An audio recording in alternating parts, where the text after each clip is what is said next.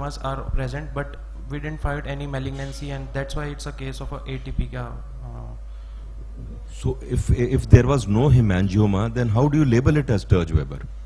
No, actually it Only the intracranial, the CT, MRI only showed hemangioma, no?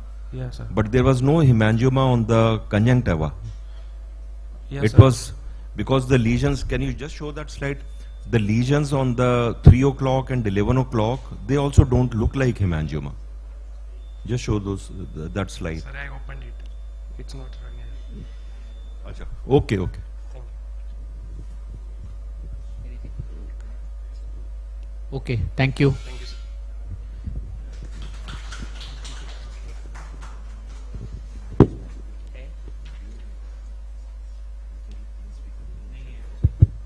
So 1 minute, Dr. Abhishek. Sorry, could you come here again? Yes. Okay, they have come. Okay. So did you find any? I mean, you put the patient on no anti-glaucoma treatment, but so like what Sir said, what was the basis of your diagnosis of Sturge-Weber syndrome? Like, are there any criteria for Sturge-Weber syndrome, and did this case fulfill those criteria for diagnosis of Sturge-Weber syndrome? Sir, actually, mainly findings was on the basis of MRI findings, but it was the patient was also having a port 1 stain, and We could not really see it well on the photograph. I didn't have that photo of port 1 stain, but I actually focused on that oculocutaneous mass, which was ATP.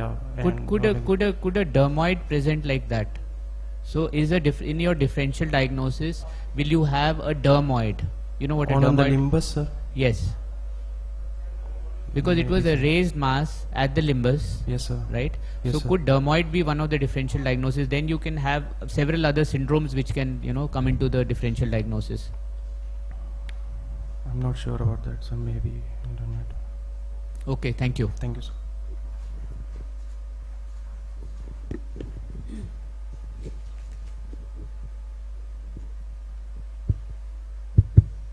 I would now like to call upon Dr. Vanshraj Rai. Is he here? Come.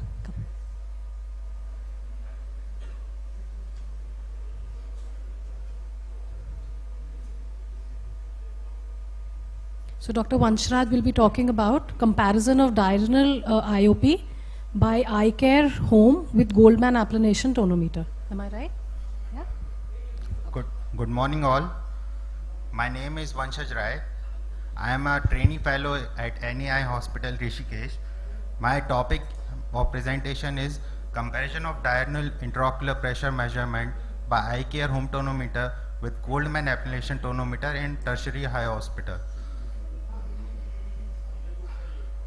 As we know that diurnal variation of IOP is an independent risk factor which plays an independent role for the development and progression of glaucoma. It can be measured by Goldman Applanation tonometer, which is based on Imbert-Fick principle and is a gold standard method for measuring IOP. But it is associated with certain drawbacks, like it needs topical anesthesia and slit lamp and cumbersome to use. Whereas Eye Care home tonometer based on rebound tonometry doesn't require topical anesthesia or slit lamp and easy to use. Eye Care home tonometer can be held at a distance of 3 to 10 mm from the unanesthetized eye. A solenoid magnetized probe in the instrument is propelled against the eye, impacts and then rebounds from the cornea.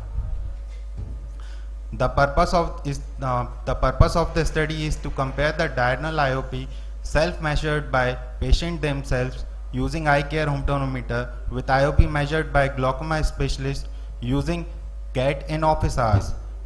The primary objectives are to analyze the difference in diurnal intraocular pressure variation measured by GAT done by glaucoma specialist and Eye Care home tonometer done by patients themselves during office hour in newly diagnosed patient of primary open angle glaucoma, normal tension glaucoma and ocular hypertension, and to compare the effect of video assisted versus verbal or manual training of patients for using Eye Care home tonometer on IOP readings.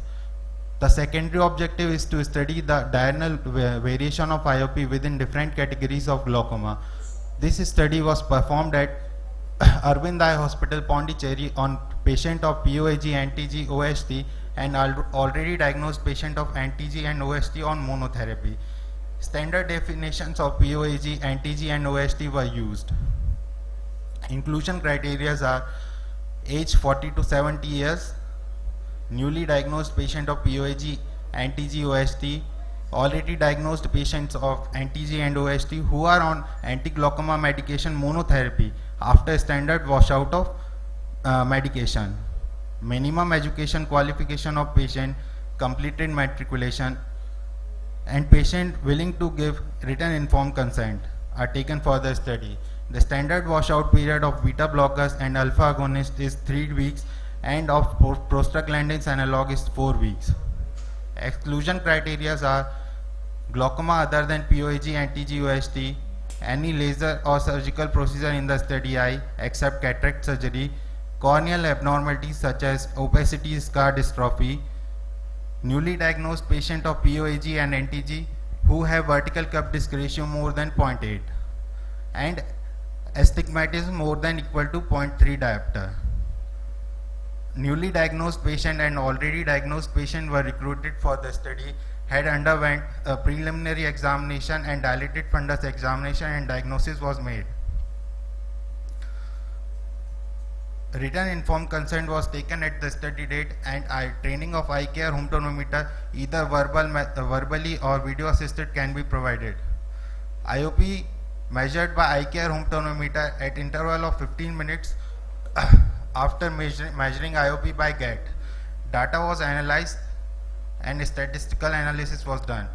Data was expressed in mean plus minus standard deviation and as percentage. Statistical analysis was done by using chi-square test, paired t-test, and intra-class correlation. P-value less than 0.05 was considered as statistically significant.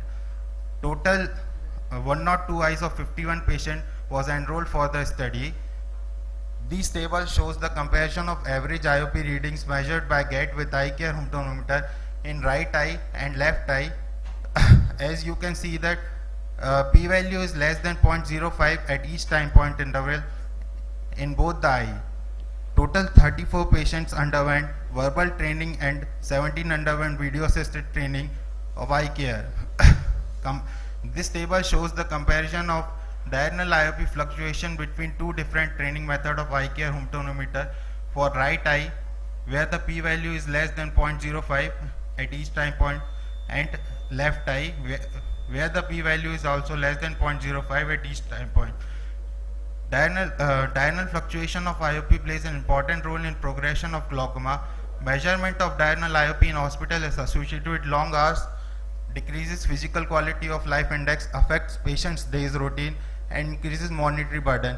In the special situation like COVID-19 pandemic, it is uncomfortable for patient, increases the risk of infection, and GAT may be associated with mask-related errors. Our study shows good positive correlation between the gold standard GAT and eye care home tonometer during office hours in all the three categories of glaucoma. Strengths of the study are double-blinded study and baseline characteristics are comparable in both the groups. Limitations are small sample size and diurnal variation was done only in office hour. To conclude, diurnal intraocular pressure can be safely measured by eye care home tonometer by patients themselves in their home environment, and there is no need of anesthetic agent, but larger sample size can be more useful. These are my references. Thank you. Nice presentation. Just two questions. Do you think that your 14 patients had audio instruction and 7 patients had video instructions? That could be a confounding factor. Do you think the instruction method should have been uniform in all your patients? Sir, actually for that error, we have taken the patient who have completed matriculation. No, that is okay. Matriculation is a uniform factor. They are all educated. But I think it would have been better if all the patients should have been given same mode mode of instruction? We have- Definitely seeing is better than just hearing. Actually, Video we are instruction doing, would have been better. Number one. Why did you exclude patients of astigmatism more than? Sir, I think because food during Goldman applanation tonometer, the IOP reading was different if the corneal astigmatism is more than equal to 3. So we have to align the axis, and it is cumbersome to use. So depend on subjective variation. So we excluded from the study. And you found that IOP at higher range and lower range both correlate? Both correlated. What does literature say? What does literature say? The study. Where is the variation between this thing GAT and eye care? There is no variation found. The study by Dr. Asrani also shows the same result, but the sample size is more. Because in higher ranges, the variation occurs. In higher ranges, when the intraocular pressure is high, then the variation occurs. In normal intraocular pressure ranges, this thing correlation is good. Okay. What's the cost of this eye care? Since you say that it's Eye care on affordable. tonometer is 4 lakh, around 4 lakh. Eye care is around 4 lakhs. Yes. Okay. Thank you, Dr. Vanshid. Thank you, Just sir. one point, that in presentation of 5 minutes, you should try and make it more concise, because you overshot the time. Because it's a free paper presentation, not a talk. Just a Sorry. small, kind of suggestion. Sorry for the delay, sir. That's okay. Calling upon Dr. Anmol Mahajan, who will be talking about profile of secondary glaucoma in a tertiary care center. Anmol Mahajan, do we have you? Come.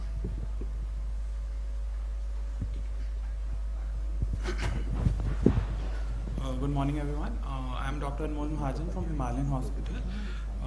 Will be presenting a study of profile of secondary glaucoma in tertiary care center. Glaucoma is the leading cause of global irreversible blindness and the second most common of blindness worldwide. Most of the patient, 90% of the patient remain undiagnosed in the community. Secondary glaucoma occurs as a consequence of the underlying ocular or systemic disorder, which includes lens-induced trauma, steroid-induced other surgical factors, and present to an ophthalmologist with different complaints. The aims and objective of my study was to study the clinical profile of secondary glaucoma patients to evaluate the ocular and the systemic risk factors associated with secondary glaucoma. Material and methods were, this study was conducted over a period of 12 months. It was an observational study and 72 patients were included in the study. Inclusion criteria was a clinically diagnosed patient of secondary glaucoma with an intraocular pressure more than 21 mmHg, and age of the patient should be more than equal to 12 years. Exclusion criteria was primary open angle glaucoma, primary angle closure glaucoma, and the corneal conditions which hampers the accurate IOP measurement, like corneal scarring and corneal opacities. Patient fulfilling the inclusion criteria was included by taking a consent signed by the patient or the attendant. Detailed history and the ocular examination was done, which includes the visual acuity using Snellen's anterior segment examination, posterior segment examination, intraocular pressure measurement by applanation tonometry, and the gonioscopy was done by 4-mirror gonioscope. The results which shows, this slide shows a demographic pattern between from age ranging from 14 to 80 years of patients, with the maximum number of patients between 56 to 65 years of age, that is 17. This is sex ratio between males and females, that is 70%, 73% is male patient and 26.4% is female patient. Geographical distribution, 66.6% of the patient were from the plains and the 33.3% patient were from the hilly regions. 19.44% patient includes that has the secondary glaucoma of the both eyes, 44.4% in the right eye and 36.1% in the left eye. This is a slide showing the different ocular risk factors, which majorly includes a trauma, followed by diabetes mellitus, followed by uveitis, and the rest of the causes. Systemic risk factors, which includes hypertension and hypothyroidism. majorly. Surgical risk factors which include prior cataract surgery via surgery with silicone oil insertion, penetrating keratoplasty, and one patient of primary eye injury repair. Presenting complaints, maximum patient presented with diminution of vision followed by redness and pain in the eye. This is a pattern of glaucoma which was found from this study. Commonest cause was the traumatic glaucoma and followed by the neovascular glaucoma. This is another slide showing the same pattern which we found. Secondary glaucoma affected males more than females. Maximum in males of 56 to 65 years of age group in males, and females may 46 to 55 years of age. Secondary glaucoma occurs more in plains than in hilly region. Traumatic glaucoma is the most common type of secondary glaucoma, followed by neovascular glaucoma. Take home message, there is a need of early identification of the ocular and the systemic risk factors that predispose to the secondary glaucoma. Visual loss can be prevented by timely treatment of the underlying pathology. These are my references. Thank you.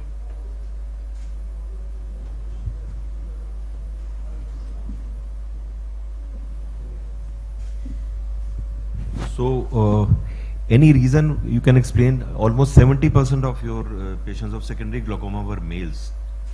Yes, sir. Can you have any justification, any explanation why so? Sir, what we have seen in our tertiary care center, that more of the male patient come forward as a treatment rather than females. I think other reason could be because your maximum cases were of traumatic glaucoma. So trauma may be more common in the males. And the second biggest cause was neovascular. What was the reason of neovascular glaucoma? Sir, majorly the cause was the diabetes mellitus, and few cases were seen of hypertension too. Okay. How did you manage these cases of neovascular glaucoma? Sir, majorly it was managed medically, but two of them were given cryo.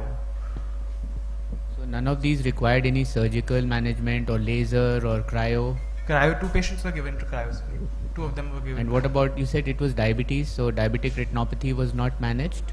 So it was managed. So yes, PRP was done, yes. Yeah, so you have to mention all that. All right, sir. Right? And were there any recalcitrant cases? Sorry? Were there any cases which were resistant to treatment? Did any of these cases, did they require any stent, or did they require a valve? No, sir. Because usually these cases are very resistant to treatment. Yes, sir. Okay, and even anti-VEGF is given. Injections were given, sir. Yeah, so you have to mention all that. All right, sir. Thank you. Thank you, sir. Just one thing. Did you find anything different in your study that has sort of not been published, because glaucoma is one of the most published topics? Anything different that you thought that, okay, this has not been published ever and we found this is like a new point? Anything? No? Not yet, not. Okay, it was the usual. Yes. Okay, thank you.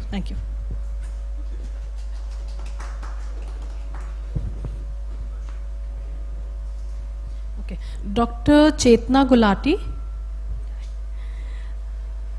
Dr. Chetna will be talking about comparison of IOP levels in type 2 diabetic patients versus non-diabetic individuals. It's a case control study. Good morning, everyone. My topic is comparison of intraocular pressure in type 2 diabetic patient versus non-diabetic individuals. Coming to introductory part, intraocular fluid exerts some pressure on the walls of the eyeball to maintain the rigidity of eye, called as intraocular pressure. The value is 10 to 21 millimeter of mercury.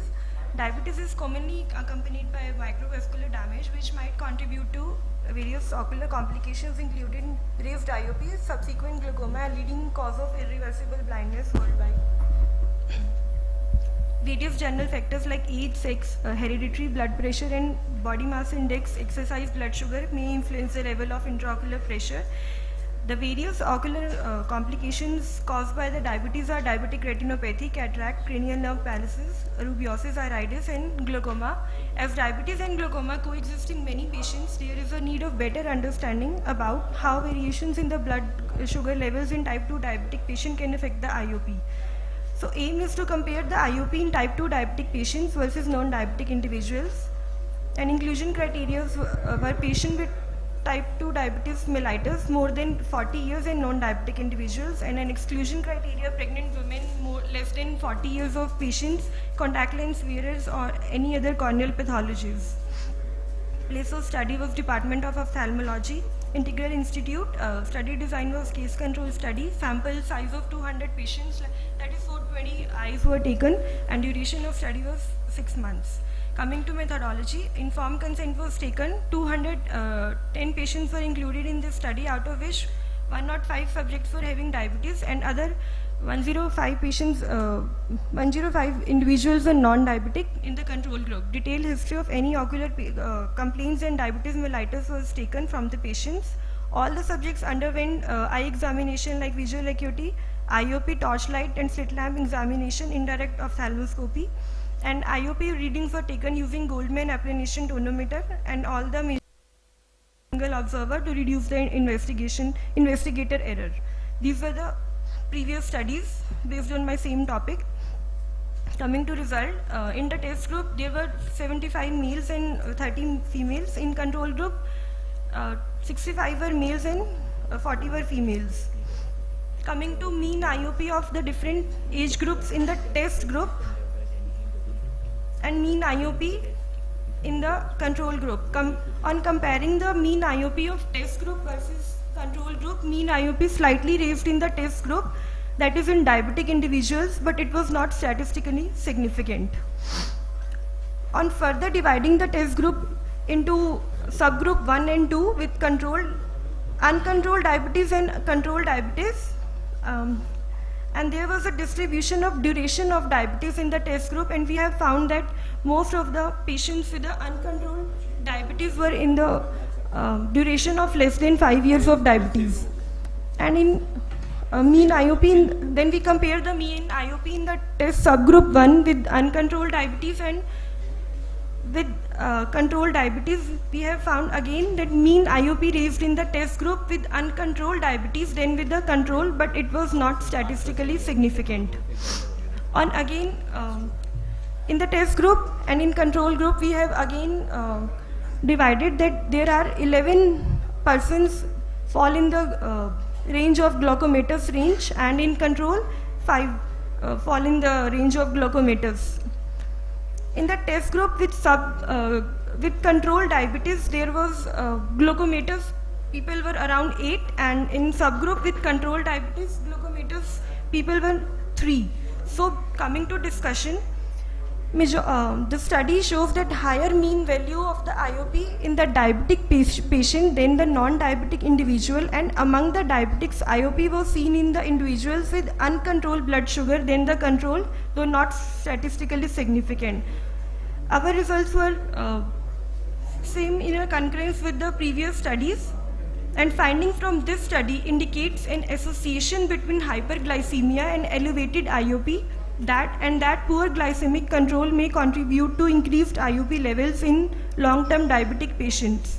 Coming to conclusion, diabetes is a risk factor for increased intraocular pressure even if marginal. Its increased duration and uncontrolled blood sugar levels further leads to increased chances of development of glaucoma and optic nerve damage. Thus, regular IOP monitoring in diabetics is advised, which prevents them from permanent visual damage due to glaucoma. These are the references. Thank you.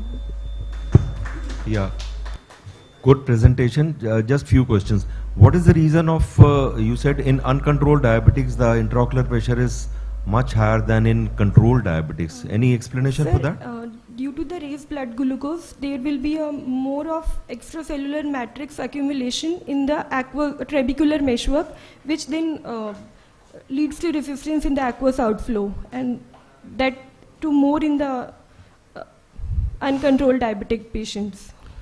And what, according to literature, What The same. percentage of glaucoma are diabetics? So 5 to 15% of the patients. I think 30% of the glaucoma patients suffer from diabetes. And any studies which found that diabetes is not a risk factor for glaucoma? There are some studies which found diabetes as a risk factor, and Yes, there are sir. some studies which found diabetes was not a risk factor for glaucoma. So that I don't know. Sorry, sir.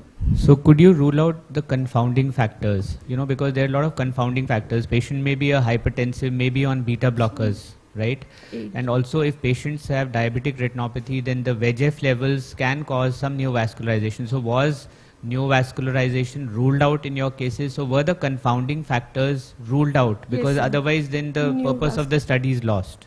So neovascularization, we have ruled out this. Did you do a gonioscopy to rule that out? Yes, sir. It was not mentioned. Sir, I In the don't know. investigations, you did not mention gonioscopy.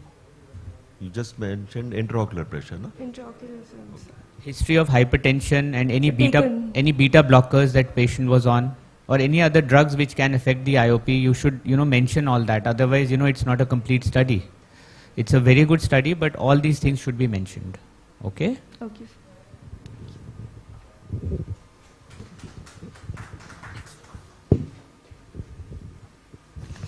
Next speaker will be Dr. Saksham Mathur, and his title is Comparison of Lens and its Parameter in Angle Closure Glaucoma versus Open Angle Glaucoma in Anterior Segment Optical Tomography, ASOCT.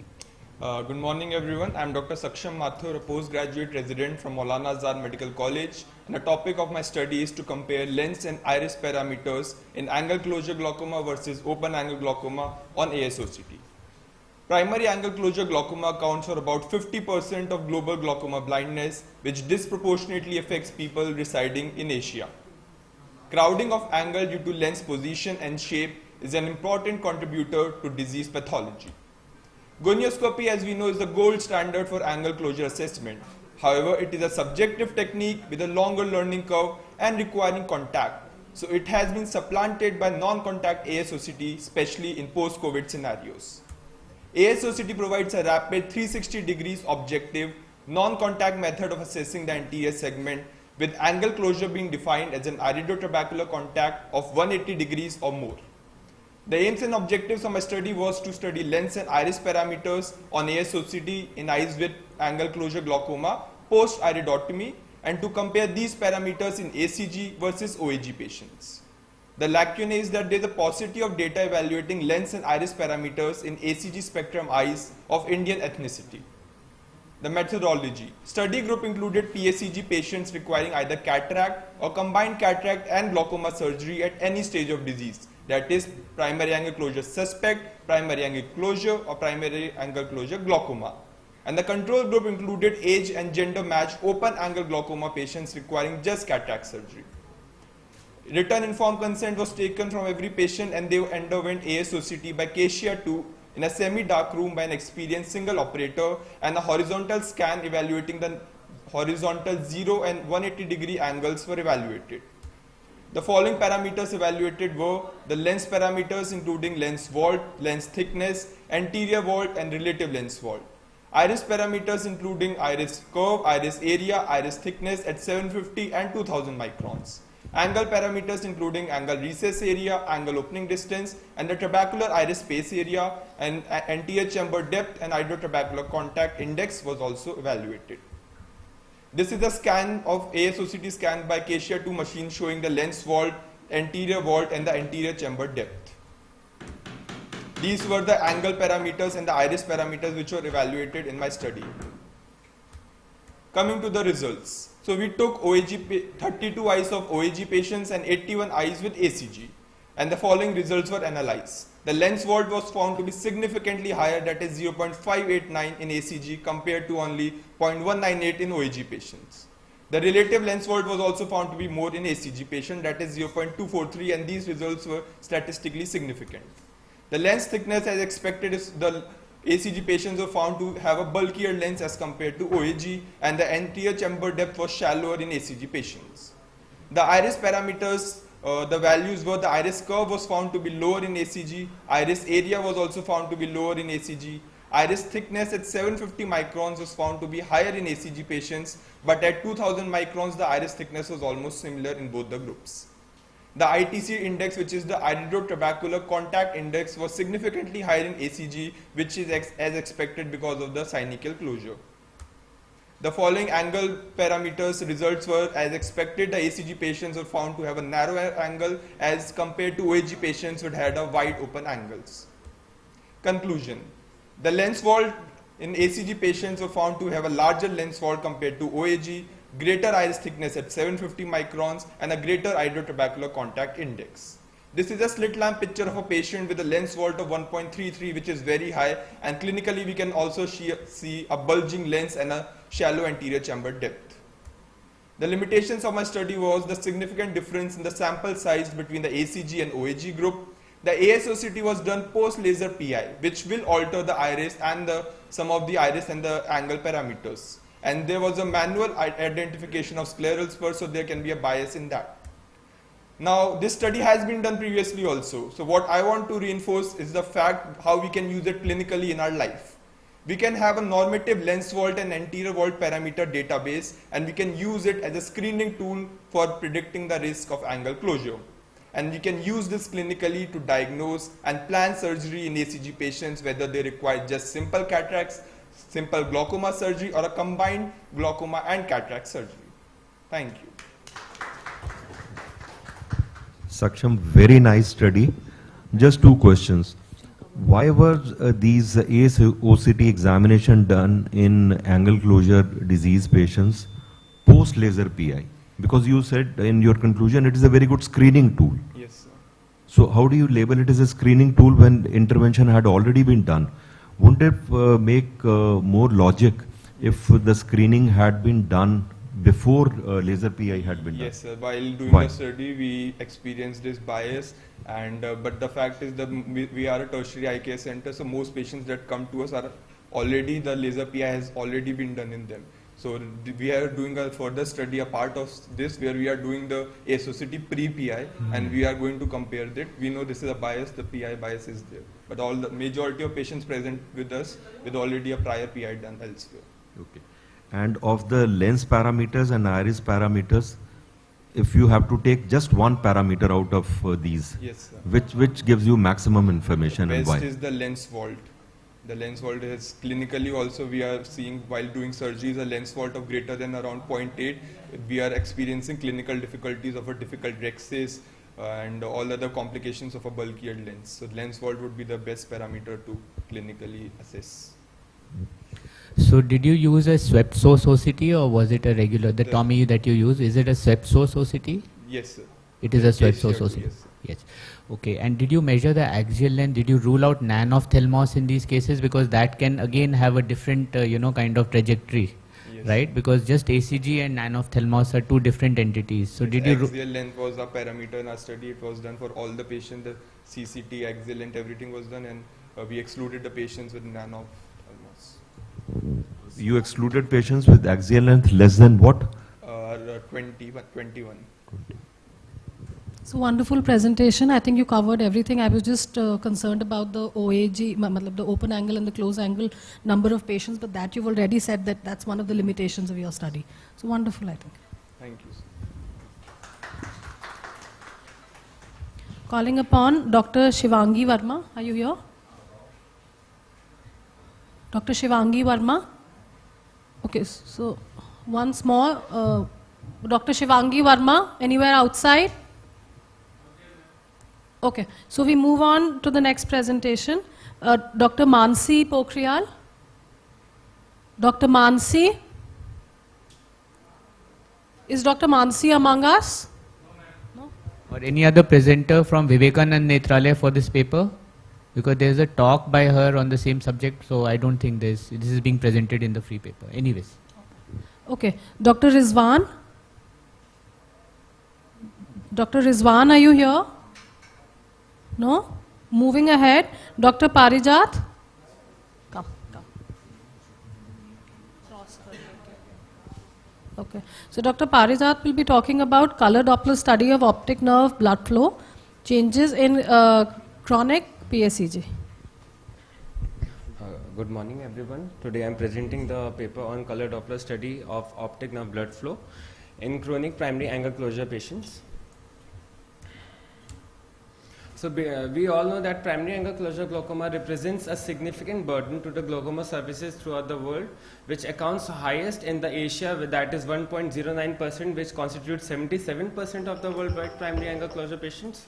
Elevated IOP is obviously a risk factor, but it has been hypothesized that the vascular insufficiency and abnormal autoregulation of the optic nerve circulation has been hypothesized in the development and the progression of glaucoma.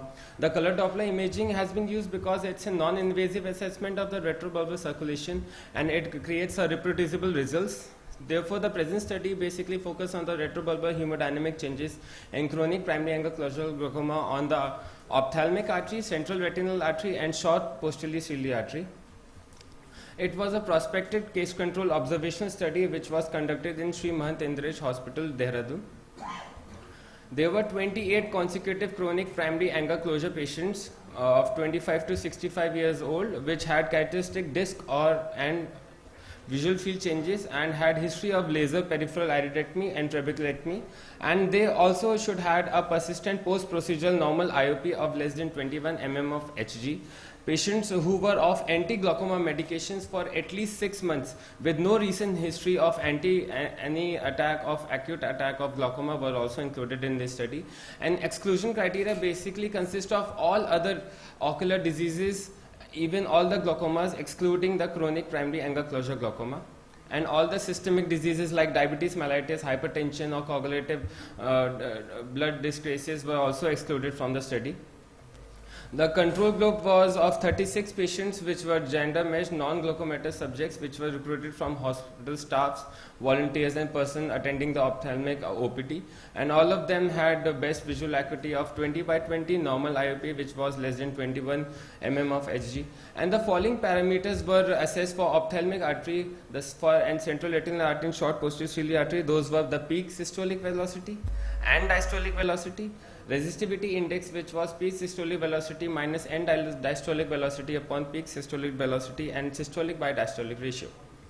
The results were categorized into 3 headings, that was the baseline characteristic of the study and control group, and the comparison of blood flow parameters in normal subjects and primary angle closure patients, and the comparative study, that was the previous studies which were conducted on the same topic. And when we focus on the baseline characteristics of the study and control group, we got to know that the vertical cup disc ratio was found to be significantly higher in chronic primary angle closure glaucoma patients, and the visual field mean deviation and pattern standard deviation was found to be significant in comparison to the control group.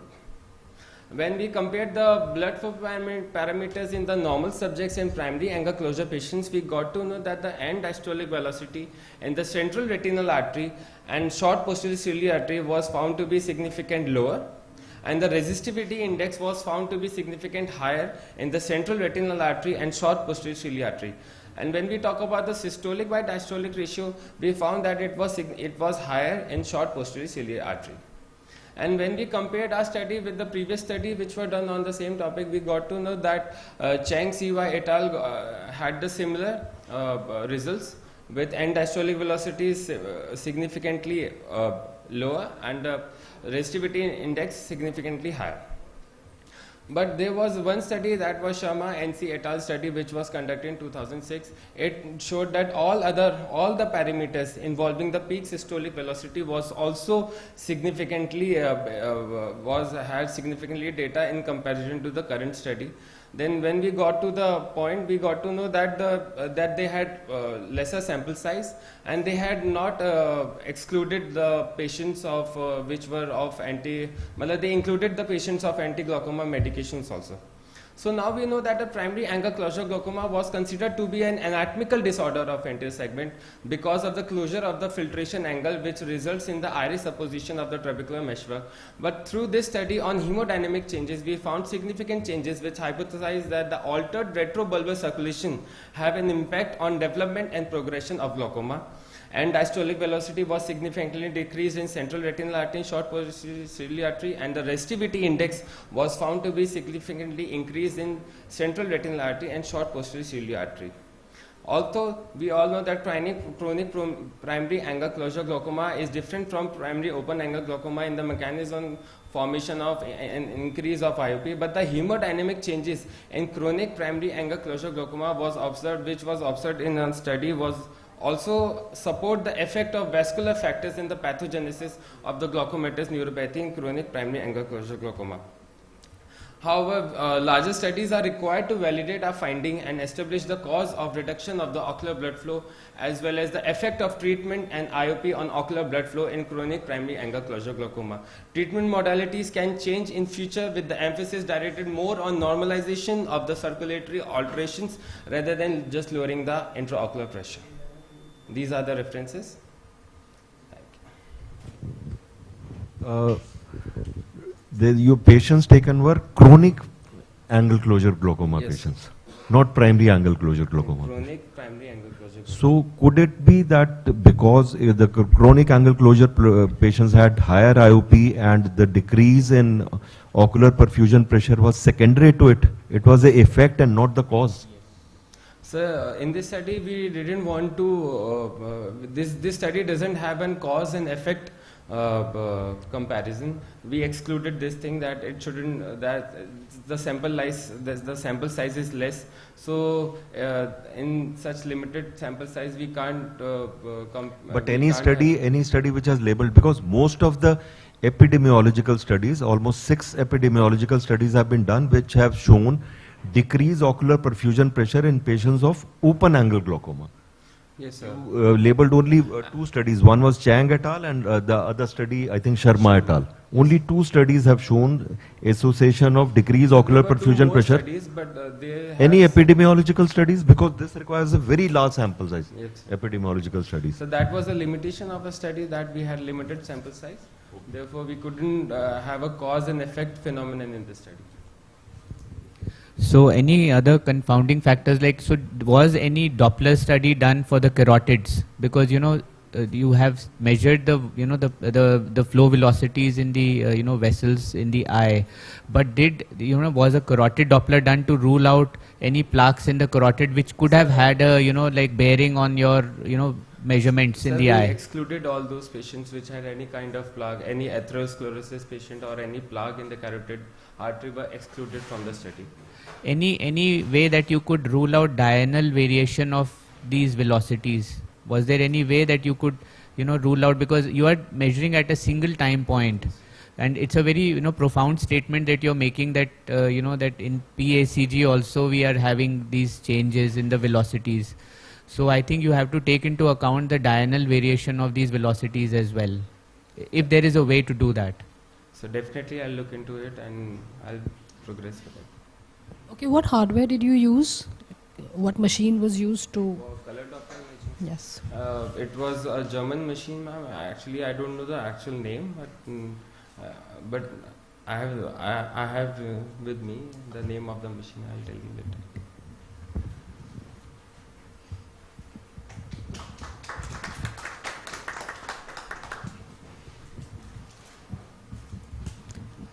Dr. Meena Kumari.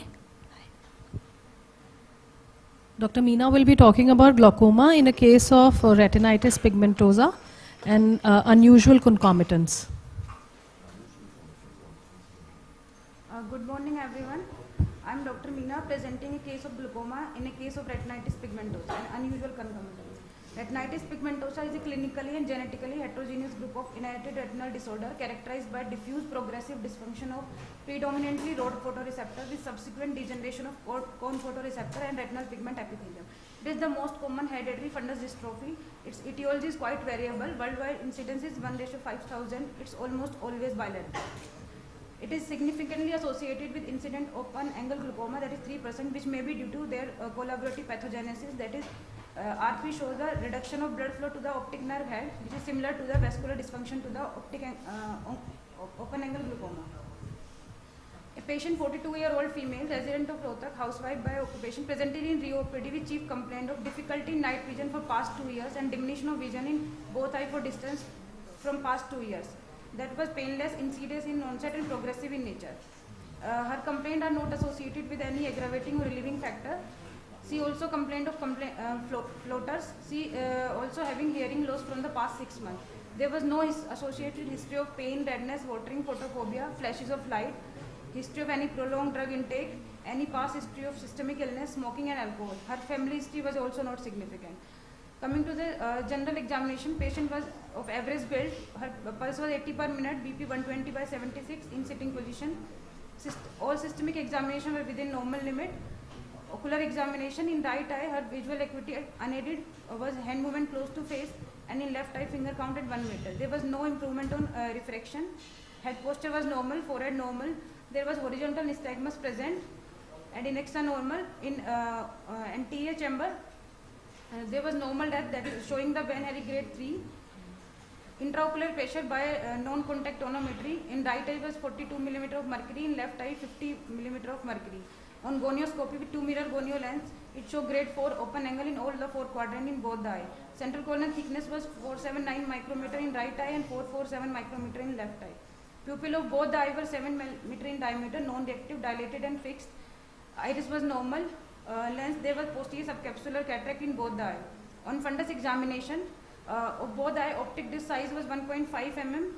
That was of almost normal. Shape was normal. There was waxy pale appearance. Margin were well defined. CD ratio was about 0.9:1. Gross NRR thinning was present. Macula, there was peripapillary atrophy present. Macula, there was dull foveal reflex. Attenuation of peripheral vessel and bony spicules were present in periphery of the retina. These were the fundus photo of this patient. These findings are suggestive retinitis pigmentosa with open angle glaucoma.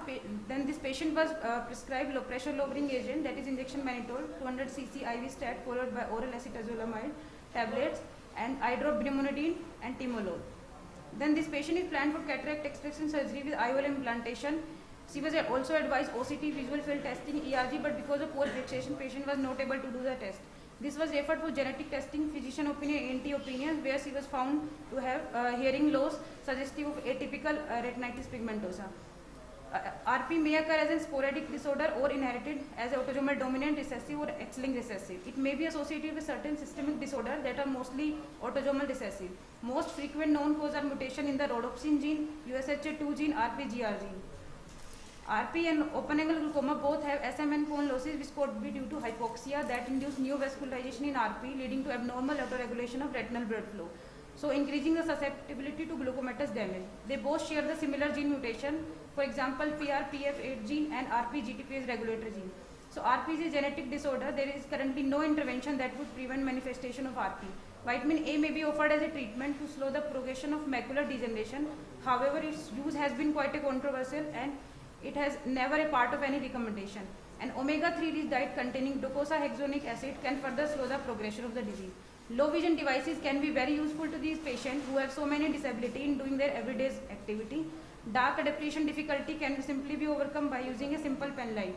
Gene therapy had proven the most promising approach that involved the replacement of defective gene with functional one using vectors such as recombinant adeno-associated virus. Other newer emerging treatment modalities are like stem cell transplantation, retinal implant. So people with retinitis pigmentosa have an increased risk of developing open angle glaucoma. So every ophthalmologist should be aware of possible risk of developing open angle glaucoma in these patients and pay more attention to the change in optic nerve head during the regular follow-up. Thank you. How much was intraocular pressure for the first time in this patient? Sir, 48 in right eye, 50 around in left eye. And what is the reason? In your conclusion, you said there is increased risk of having open angle glaucoma in patients of retinitis pigmentosa. What is the reason for that? Sir, in retinitis pigmentosa, there is ischemic pathology and that also contribute to the vascular dysfunction of optic nerve. So that means all patients of retinitis pigmentosa should have glaucoma then? Sir, is that? Sir, evaluate for open angle glaucoma in retinitis pigmentosa patient. What is the incidence reported? So 3%. Okay. Yeah, so I had a similar question that, just on the basis of one case, how can you, generalize this that, people with retinitis, so it could be a chance finding, that is what, it could be a chance, it's a good coincidence that it's existing in the same patient. The other thing is that since you couldn't do OCT, you said that the fixation was poor, because these patients have optic atrophy, so waxy pallor. Yes. So how did you see the cup disc ratio? How did you measure it very, you said 0.9. How did you measure it? Biomicroscopy 78 D. So it's a clinical, impression, yes. But you could not really objectively measure it or image it on any device. So that has its fallacy. You can't, in a patient with waxy pallor of the disc and, optic atrophy, which is consecutive, it is very difficult to, kind of measure exactly the cup disc ratio. Very difficult. So these are little bit, the fallacies, and you can't generalize that, all patients with RP will have open angle glaucoma. And the one finding to justify, you said there was no RNFL loss. Patient with 0.9 cupping, how do you explain no RNFL loss? Indirect ophthalmoscopy and slit lamp glaucoma. No RNFL.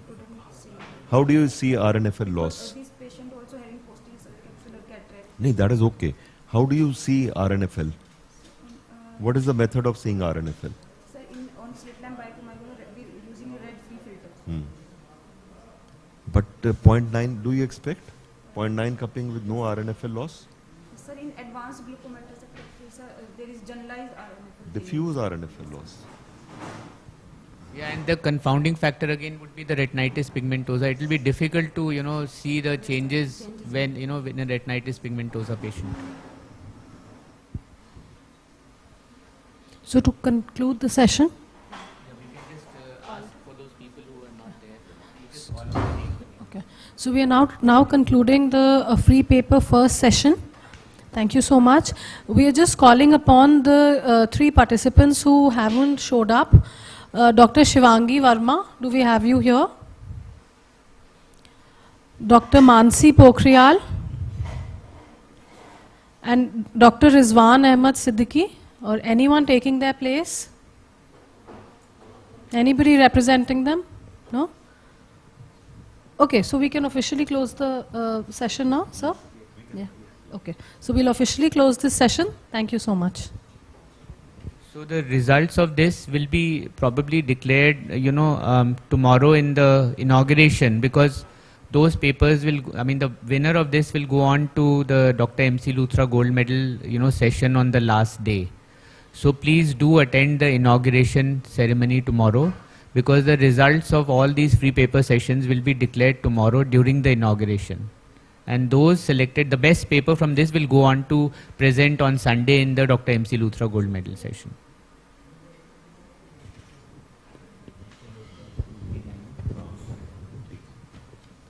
Okay, thank you. Thank you, everyone.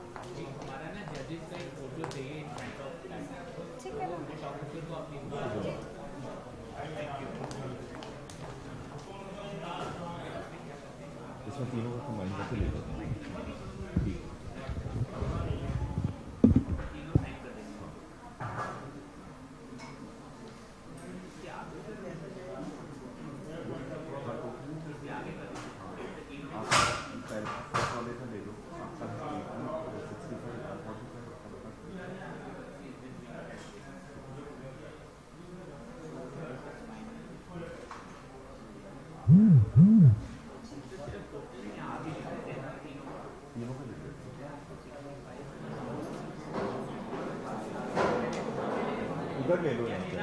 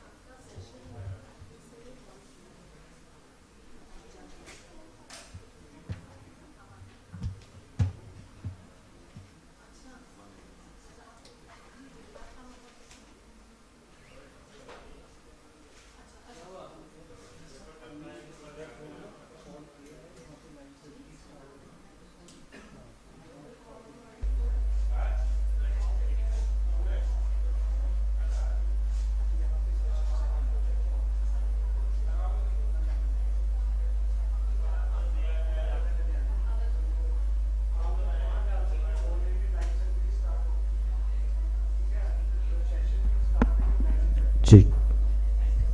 Check, check. Check 1, 2. Hello, check. Check 1.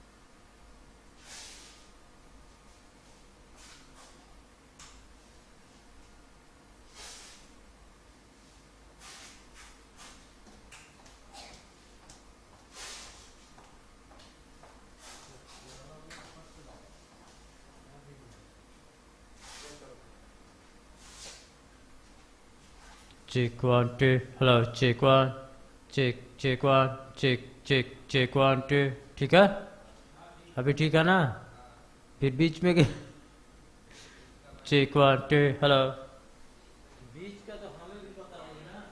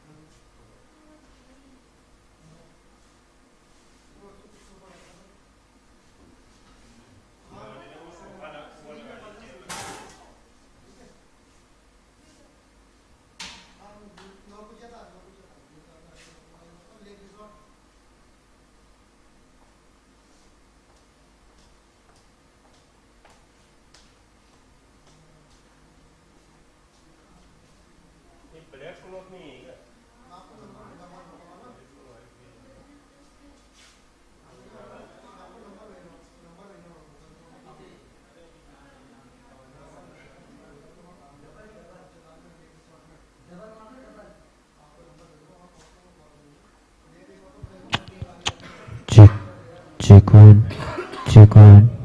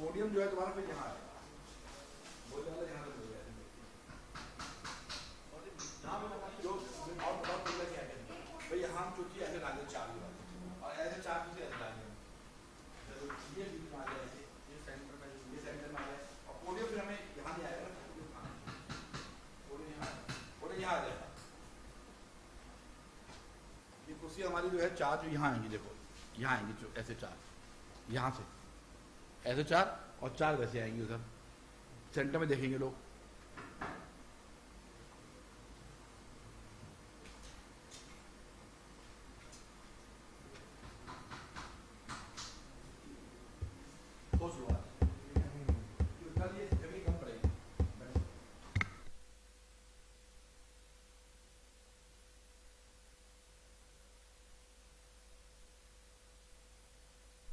Check. Hello.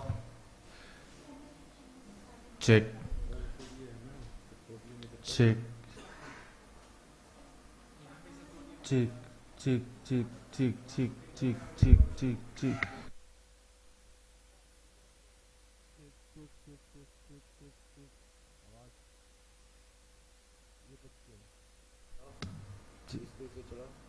Check. Check.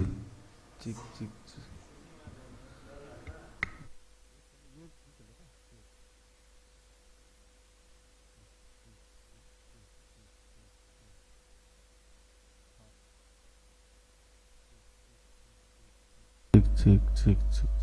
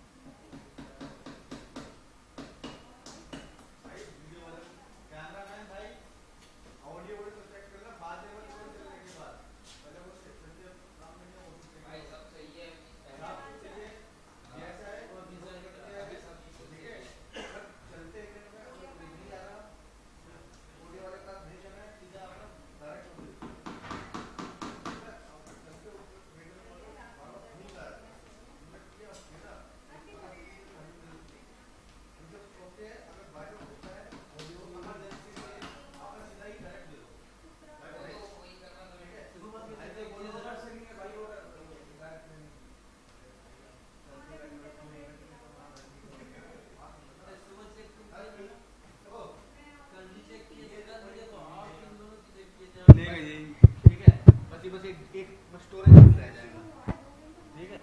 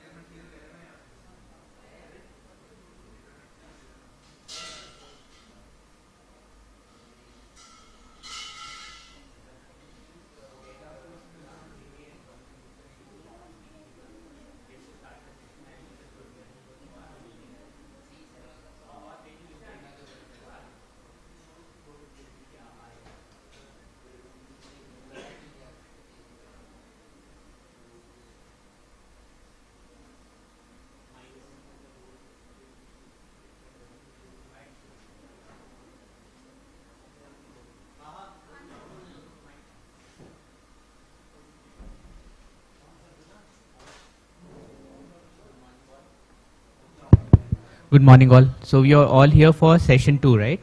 How many of you are presenting? 1, 2, 3, 4, 5. 5 people. Okay. So we are just waiting for a couple of judges because some of them are en route, they have not reached. So we will just start in about 5 minutes. Thank you.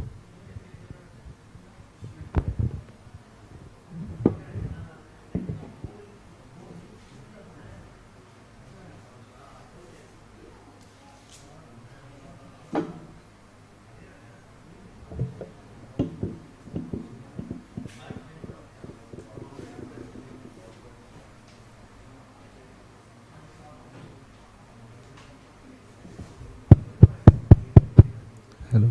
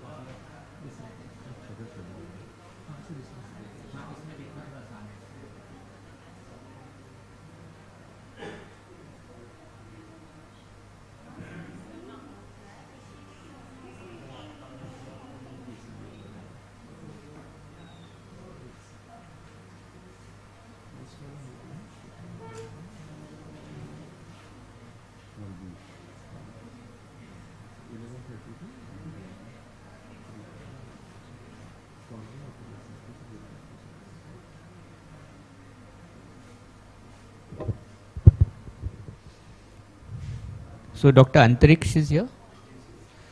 Dr. Monica. Yes. Dr. Pooja Rani. Dr. Akshay Agarwal. Dr. Gitanjali. Dr. Dr. Isha Gupta.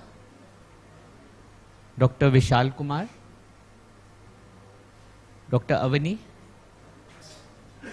Dr. Dinesh. Dr. Ramchandar. And Dr. Sanyukta. So about 4 of them are not here. तो आप start कर दो. So कोई इधर बैठा है, sir. आप announce करें. We start the session. Session started.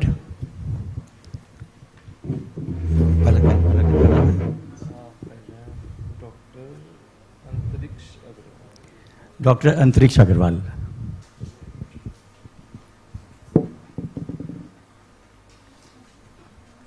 Good morning everyone. Myself Dr. Uttara Eyecon, Junior Resident, Rohilkhand Medical College, Bareilly. The topic of my paper is Assessment of Preoperative and Postoperative Changes in Keratometry Reading and Corneal Astigmatism after Pterygium Excision with Congenital Autograft Transplantation. Pterygium, also known as sulfur's eye, is a disease of the ocular surface characterized by a wing-shaped development of a subconjunctival and limbal tissue over the adjacent cornea. The main components of pterygium include proliferative clusters of limbal stem cells, active fibrovascular tissues, epithelial metaplasia, inflammation and rupture of Bowman's layer along the pterygium's invasive apex. These changes come from changes in local ocular surface homeostasis. The prevalence rates differ across the globe in different areas. It rises to its highest point in Cameron's pterygium belt, which is located between 37° north and south of the equator. Pterygium prevalence estimates vary from 0.3 to 29% globally. In India, the frequency varies from 9.5% to 13%. Ultraviolet B, the main etiological factor, mutates P53 tumor suppressor gene present at the limbal stem cell and lead to overexpression of transforming growth factor beta and vascular endothelial growth factor, which result in upregulation of collagenase, cellular migration and angiogenesis. Aim was to evaluate keratometry reading and corneal astigmatic changes following pterygium excision with congenital autograft transplantation. A study designed a hospital-based prospective interventional study. The study included a total of 50 patients, which was statistically calculated by using software power and sample size program. Inclusion criteria: patient with primary ocular pterygium causing visual symptoms or for cosmetic reasons, and age group was 18 to 70 years of age. Pterygium was graded depending upon the extent of corneal invasion, as seen on the slit lamp examination. Grading of pterygium was done. Grade 1, pterygium crossing the limbus less than 2 mm onto the cornea. Grade 2, pterygium crossing limbus 2 to 4 mm onto cornea. Grade 3, pterygium crossing limbus more than 4 mm onto the cornea. Then pre and post-operative corneal curvature changes were recorded separately for horizontal and vertical meridian using keratometer, and corneal astigmatism was noted. All the patients of pterygium underwent pterygium excision with congenital autograft transplantation. Results: Table 1, sex distribution. Above data suggested that out of total 50 patients, 68% of the study group were males and 32 were females. Age distribution. Above data suggested that 46% patients were in the age group of 40 to 50 years of age. Grading of pterygium. Above table shows that 5 out of 50 patients belong to grade 1, 35 out of 50 patients belong to grade 2, and 10 out of 50 patients belong to grade 3. Table 4 shows the difference in the horizontal meridian between preoperative and postoperative keratometry values. This shows the difference in vertical meridian between preoperative and postoperative keratometry values. Grading and astigmatism. The above table shows that amount of mean astigmatism preoperatively in grade 1 is 2.25 plus minus 2.4 diopters. Grade 2 is 2.4 plus minus 1.9 diopters, and grade 3 is 6.38 plus minus 0.881 diopters. This infers that amount of astigmatism increases with grading of pterygium. 81% patient had with the rule astigmatism, and 14% patient had against the rule, and 5% belonged to the oblique astigmatism. So to conclude, pterygium leads to a considerable effect on corneal refractive status, which has been measured in various studies by refraction, keratometry, and corneal topography. Astigmatism seen in patients with pterygium is mostly induced by pterygium itself, and most of the time it is with the rule astigmatism. Pterygium surgery effectively decreases the cylindrical error and reverts corneal curvatures towards normality, thus improving subjective visual acuity. So the amount of astigmatism induced by pterygium is reduced after surgery. So this present study verifies that as the size of pterygium increases, amount of astigmatism also increases in direct proportion. The successful pterygium surgery reduces this induced astigmatism. Thank you.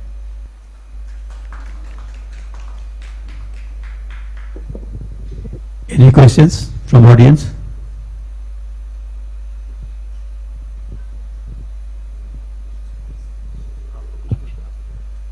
How did you calculate the mean astigmatism?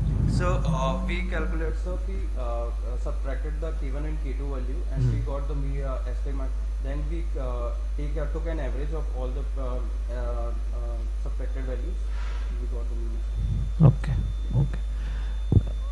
So you are saying that after doing the pterygium surgery, the astigmatism reduces, and depending upon the severity of pterygium, the astigmatism is also increased, yes.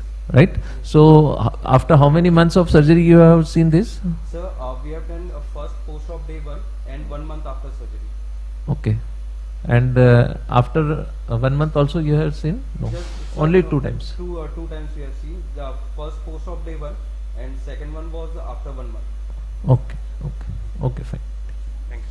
Okay, so any difference in the day 1 and day 30? How much? The difference between the astigmatism, did you find a substantial difference on day 1? Yes, ma'am. Around 2 diopters, we can see that there is a 2 diopters? That's a huge difference. Yes. Okay. Okay. Okay. Thank you. Next one. Dr. Monica Dhaya.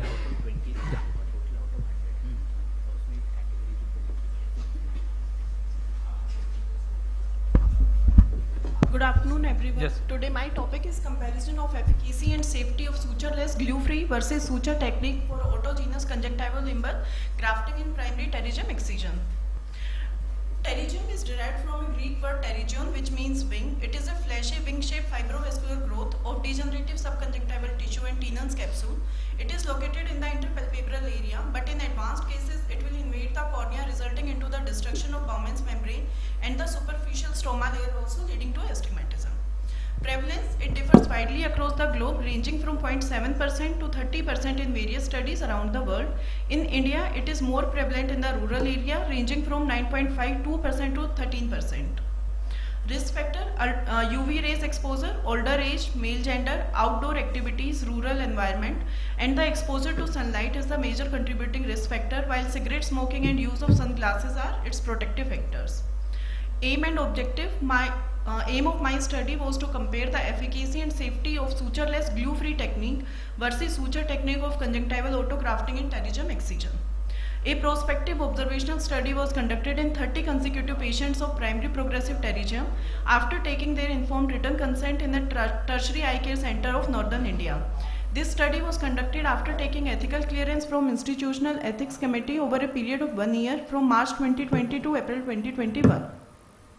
A thorough evaluation was done, including patient's demographic profile, duration of sunlight exposure, use of protective glasses, outdoor activities, relevant medical and ocular history, followed by complete ophthalmic examination.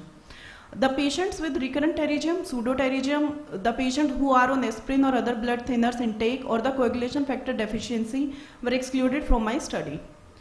Patients were randomly divided into two groups, group A and B of 15 each, which were comparable in all aspects. In all 30 patients, pterygium excision with conjunctival autografting was performed. Group A patient underwent autograft which was secured with absorbable 80 vicryl, while in group B patient autograft was secured with autologous serum. That is the sutureless glue-free technique. All surgeries were carried under peribulbar anesthesia. After applying universal speculum, 1 ml injection lignocaine mixed with adrenaline was given under the neck of pterygium for the smooth dissection. Pterygium was excised using crescent blade and the hemostasis was achieved using pressure with adrenaline soaked cotton buds and no cautery was performed. Conjunctival defect dimensions were measured with a caliper and conjunctival limbal autograft measuring 1 mm more than the major dimensions was procured from the supratemporal quadrant. Then autograft was flipped over the cornea maintaining its proper orientation. Depending on the allocated group, the autograft was secured. Surgical time was recorded in every patient from lid speculum application to its removal. Post-operatively, all the patients were given antibiotic steroid combination in the tapering dose and the patients were followed up on day 1, 7, 14, 1 month, 3 months, 6 months and 1 year post-operatively. All patients were inquired about the symptoms like pain, foreign body sensation, tearing, ocular discomfort and their response was recorded. All the data was compiled and analyzed using SPSS version 21. Results: out of 30 patients, there were 60% males while 40% were females and the average age was 58.7 plus minus 6.87 years. There was significant male preponderance with the male to female ratio being 3:1. Majority of patients belong to the age group of 41 to 50 years. 80% patients belong to rural background and the 90% patients were outdoor workers by occupation and had sunlight exposure of more than 6 hours. None of the patient had history of any use of protective eyeglasses. Depending on the location, 70% patients were having nasal pterygium while 9 were having temporal pterygium and only 2 patients out of 30 were having bilateral pterygium. Intraoperative time in group A technique, that was suture technique, intraoperative time was quite significant in the range of 45 to 55 minutes with a mean of 42-minute duration. While in group B, mean duration was only 30 minutes and the p-value was very statistically significant with a value of 0.0001. Post-operative signs and symptoms were noticed on the different visits and were recorded. The pain and foreign body sensation was significantly lower in group B with a significant p-value, while conjunctival hyperemia, chemosis and subconj hemorrhage were more in suture technique than group B, but it was not found to be statistically significant. Graft retraction was more common in the group B. Only one patient of group A developed suture-related complications, that was suture granuloma. Over a period of 1 year follow-up, only one patient of group A had recurrence of pterygium. Pterygium excision with conjunctival limbal autografting is proven to be the most effective method for pterygium surgical management with only 2 to 9% reported recurrence rate and an added advantage of covering limbal stem cell deficiency also. It can be fixed with various modalities like suture, fibrin glue or glue-free autologous serum technique. There were other surgical methods also. The sutures may lead to foreign body sensation, delayed wound healing, fibrosis, pyogenic granuloma, symblepharon, diplopia, ocular motility restriction and scleral necrosis. As fibrin glue is human plasma derivative, so it is associated with risk of transmission of blood-related transmissible disease. In such scenarios, autologous blood is a better option, only exception being patients on the blood thinners. Conclusion: sutureless glue-free technique is a time-saving and better surgical modality as compared to conventional suture technique. In third world countries like India, where affordability is a major issue, glue-free sutureless technique is a better and cost-effective modality. Thank you.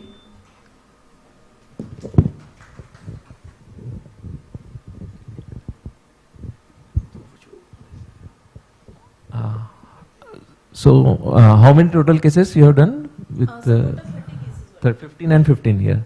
Yes, sir. So with sutureless technique, what complications you faced? Sutureless technique, what complications you faced? Sir, only there was graft retraction in one patient where we have to re-perform the surgery and have to apply sutures. So you have applied glue in these patients? Autologous serum. Yes, sir, it was a glue-free, fibrin glue-free technique. So there was no patient in which the graft was removed from the place, now next post-op day? Only one patient. Yes, sir, there was graft retraction. That was because the patient rubbed her eyes very vigorously.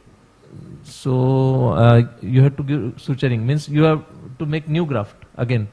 No, sir. Then Because graft get lost. Yes, sir. Then graft was retracted and I have to apply sutures. Okay. And in suture technique, you had one complication of one suture. Other all patients were fine. Sir, all were fine, but pain and foreign body sensation was more in suture technique patient. Right. And any recurrence of pterygium was seen in any patient? After 1 year, there was no recurrence in my cases. All the patients. Okay. Okay. And after removing the graft from superior temporal quadrant, so after removing the graft, you had cauterized the There was no cautery.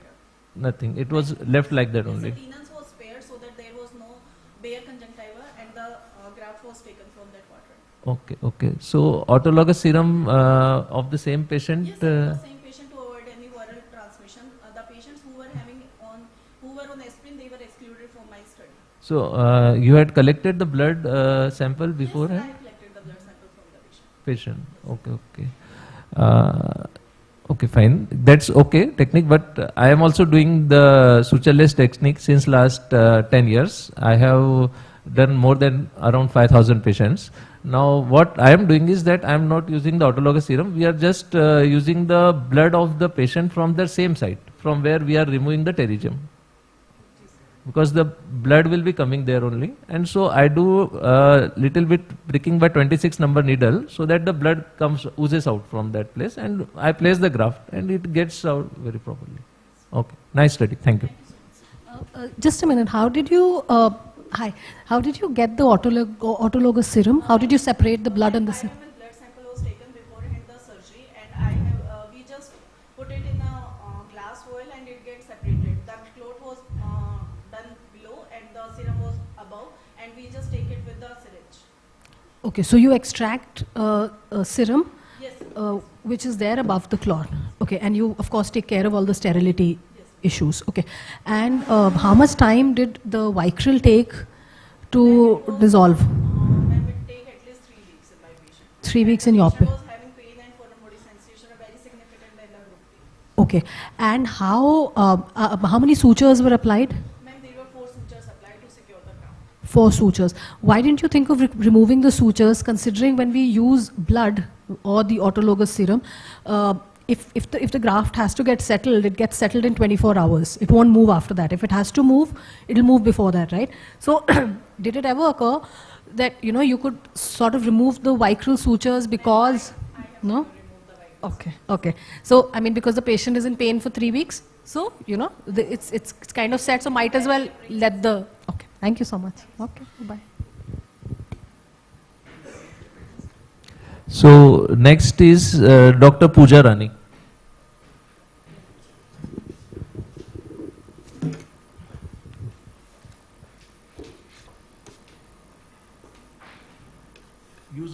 Use of intrastomal voriconazole. Right. Yes. Good morning everyone. Myself Dr. Pooja, and my topic is intrastomal voriconazole for treatment of recalcitrant fungal corneal ulcer. Keratitis, also known as inflammation of cornea, microbial keratitis is a common eye illness that can be caused by bacteria, fungus, viruses or parasites and can result in diminution of vision. Predisposing factor for fungal keratitis is trauma caused by vegetative or soil materials. Ulcer shows up as dry, elevated lesion with feathery margins and presence of satellite lesions. Contact lens wearers are major risk factor in developed countries. Fungal ulcers account for 5 to 20% of all corneal infections. Fungus, unlike bacteria, can penetrate the intact descendants membrane, making it challenging to treat with antifungal medicines because many of the existing topical antifungal treatments have low ocular penetration and absorption. Aim to study the efficacy and safety and efficacy of intrastomal voriconazole injection in the management of fungal corneal ulcer not responding to conventional therapy. Objectives: to assess the size of infiltrate or scar before and after starting the treatment, to assess the duration of healing after treatment, to assess the best corrected visual acuity values on presentation and after the treatment.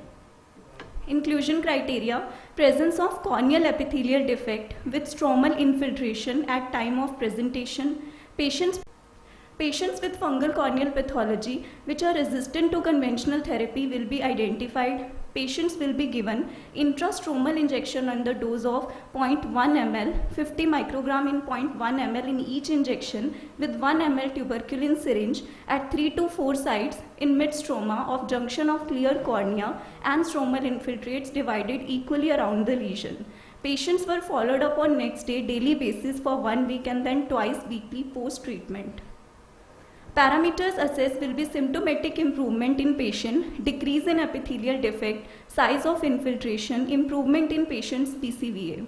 If no signs of improvement will be seen within 1 week, then another injection will be given with 3 successive injections as maximum with interval ranging from 72 hours to 1 week. Preparation of intrastromal voriconazole, 200 mg powder, add 19 ml of distilled water to make it 10 mg in 1 ml. Take 1 ml out of it and add 9 ml of distilled water to make it 1 mg in 1 ml, and then take 0.05 ml to make it 50 to 100 microgram in 0.1 ml.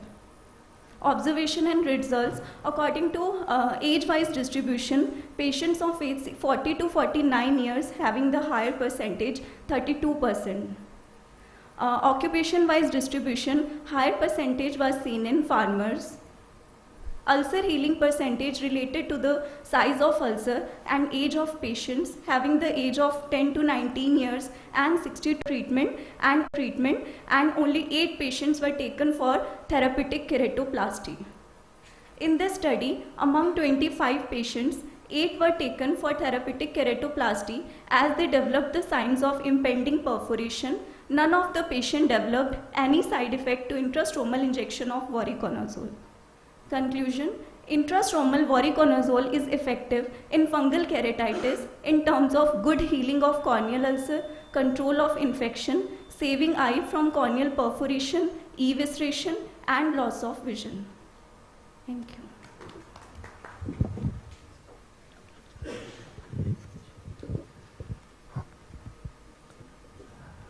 This treatment of voriconazole intrastromal you have given for how many days? After making the diagnosis that it is a fungal cornea. Because of recalcitrant corneal ulcer, we give the topical treatment for 2 weeks, and after that we give the intrastromal voriconazole injection. Okay. Only 1 injection. First 2 weeks you have given topical, and after that you have given intrastromal. So you have started with oral treatment also? Oral fluconazole, not voriconazole. Oral voriconazole also you have given or no? Only fluconazole. Topical metamycin with oral fluconazole. Okay. And intrastromal voriconazole. Intrastromal voriconazole after 2 weeks. Okay. Okay. So your results are good with this, no? Okay. According to size of infiltrate and size of the ulcer, hypopyon was also resolved, and vision was also improved. Okay. But still keratoplasty was done in 8 patients. Okay. Okay. Okay. Fine. Good. You didn't start with topical voriconazole. Firstly, we started with topical metamycin, and after intrastromal voriconazole, topical voriconazole was added. No, as in the patients that you've selected, they all have epithelial defect, right? I don't think there was any patient without an epithelial defect and only stromal, right? So why did we not consider a topical voriconazole and go straight onto an injectable and a more invasive method rather than, you understand what I'm saying? When we have, if you were talking about a normal epithelium, a healed epithelium, but just a stromal component or an endothelial component, agreed. I agree with your point. But when our inclusion criteria has patients whose epithelium is not there or is debrided or whatever, so there are more chances for the same drug to enter topically rather than entering immediately. And specifically another thing, yeah. Patient compliance was also not good. Okay, okay. Okay, so he may be from from rural background, may or may not come back. Okay, okay, okay. Point taken. Right, right. Okay, and you just waited for 2 weeks, and then you went on to injectable. Okay, so okay, so suppose a fresh patient came to you. So you were you also taking those patients, or were you just taking patients from outside who were on some treatment for 2 weeks, and then you saw that nah, this is not working out, let's start with injectable? That combined. Okay, thank you. So next is Dr. Akshay Agrawal. He will be speaking on outbreak of viral conjunctivitis.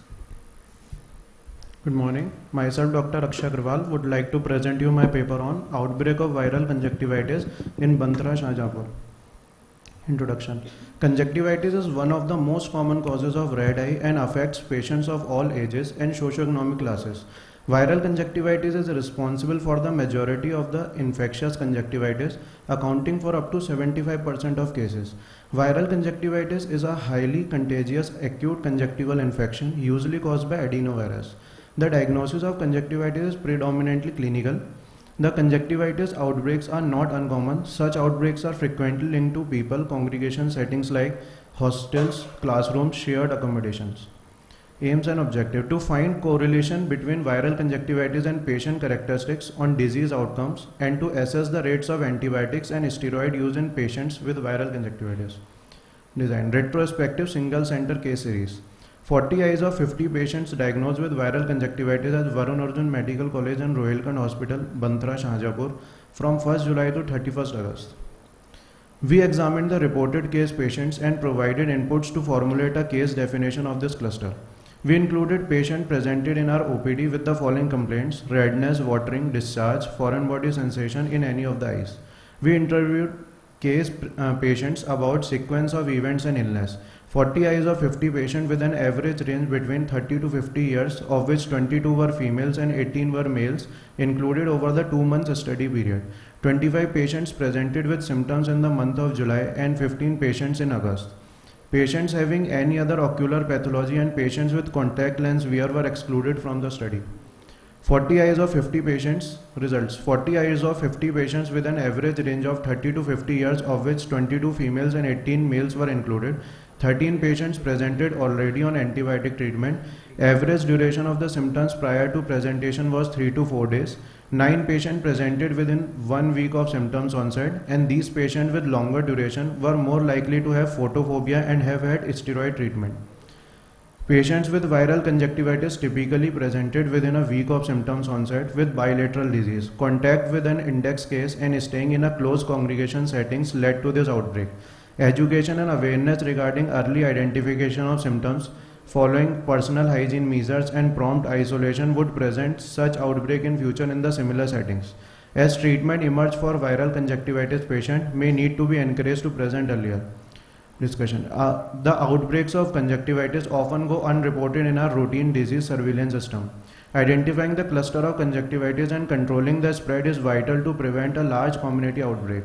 The congregation settings such as hostels, barracks, religious and social gatherings favor the transmission of the disease.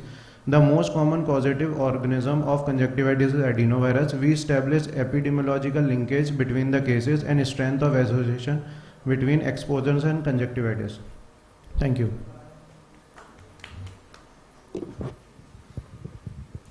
You are saying 40 eyes of 50 patients, right? Yes, sir. 50 patients were presented with red eyes, and out of which 40 eyes were viral conjunctivitis. Okay, so other patients having some other problem? Yes, like scleritis, blepharitis. Okay, okay. They were not viral conjunctivitis. Okay. So how did you diagnose viral conjunctivitis? Sir, according to clinical symptoms like redness, watering, photophobia. Okay. Discharge. Okay. Sir, fluorescence is staining, but it was only clinical. According to discharge, like that viral conjunctivitis patient presented with watery discharge with sticky eyes in morning, and other conjunctivitis were discharge were greenish yellowish discharge. Okay. And what treatment you started to them? So lubricants like carboxymethyl cellulose 0.5%.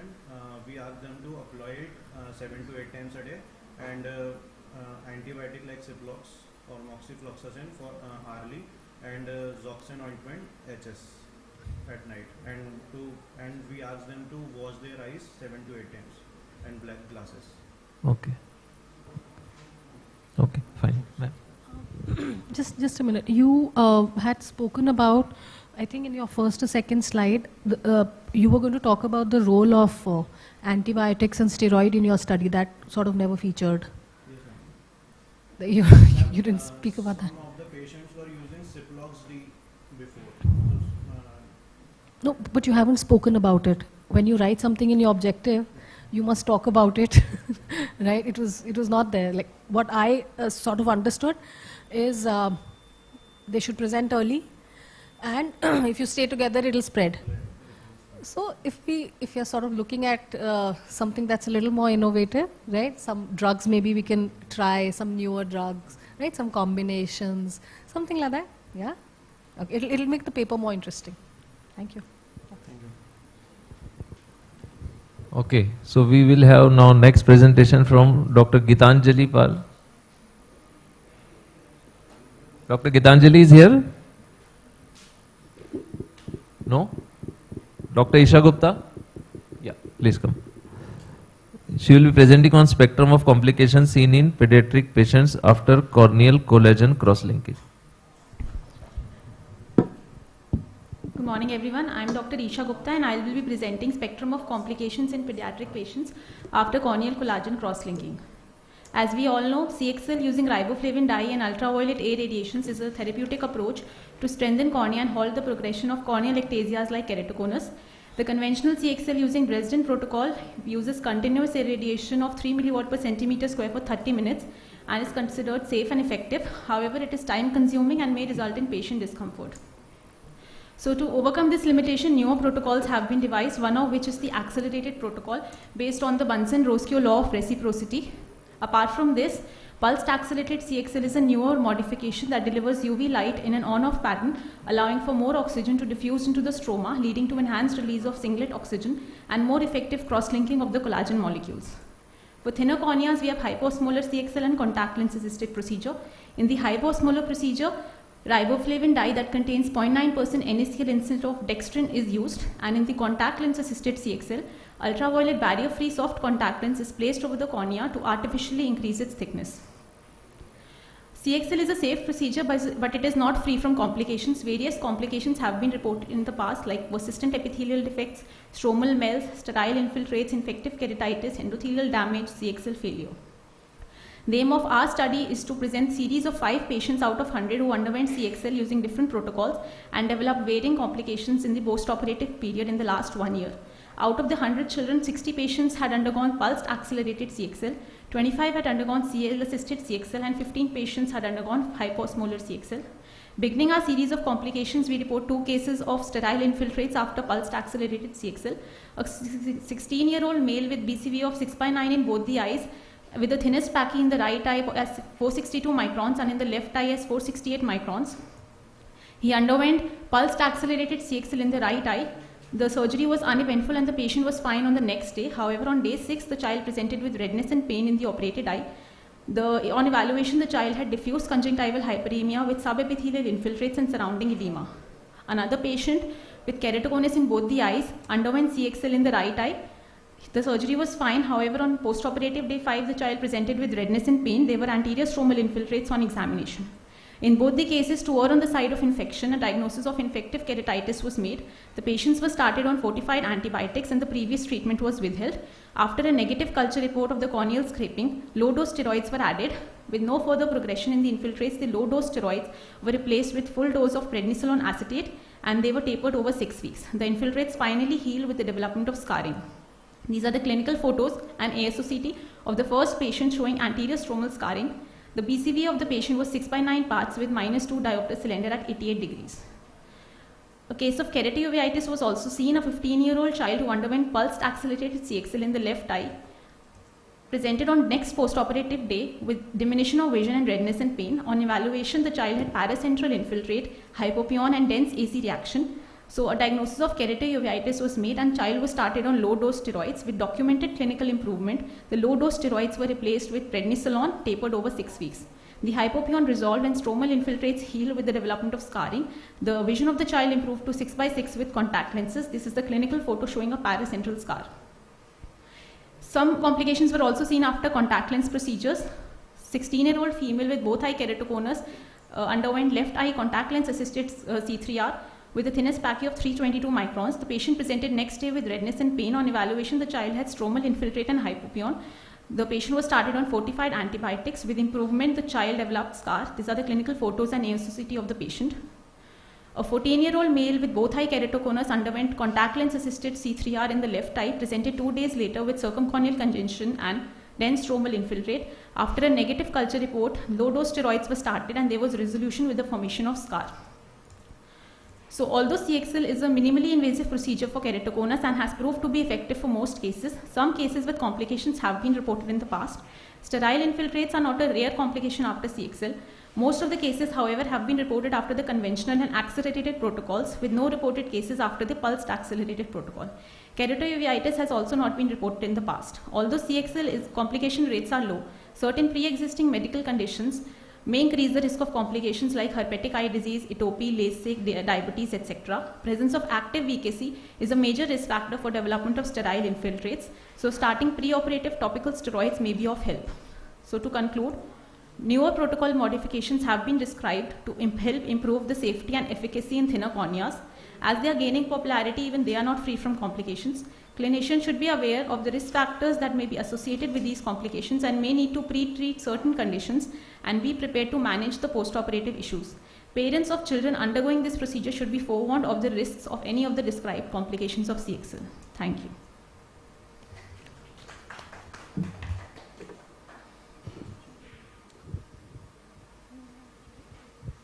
How much was the thinnest cornea which was operated?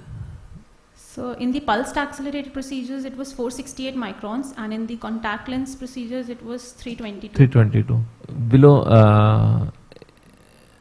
Below that also you can operate, or what should be the cutoff line from your point? So we make sure that after removing the epithelium and placing the contact lens, we have a thickness of around 400 microns. 400 should be there, yes. Yeah. So 322 should not have been operated because that led to hypopyon. After formation. removing the epithelium, there was on table, this was before on the topographic analysis, on table ultrasonic pachy was done. So after removing the epithelium, it was around 300. So we placed a contact lens and Okay. So results are good with this, no? Thank you, sir. Okay, thank you. Just one thing, you said that I think out of 100, 6 children, 5 developed this. Okay, so you said that supposedly the predisposing factor was VKC. Yes. So did you take a history of those 5 children? Did they actually have VKC, or is it just a presumption from another study that you've probably gone through, or some studies that have been done in the past? No, most of the patients had VKC, but we started low-dose steroid in the preoperative period, and we made sure that it was controlled.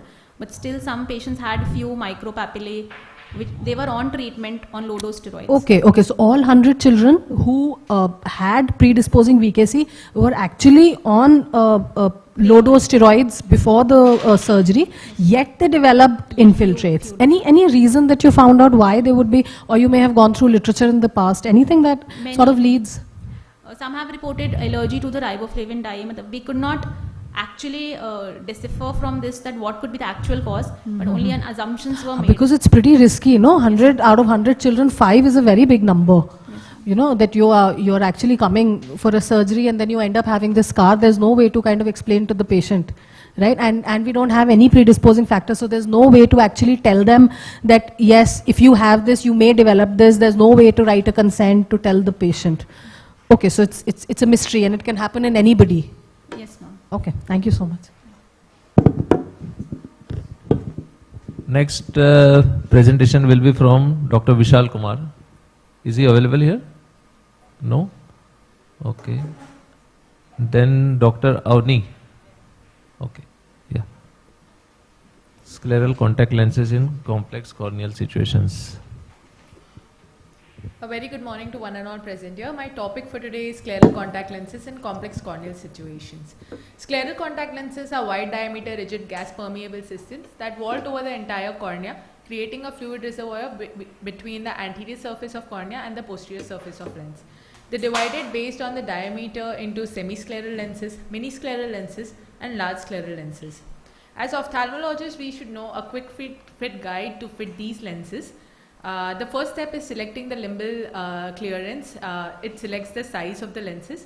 The second step is to determine the sag value of the lenses. That gives us the central clearance. The third step is to determine the peripheral edge alignment. An excessive edge lift or lens impingement would cause redness and foreign body sensation. The fourth step finally is over refraction to give the final power of the lens to the patient. There has been a shifting trend in using scleral lenses to improve the visual outcomes, to improving the comfort and quality of life in such patients. We present to you a Pandora's box of various case scenarios where scleral contact lenses were used to improve the visual outcome as well as the quality of life. This 27-year-old male underwent a triple procedure for leukomatous corneal opacity. His acceptance with spectacles was 6/60. RGPs weren't a good fit for him. We provided him with scleral lenses with the following fit and he achieved a vision of 6/6. This 14-year-old male child diagnosed with both eye keratoconus, operated right eye DALC and left eye operated CXL, had very steep keratometry values. RGPs had a lens drop in both the eyes. He was fitted with scleral lenses with the following fit and he achieved a vision of 6/9 in both the eyes. This patient presented to us with PMCD diagnosed from elsewhere. He underwent both eye tuck-in lamellar keratoplasty. Post that, his keratometry showed steepening of the following K values. His acceptance with glasses was 6/18 both eyes. This following fit of scleral lenses post over refraction, he achieved a vision of 6/9 and 6/12. Then we present to you this patient who underwent LASIK in both the eyes 10 years back, following which on serial topography scans he had serial steepening of keratometry values. Ultimately, he was diagnosed with post-LASIK ectasia and he was given scleral lenses with a vision of 6/6 and 6/9 in both the eyes and no further development of keratometry steepening. This patient underwent both eye RK in 1994. Both eye RK marks were visible. In the left eye, however, he underwent progressive flattening and with the acceptance with spectacles showing a high degree of astigmatism. He was given scleral lenses and he was happy with a vision of 6/6. This unique patient with peripheral 360-degree corneal guttering was diagnosed as Tyrion's marginal degeneration. Obviously, in this patient, RGP was not a proper fit for him. We provided him with scleral lenses with a vision of 6/6. He was happy with it. Scleral lenses as therapeutic use have been used in the recent years because they form a vault over the cornea and hence help the patient to achieve a better vision and help them to open eyes. They have severe photophobia, like this 8-year-old male child who was diagnosed with SJS. He couldn't even open his eyes when he presented to us. We gave him these lenses and over a period of 3 months, his ocular surface had improved. He could open his eyes and his vision was preserved 6/6 in both the eyes. This 11-year-old female who was using traditional medicines in her village developed corneal ulcer in both the eyes. She had to undergo glue with BCL in both the eyes actually, and in the right eye we gave her scleral lenses which helped her preserve at least 6/60 vision, and ultimately in the left eye now when the corneal surface heals she'll undergo a penetrating keratoplasty. A retrospective analysis was done which showed that scleral fitting was done in 38 patients in the year 2022 to 23, out of which only 26 opted for scleral lenses, that's 68%. Keratoconus and keratoplasty formed the major chunk of our patients who were fitted with scleral contact lenses, and the reasons for not opting for scleral contact lenses mainly was the cost and then difficulty in application. At the end of 3 months, the visual acuity was compared with best corrected vision after spectacle use and scleral lenses, which showed significantly higher results with the scleral contact lenses with a p-value of less than 0.05. Visual function questionnaire was given to the patients, which is developed by the National Eye Institute, which showed the overall well-being of the patients post using scleral lenses was significantly higher as compared to prior 3 months. At the end of 1 year, however, out of those 26 patients, only 60% continued using scleral lenses. The reason for non-compliance was application problems in 56% of the patients, lens deposits in 36%, and one patient had a breakage of scleral lenses, hence he stopped continuing them. To conclude, the pros of scleral lenses are many, the pros of scleral lenses are many. Like when everything else fails, scleral lenses is the answer. However, they're expensive, they have a high learning curve, they're fragile, they have lens deposits and hygiene, which actually form a major problem in a country like India. We would like to conclude that with proper motivation and guidance, these patients can be helped and motivated to use scleral lenses, which will help them reap the benefits of these lenses. Thank you.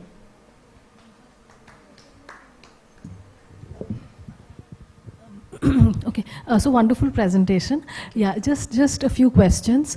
You were speaking about the questionnaire, the quality of life questionnaire. So I didn't understand what it was compared to.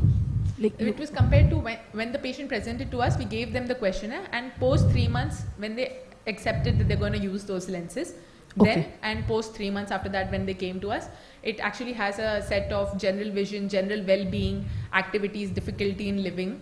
Okay, so that so this is pre-scleral lens and post. And 3 post. months. Yes, ma'am. Okay, without anything, and scleral lenses after 3 months, Yes, right? So we are not talking about any other modality, you know, that may have compared. Okay, and how many patients of RK? Because now there's a lot of insurgence of patients that you see in the OPD who've had RK around 15 years back. You know, they got married then, underwent RK, crazy results. So I think, in this 1 year that we've compared, that we've evaluated, I think we had 3 patients of RK who had come to us who needed, actually others were fitted with RGPs also. There was this one patient who actually opted for scleral lenses, that's why I included him, but only 3 I think. Okay, so do you give the patient an option of RGP or scleral, or do you have a... No ma'am, we obviously fit all the patients with RGPs first, and if they don't have a proper fitting, there's excessive apex bearing or there's lens drop, the patient is uncomfortable, ultimately we give them an option, do you want to go ahead with these lenses after, and then we do a scleral contact lens fitting, and if they're comfortable and they're willing to buy them, then yes. And post LASIK, what is the percentage that you get who have to actually go on to scleral lenses, post LASIK patients? In this 1 year, I think 5. 5 you had? Yeah, 5. Okay, so you probably have a good drainage area, so you'll just have 5 in 1 year. That's okay. Thank you. Thank you, ma'am.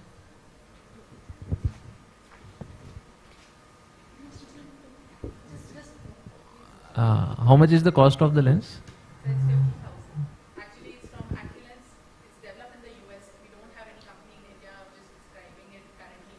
So they take the scleral reading, they send it over to their company, then it gets imported. And then Single lens is $50. No. Pair. Yeah, actually, it comes in pair. Even if you want to order one, it comes in pair.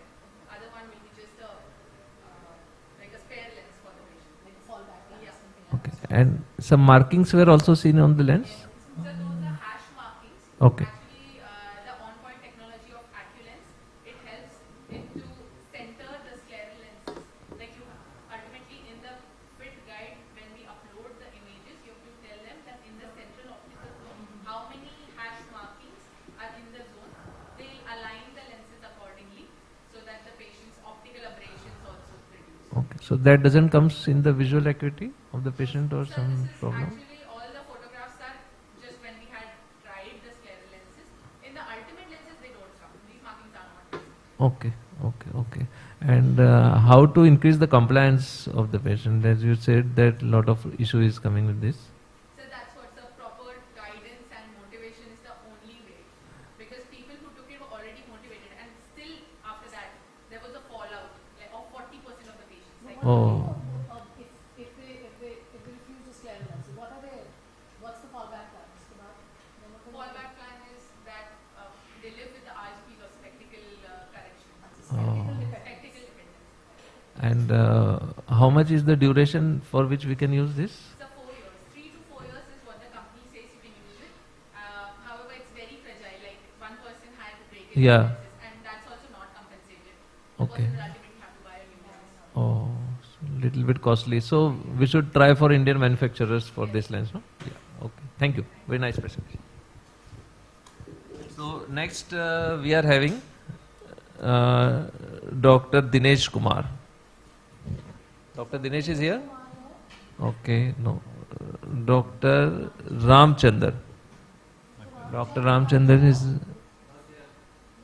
Dr. Samyukta? Yeah, please come.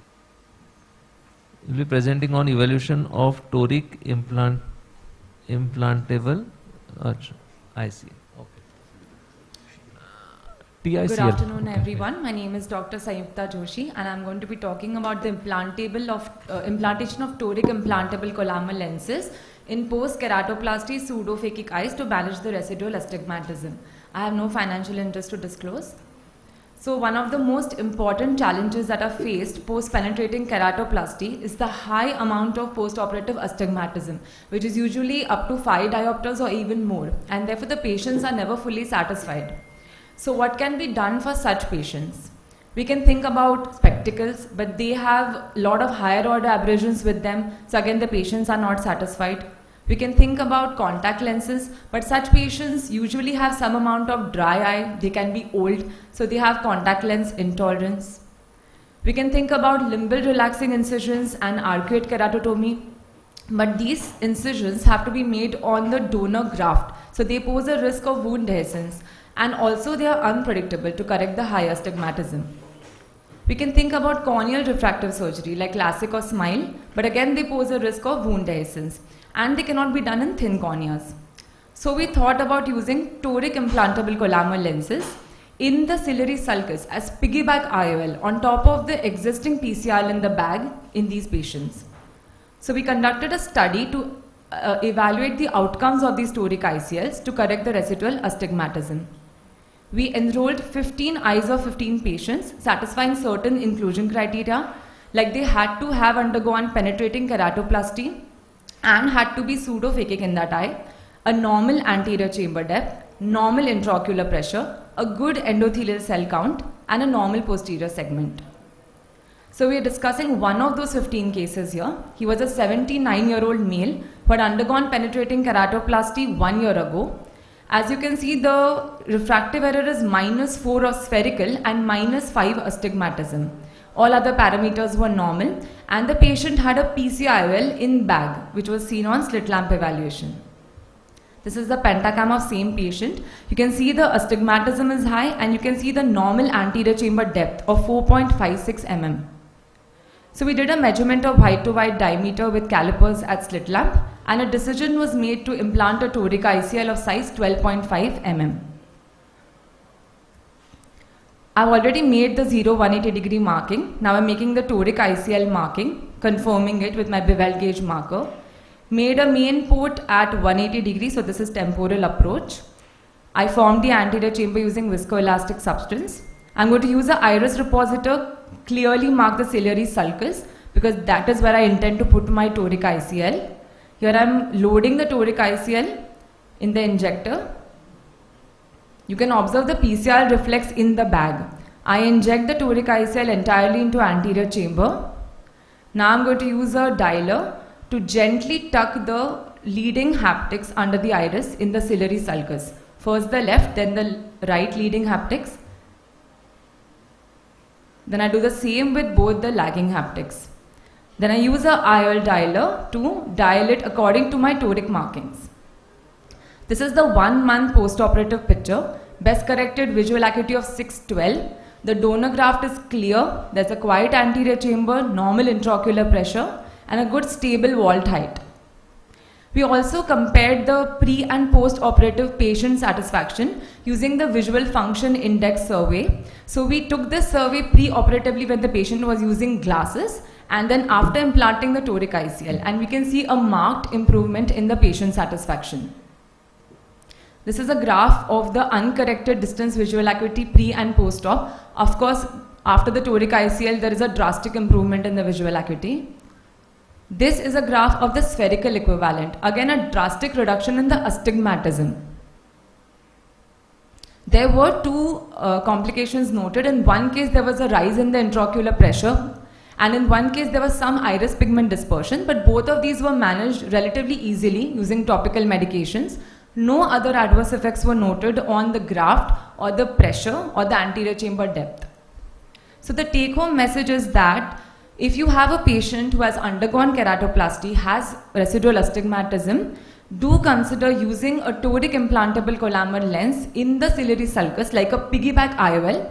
Of course, if the patient is phakic, you can just go for a toric IOL, but because these patients are pseudo-phakic, we go for a toric ICL. So the patients will have lesser higher rod aberrations and better satisfaction. Thank you. Yeah, good study. It's a nice thing. So tell me, when you are implanting the ICL, yes, so you do PI? Sir, this ICL comes with a central aqua port, I so know. it's a V4C design. Yeah. So we did not do any PI in these But patients. still, you said that there was a glaucoma seen in patient. There was, in one case, there was a rise in the intraocular pressure, sure, but it was managed with post-operative timolols. So we did not feel the need to... You implant the ICL in sulcus. Right. So mostly the chances are there that there will be some amount of rise in... Right. Correct. So Right. to be on safer side... always better to go for a PI. Right? Right. Yes, sir. Why Okay. not? And next thing, it can be done in all the patients of keratoplasty? So the patients we specifically took were all pseudo-phakic. So we Okay. didn't include a single phakic patient with PKP. Okay. So in a phakic patient, you don't need to put anything in the sulcus because you can just remove the lens itself and put a IOL. Right, right. So that toric was IOL. And what is the cost of this toric IOL? So sir, in this study, we tried to use Icryl, which is by Biotech, which is an Indian make company. So it's relatively cheaper. So after some of the patients were panel patients, so it came up to 40,000-50,000. But in the Star Surgical's one is much more expensive. Yeah, that's right. Okay, fine, thank you. Thank you, sir. So you, for starters, you make it look so easy, and it's such a, it's a 3-step surgery, and it's crazy, wonderful. And just one thing, the AC depth, do you stop at 2.8? Yes, ma'am. Our 3? criteria was 2.8. No, I mean, do you do it at 2.8 or do you wait till 3? Actually, technically, the textbooks and protocols say 2.8. It is always better to err on the side of safety, so stop at 3. 3, okay. So, and you were, if I remember correctly, you were talking about the OCCI, the opposite clear corneal incisions. You said that you don't do it because of the wound dehiscence. Right. But here you're again making an incision, implanting an IOL. The wound dehiscence kind of stays. Right. Yeah. So actually, like you said, of course, this incision that we made was on the cornea itself. More than the risk of wound dehiscence, actually the point there was that it is very unpredictable. So even if we are taking the risk of wound dehiscence, is it going to pay off in terms of predictability? This Okay. would be much more predictable. Okay. Though you are right, this will have the same risk, but because the pros outweigh the cons, we were prepared to take Okay, the so risk. you aim for the moon, at least you land among the stars. Right. But wonderful, wonderful. Thank you so much. Thank you. Yes. Yes. Yes.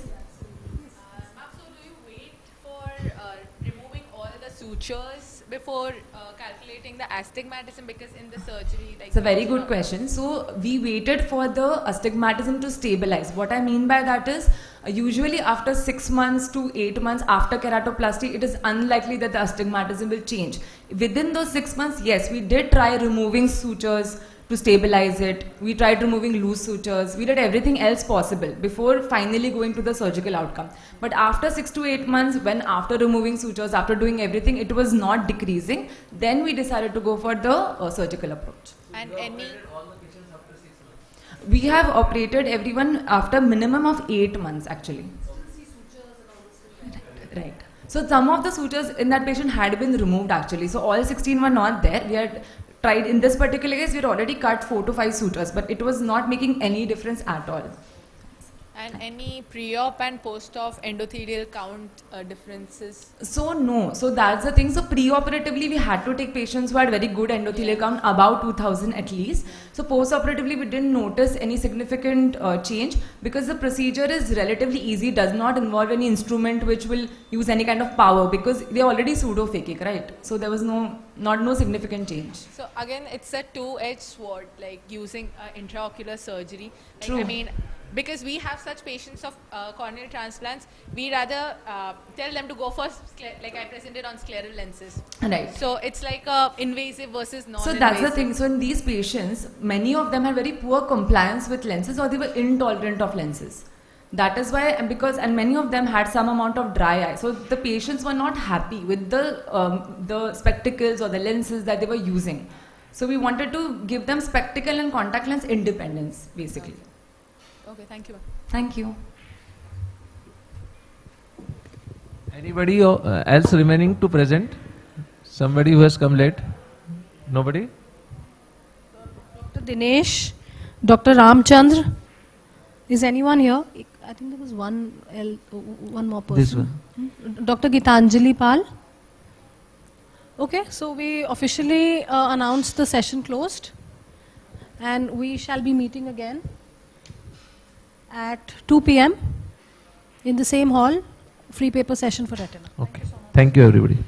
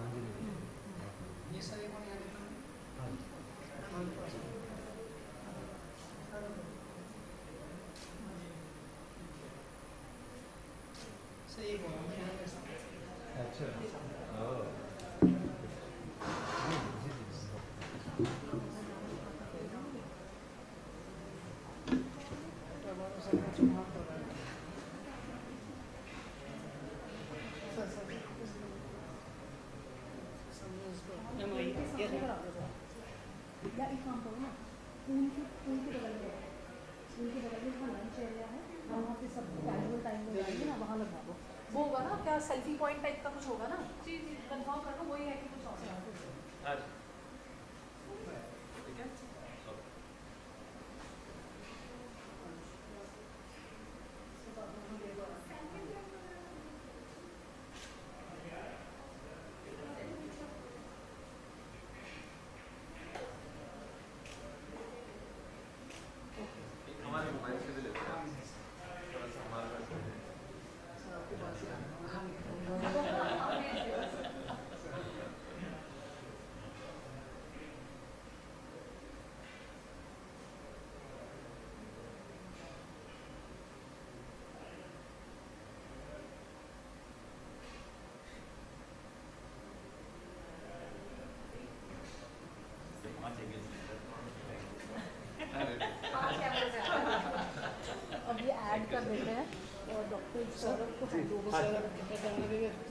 अब 2 बजे से, हाँ 2 बजे से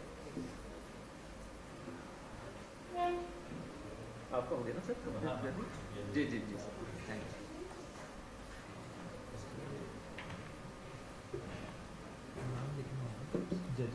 sign करना होगा। अच्छा sir, तो 1 मिनट रुक जाएगा साइन ना वो फुल वाले पे भी होगा सिर्फ एक ना खाली दिया होगा उन्होंने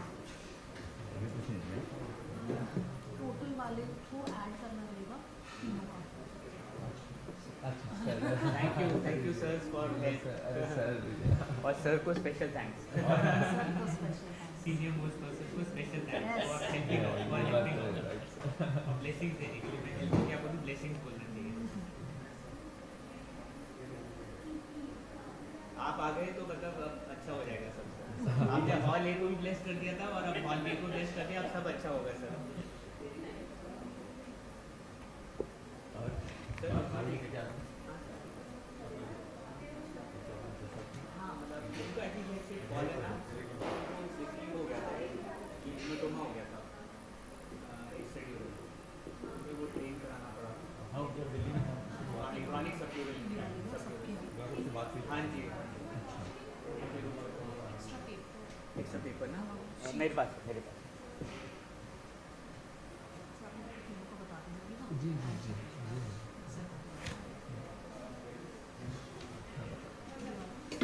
फाइनल वाले ना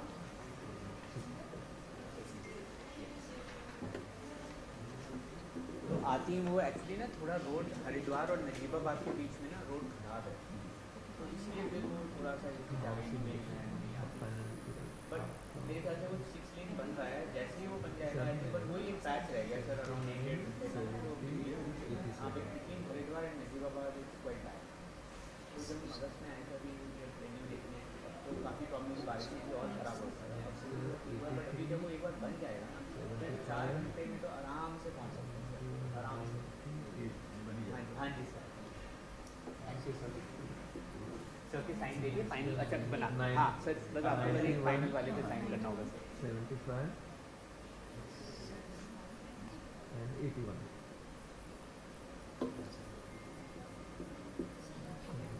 next 59 50 and 75 थोड़ा लिबरल है I said the same thing for her in the first section. इसने 80s और 90s में दे रखे थे, मैंने 50s और 60s में दे रखे थे, डॉक्टर भल्ला ने 40s और 50s में दे रखे थे।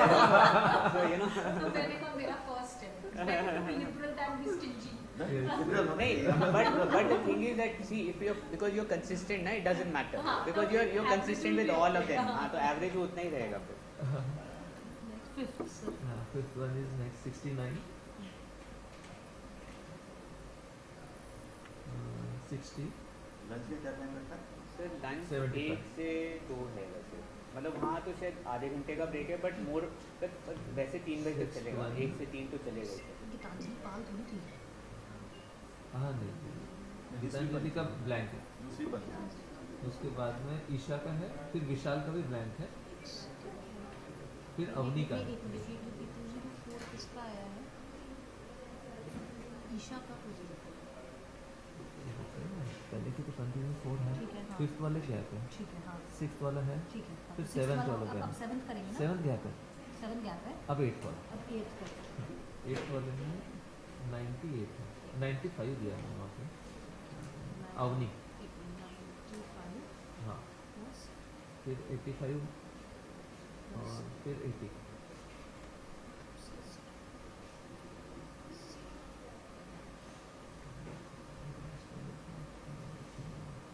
उसने तो छोड़ देंगे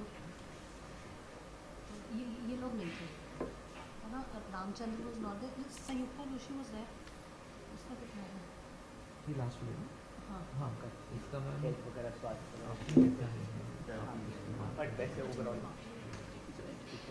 good to see you. Last के दोनों बहुत अच्छे थे। अरे नहीं नहीं सर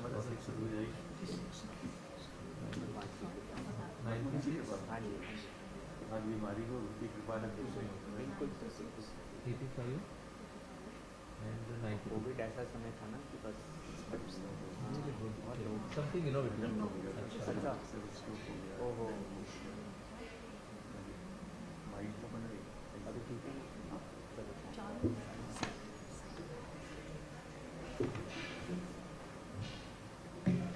कौन है इसमें तो उसको सर्कल भी कर देंगे तो बिना last one doctor Sanyukta Joshi. This one, I have to circle it? हाँ, you have to circle this and you circle the name of the winner.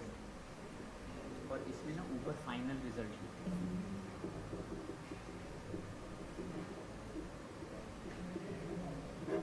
Very good. और सर के साइन होंगे आपके signature. Thank you sir, thank you sir, thank you.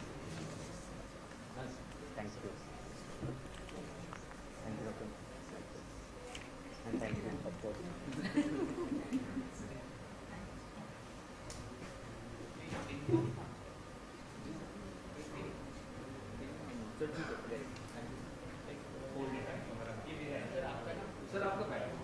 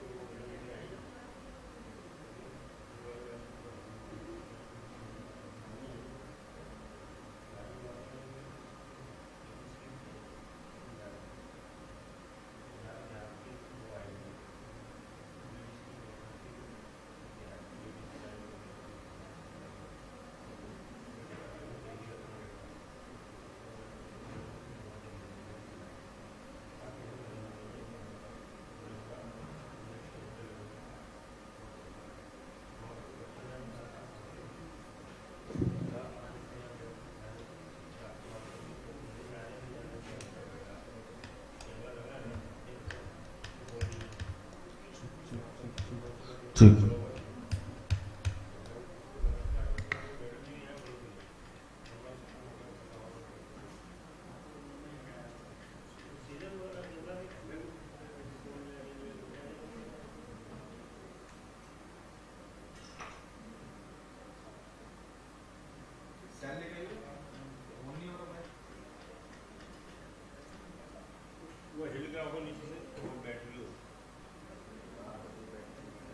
Hello हो जाता है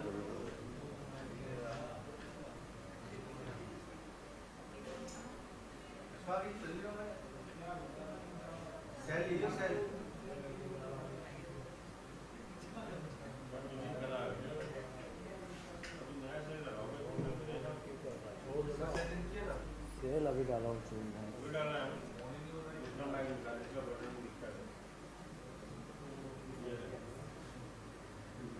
check check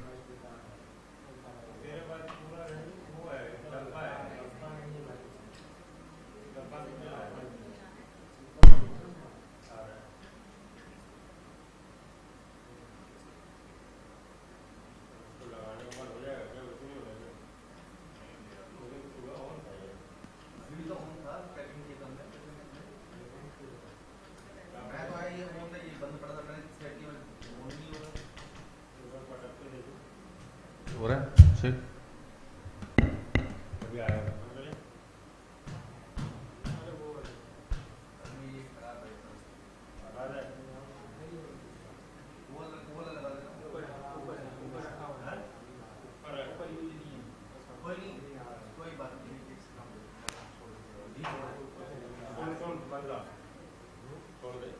अलग अलग वो भी लगाएगा पूरा वो वाली माइक दे दूँ इसको लगा वो नहीं भी वो वाली तो दो है वो एक्स्ट्रा है भाई डब्बे में नहीं है क्या वो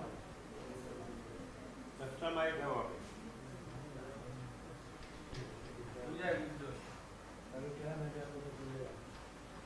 बोलेगा तो ला दूंगा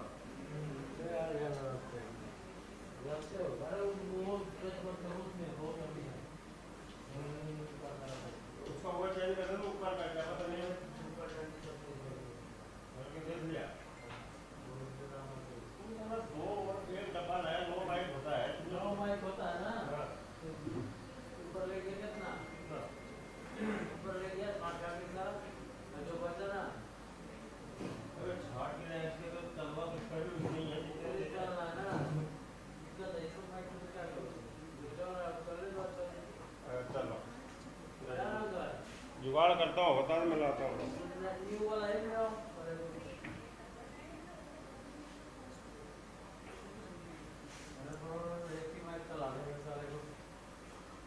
है ना कमान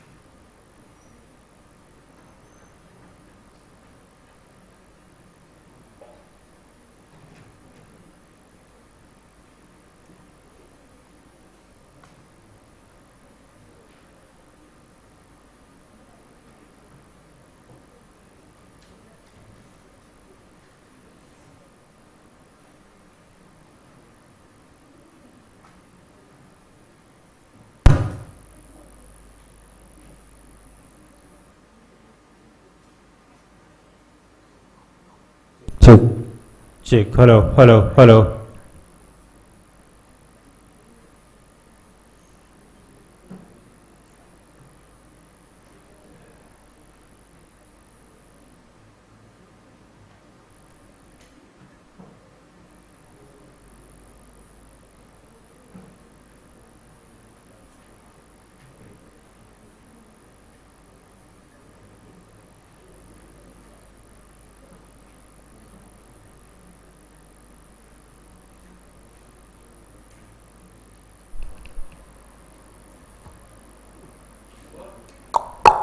Check. Check. Hello. Hello.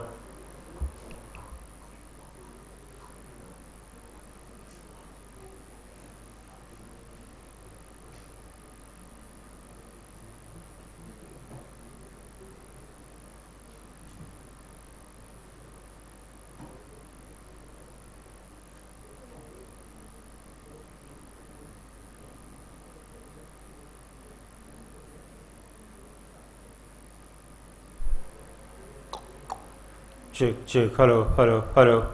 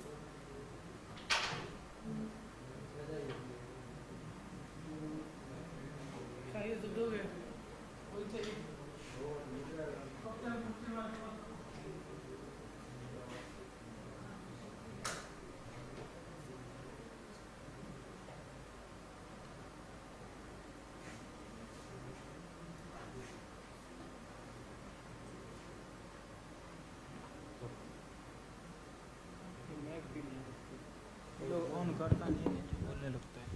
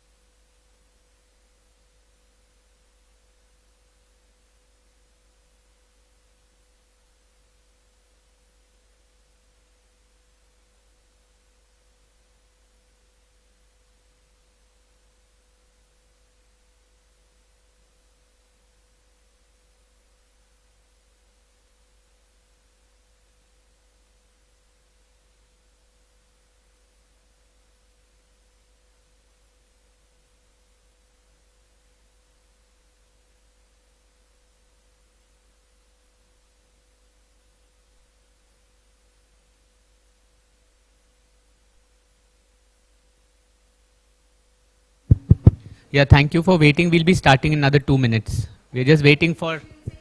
Yeah, so we are waiting for Dr. Amit Khosla and Dr. Sangeet Mittal. They are just about to step in. Thank you for your patience.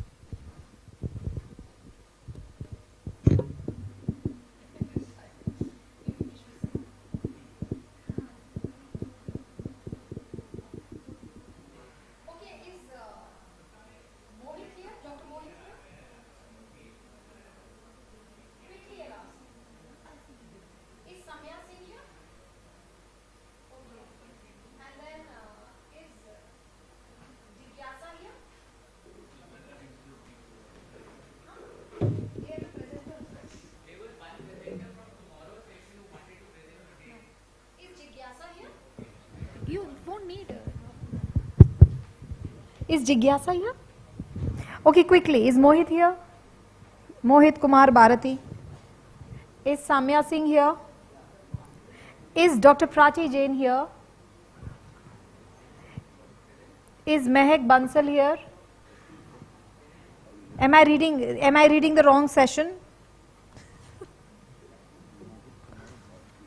हमारे तो नाम इसी में लिखा है। ये है ना लिस्ट, ये लिस्ट है आपकी। जी जी सेम ही है। इसमें से कौन अवेलेबल है? Is Dr. Shivani Chaturvedi here? ये मैं सीक्वेंस से बोल रही हूँ। Is Dr. Shivani Chaturvedi here? Is Rangin Nasai? I apologize for the pronunciation. How do you pronounce his name? हाँ, Rang क्या Nasai, whatever. Margnar. How do you pronounce his name? Then Priyanka is here. Is Aditi Sinha here? Ajay Kumar here? Dr. Ajay Kumar? Great. Is Dr. Anubhav Singh here? Manisha Agarwal? Shivangi Verma? You are there? Great. What about Shweta? Dr. Shweta, is she here? तो क्या करना चाहिए sir? Start तो कर देते। Okay, so we'll start, sir.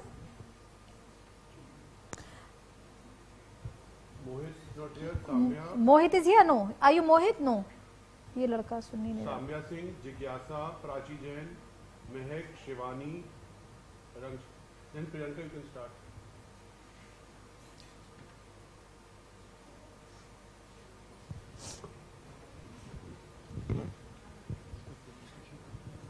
देखते हैं sir. इधर आएगा।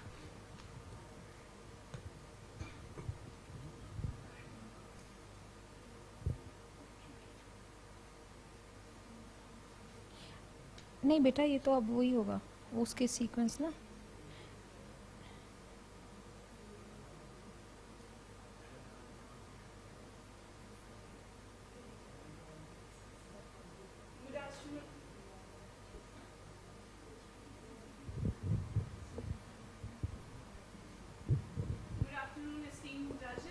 Respected seniors and my dear colleagues, I, Priyanka Narula, resident of ophthalmology from Himalayan, will be presenting a paper on a study of clinical profiles of retinal diseases in premature infants. In India, approximately 1 in 1,000 of the children, they are blind. Retinal diseases, they are an emerging cause of visual impairment in premature babies or low birth weight. Premature babies, they are 3 times more likely to have a vision of less than 6/60.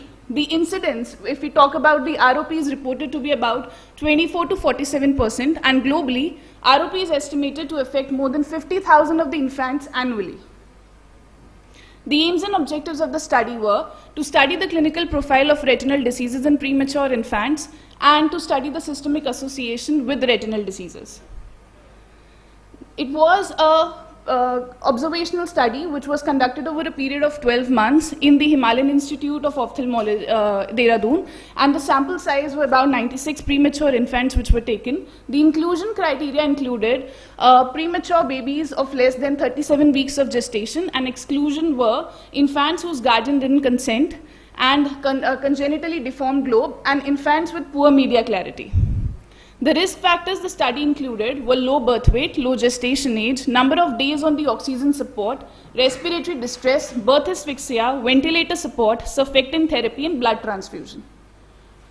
It included 101 babies in which 65 were male babies, 36 were female babies. Mean gestation age was about 31.7 weeks and mean birth weight was 1672 grams.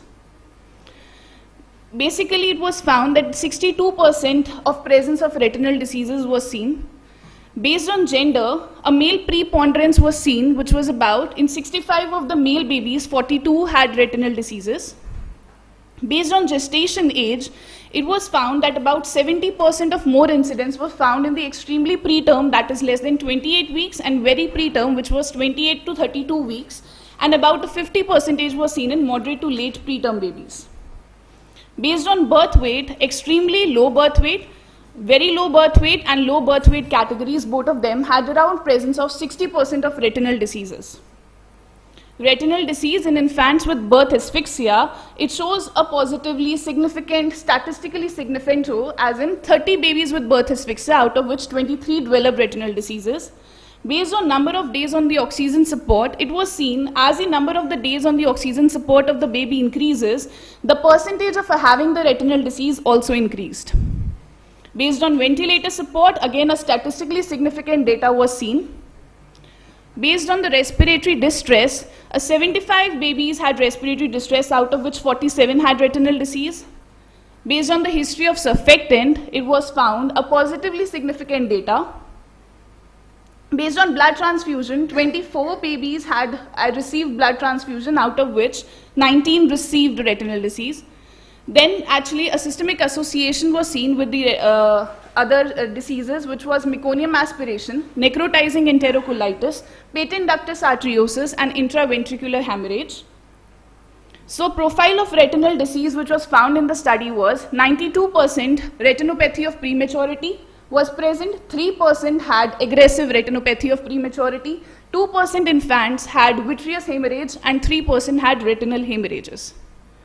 So the conclusion we actually gained for the study is, the study found a significant presence of retinal disease in the sample population. It contributed to the risk factors which was associated with the retinal disease and the association with the various systemic diseases. It supports the importance of the low birth weight, the low gestation age, and the number of days on the oxygen support, ventilator support, and others, reveals the occurrence of the respiratory distress in meconium aspiration as an important risk factor. So the take-home message we take is not sticking to a defined criteria which is given that the birth weight of less than 1500 gram only should be seen. As from the study we can conclude all the three birth weight categories show a 60% presence of the disease. The clinician should be aware of the presence of the additional risk factors in the development of the diseases, and a timely retinal screening for the high-risk infants is important to prevent the development of the advanced retinal disease, as it may actually hamper the vision very aggressively. These were my references. Thank you.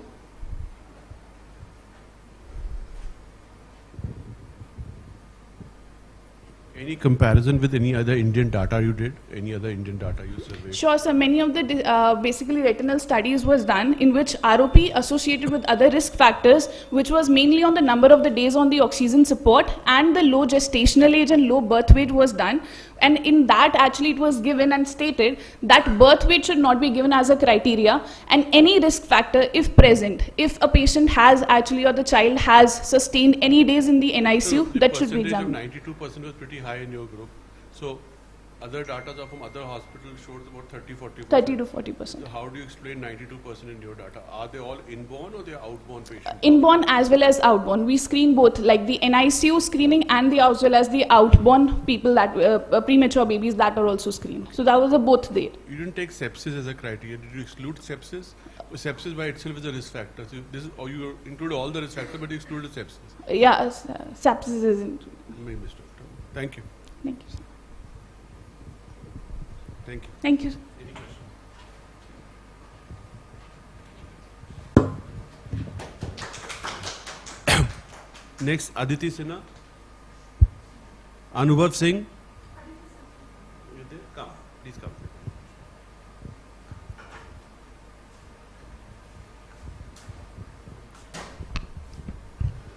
Good morning, everyone. So today I'll be presenting on a review of epidemiology of anterior uveitis in a tertiary care center. So it is one of the most common form of intraocular inflammation Anterior is most common than posterior, though posterior is more dangerous as compared to anterior. So here we are just taking anterior uveitis, that is iritis or anterior cyclitis or iridocyclitis. So if diagnosed and treated on time, it can be treated without any long-term sequelae. Even though there are associated complications, if the disease is detected early, it can be managed easily. So since the pattern of uveitis differ in various geographical regions, so discovering these patterns would help us in the diagnosis and treatment in this category. The present study was undertaken to evaluate the pattern of this disease in a tertiary care hospital. So what all we included were the patients with anterior uveitis of any etiology.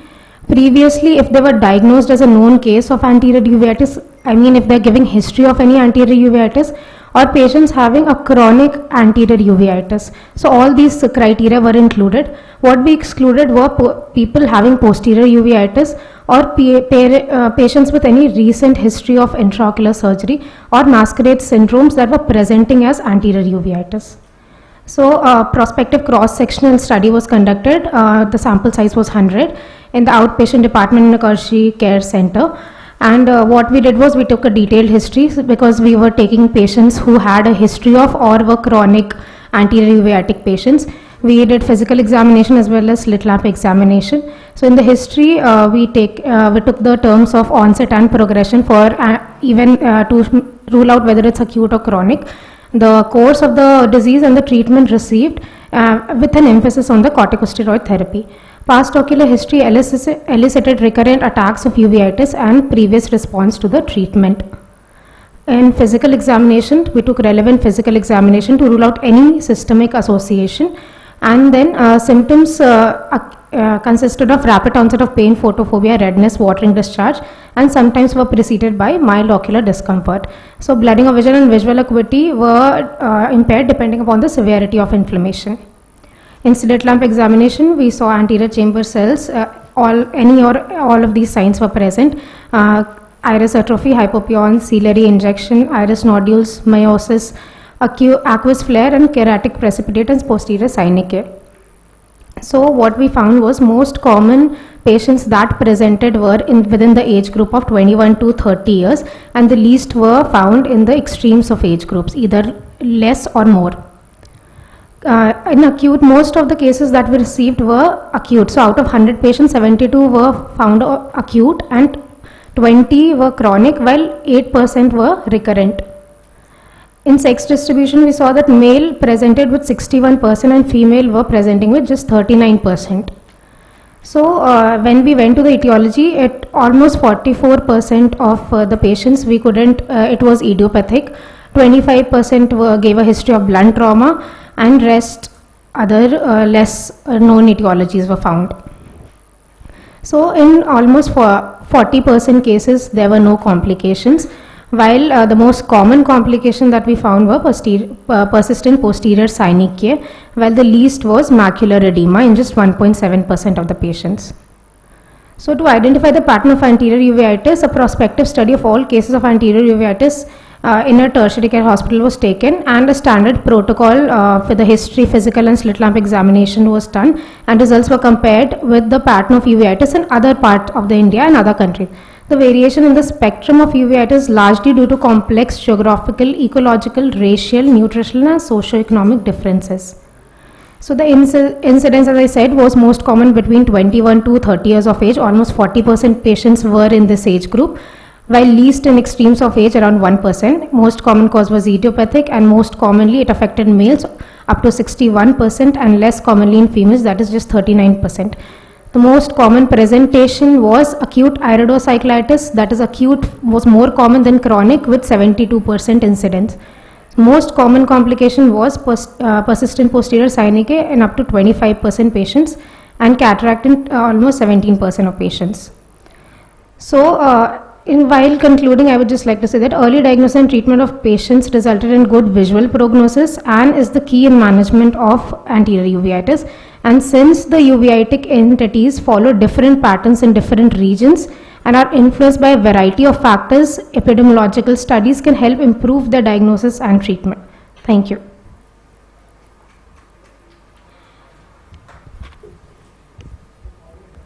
what was your criteria for excluding posterior uveitis patients? How did you say that this is posterior uveitis?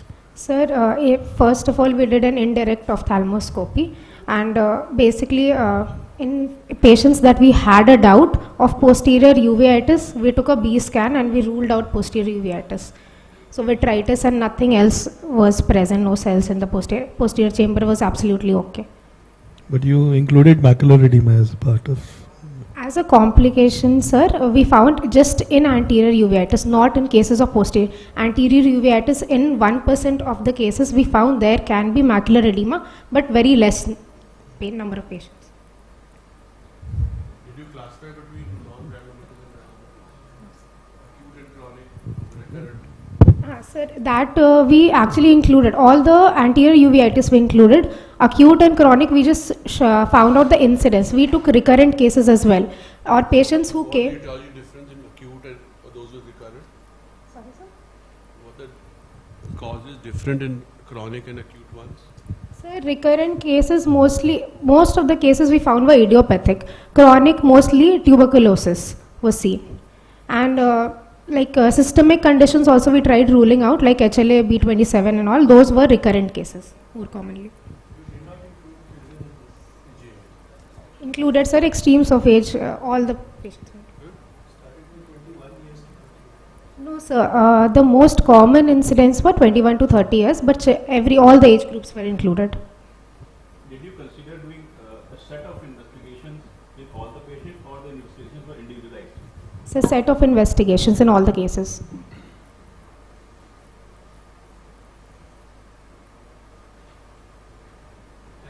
Thank you. Thank you, sir.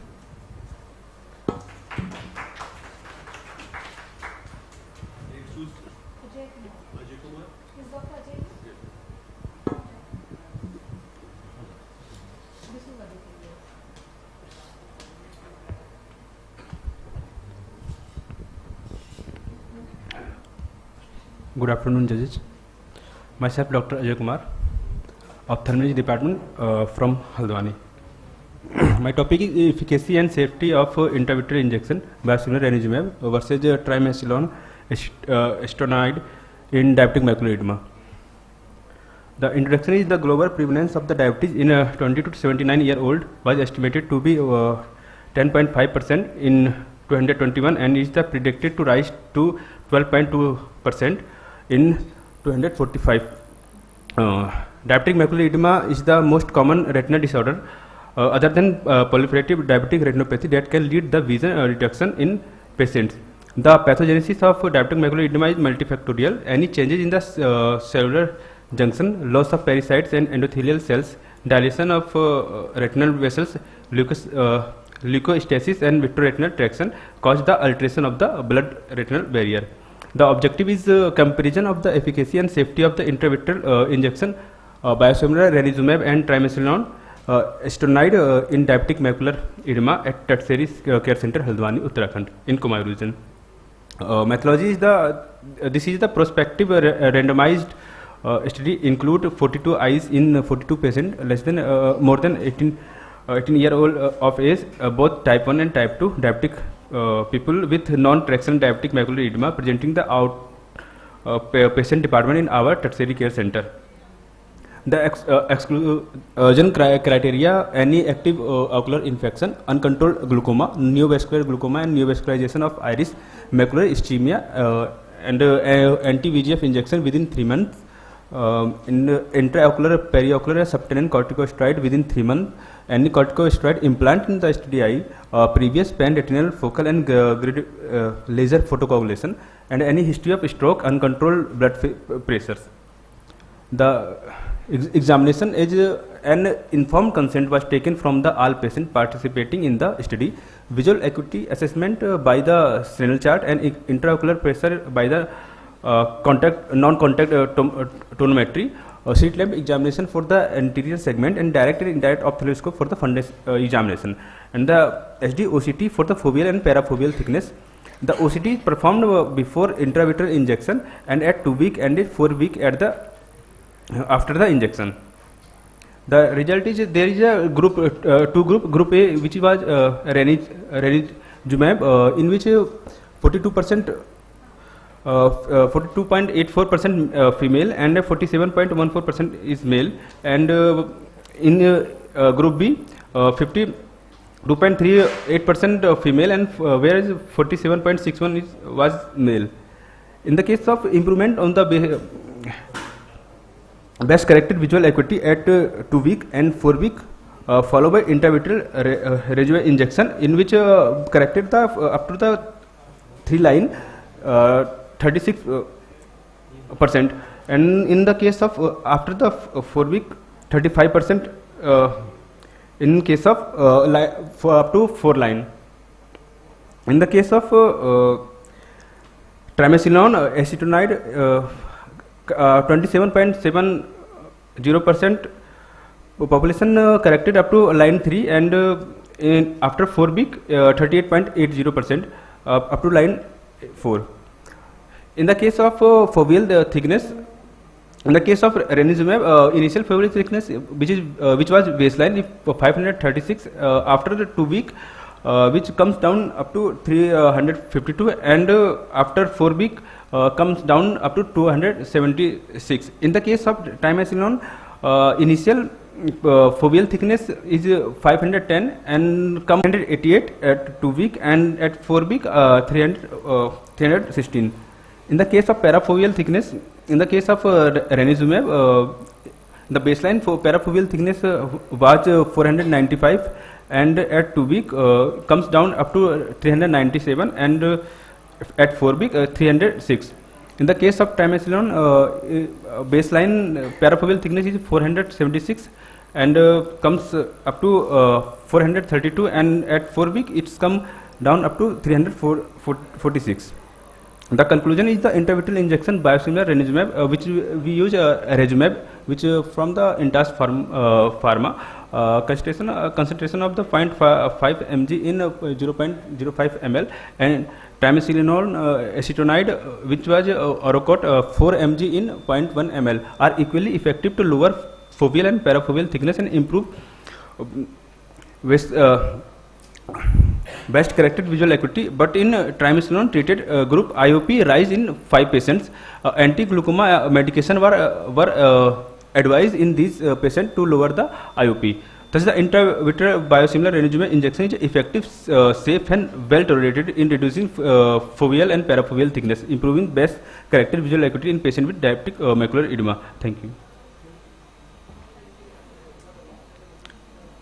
What was the maximum raise in IOP that you noted with your triamcinolone?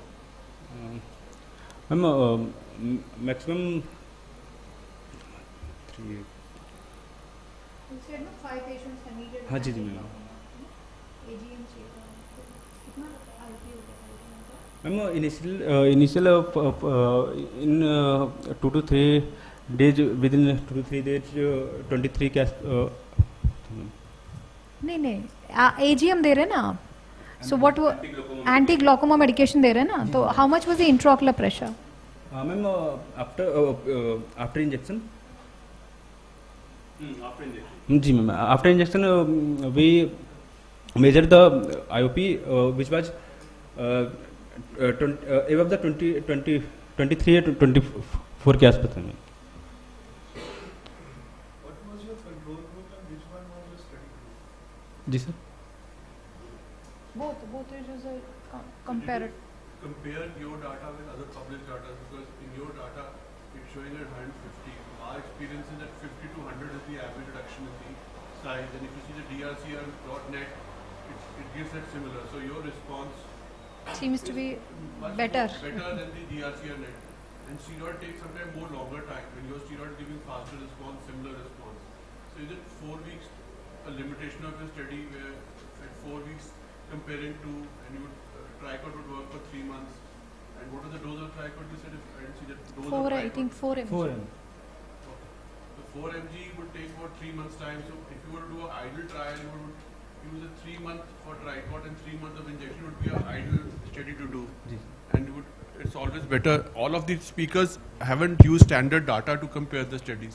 So I will request next time you present a paper, all of you always see standard data. Does your data corroborate with that, or your results are better or worse, so that you can analyze your data much better. Yes. So for us, the thickness reduction is quite massive. So your patient really did well. You are very lucky to have such good response. Thank you. Or you should keep a control group. That is a gold standard. What is the treatment is today? Like if it is ranibizumab, then you have to keep ranibizumab as a control data, right? And then you can compare that with the biosimilar or with the triamcinolone. So you're comparing the two things without any standard or any baseline. This thing. That's what he is saying. You use existing data to compare, or you have a control group. And most of the time when the pressure is 20 or 22, we don't actually start AGM unless the disc is actually predisposed to more damage or something. Otherwise, usually you will not start AGM so quickly or so. So follow the patient up. This patient need a longer follow-up. And was there any complication of cataract? Then, like that you say glaucoma हो गया triamcinolone group में cataract भी हुआ क्या? कि सभी pseudophakic थे? Ma'am mostly patient was superior old above थे, तो mostly pseudophakic ही थी जो जिसमें वो भी एक चीज़ देखते हैं ना, और follow पीरियड थोड़ा ज़्यादा चाहिए होता है ना? चलो ठीक है, very well, very nice.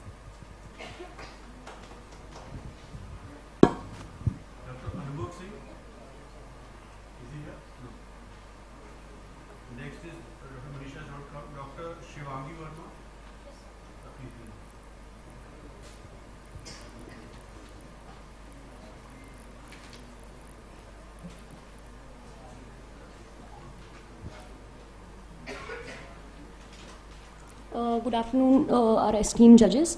I'm Dr. Shivangi Verma. I'm going to present a case of photic retinopathy after lightning injury in tertiary eye care center in Uttar Pradesh. A 40-year-old male resident of Sitapur presented in our emergency department, farmer by occupation, with chief complaints of redness, watering, swelling around the left eye, followed by diminution of vision in the left eye since 1 day. According to patient, he was apparently asymptomatic 1 day back when he developed sudden redness, watering, swelling in the left eye after lightning injury during thunderstorm. He also complained of diminution of vision in the same eye, which was sudden in onset and was not associated with any kind of diplopia and colored halos. On ocular examination, the head was centrally placed and forehead was bilaterally symmetrical. On the unaided visual acuity on right side was 6/9 with pinhole improving to 6/6, and near vision was N6 with best corrected visual acuity 6/6. Rest all the findings were within normal limit. On left side, the unaided visual acuity was 6/18 with pinhole remaining same, and near vision N12 with the best corrected visual acuity. There was no improvement. There was periorbital swelling was noted. On right side, the anterior segment findings were within normal limit, and on left side there was diffuse congestion. There were irregular focal areas of stain positive with epithelial edemas, and rest of the details could not be assessed due to corneal edema. Intraocular pressure on the right side was digitally normal, and on left side it was digitally raised. During the first day when he visited to us, we gave the treatment, that is the eye drop moxifloxacin and eye drop sodium chloride 5% and a combination of timolol and brimonidine drops. And patient was sent for systemic evaluation by the physician, which came out to be normal. On follow-up visit, during the first follow-up, the patient actually did not come for follow-up and visited to us after 1 week, and we found that the vision was 6/18 in the left eye, and pressure by non-contact tonometer was found to be 13 mmHg, and corneal edema reduced, but still there was some mild corneal haze, and we could see cells 1+ and flare 1+ in anterior chamber, and there was RAPD grade 1 in pupil. On fundus examination by indirect ophthalmoscope, the right side eye showed normal findings, but on left sided the media are mildly hazy due to corneal edema, and disc was edematous with irregular shape and blurred margins, and the color was hyperemic. AV ratio was around 2:3 and the background was normal and foveal reflex was present. During this first follow-up visit, the patient was advised the following treatment after taking physician clearance, and we started him on intravenous methylprednisolone 1 gram for 3 days and oral prednisolone 1 gram per kg in tapering doses every 7 days, and a combination of timolol and brimonidine was also given. In investigations, we advised OCT macula and optic nerve head, and some regular blood investigations were also done to rule out other causes, and patient was called to review after 1 week. This is the fundus picture on the first follow-up. On second follow-up, the patient was highly non-compliant with the medical advices and did not take any medications actually, and presented to us with the vision on the left side which was further deteriorated to finger count at 3 meter, and cornea was still mildly hazy, and there was increase in the anterior chamber reaction with cells 3+ and flare 2+, and pupil was sluggishly reacting. During the first follow-up, the patient could not afford OCT, so he did not get it done, and during this visit, we actually got the OCT macula and optic nerve head done, and we added eye drop prednisolone acetate to the previous medications, and MRI brain plus orbit was also advised. This is the OCT macula and the optic nerve head pictures. On the basis of my history and examination, my diagnosis is thermal papillitis with anterior uveitis due to non-contact lightning injury in the left eye. My conclusion will be that photic retinopathy is a light-induced retinal toxicity which is most often caused by inadvertent exposure to external high-risk conditions, and it usually mainly presents as a foveomaculopathy. But in this case, it presented as a uveitis and a papillitis, which is usually a rare presentation. Development and severity of light-induced damage depends on the ocular surface anatomical protective mechanisms, area of tissue involved, and the light sources. And hence it requires a multidisciplinary approach with proper counseling of the people working outdoors, especially to wear proper protective eye gears. And eye care providers' ability to properly diagnose and provide a proper management is very crucial in such cases. Thank you.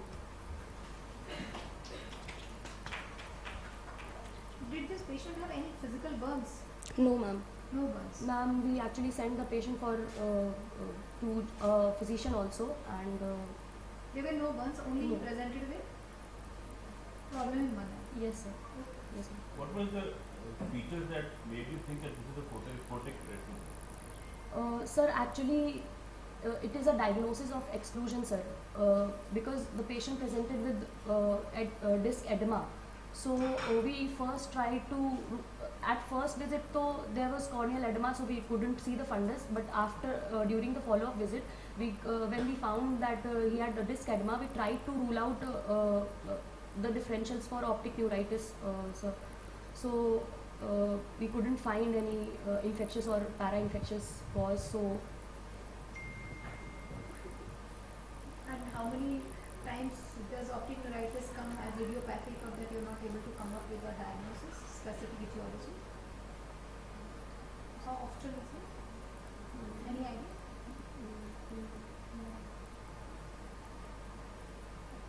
And if you were to say it's a classical photic retinopathy, what would you expect? After the patient has an optic neuritis, uveitis with disc edema kind of picture, isn't it? Classically photic retinopathy, what is it that we see classically for photic retinopathy? What is the mechanism that you think is for photic retinopathy? ऐसा क्या हुआ इसको कि आपको लगता है कि इसको photic retinopathy? Ma'am, actually, usually it is a foveomaculopathy, so it can cause macular hole or macular edema, or it can also cause RD, ma'am.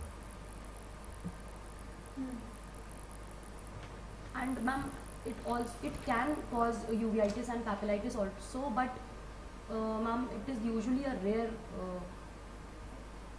presentation, ma'am. Yes, ma'am. Yes, sir. Is it reported earlier?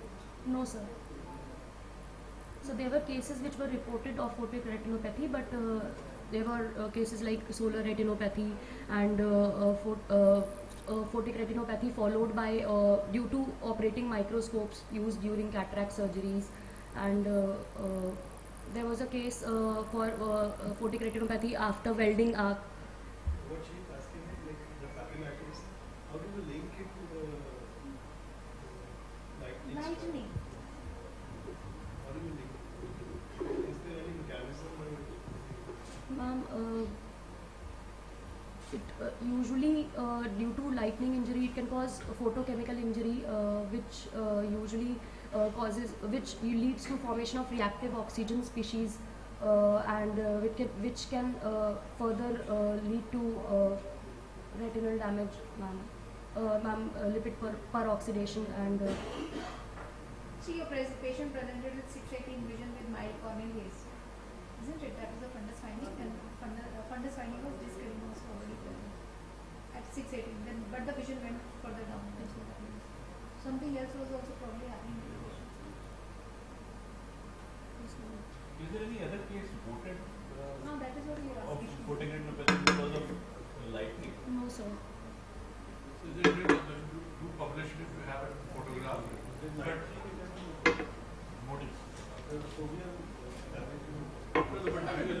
lid edema and sir, Edema would be until you have electric current passing through the body and you have an exit and entry point unlikely. Unlikely, that is all.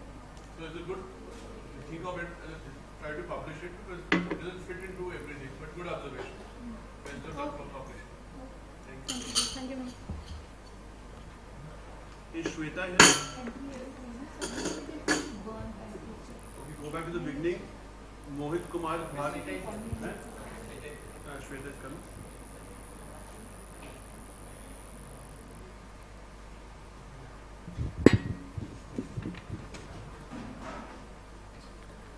Good afternoon, everyone.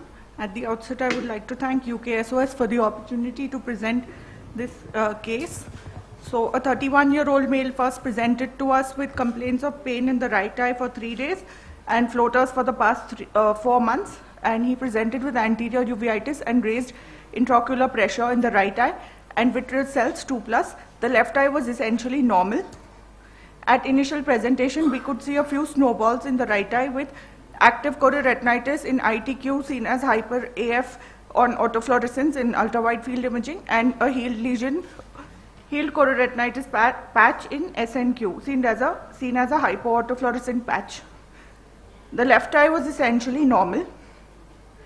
Investigations revealed a strongly positive MAN2 test and some findings on CT thorax, on the basis of which ATT and systemic steroids were started in consultation with the chest physician, along with topical steroids and topical AGM.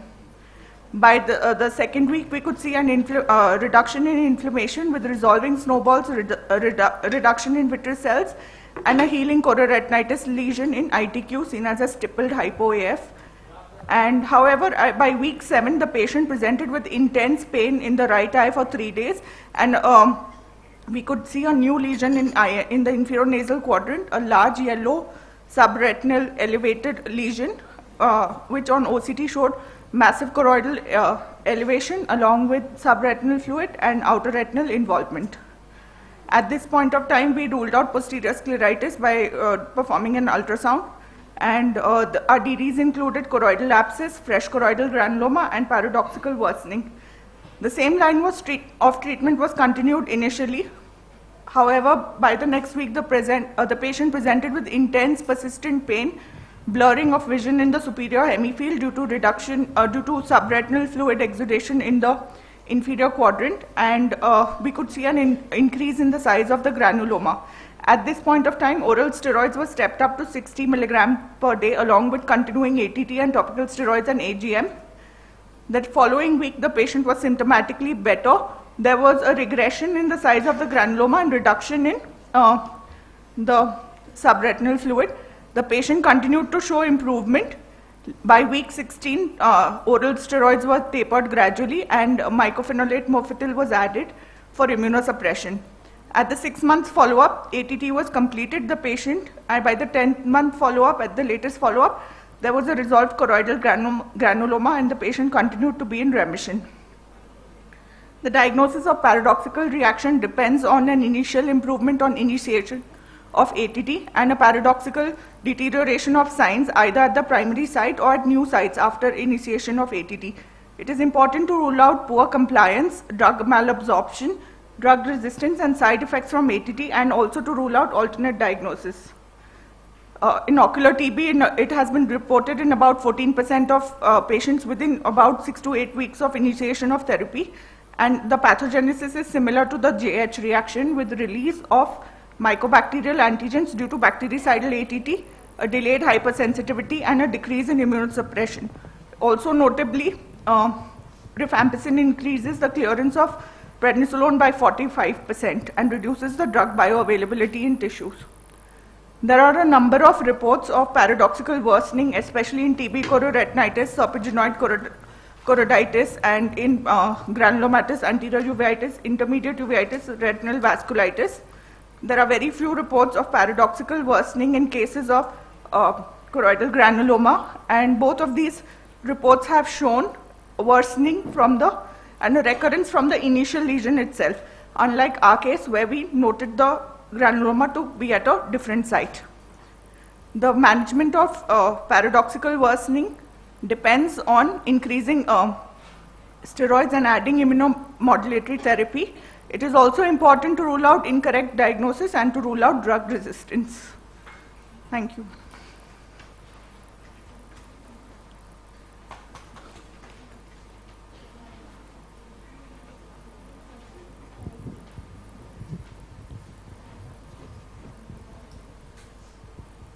I didn't see the first. Was biopsy done in this patient? Lymph node. Lymph node biopsy, chest? No, sir. No, sir. Any questions? Actually, I co-managed this case with. So I just want to add that if we have an option of doing a biopsy and doing a culture, we can pick up an MDR in the beginning. Otherwise, we always confuse it. It's an MDR or it's a paradoxical reaction. But this patient has developed very freshly a new granuloma also. So sometimes it takes 2-3 years for the granulomas to disappear. But 9 months of treatment, only thing you do rule out in such patient is HIV. Otherwise, it takes 2 years of immunosuppression for the granulomas to go. Thank you, sir. Is Mohit here back? Samya Singh, Jigyasa Singh.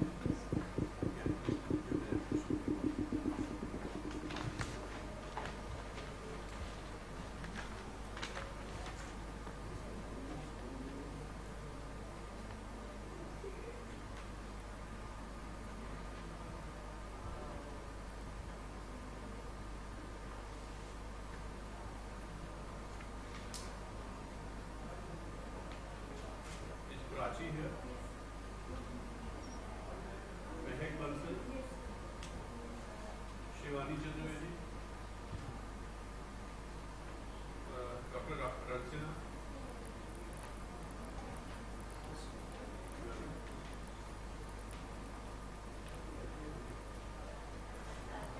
So after Prachi we'll have Mehak Bansal.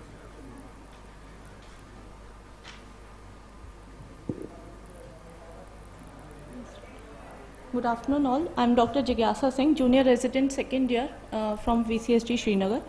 The topic of my paper presentation is OCT findings in high myopic patient. High myopia is defined as the refractive error of more than -6 diopters or axial length exceeding 26 mm. But the pathological myopia is characterized by myopic maculopathic degeneration.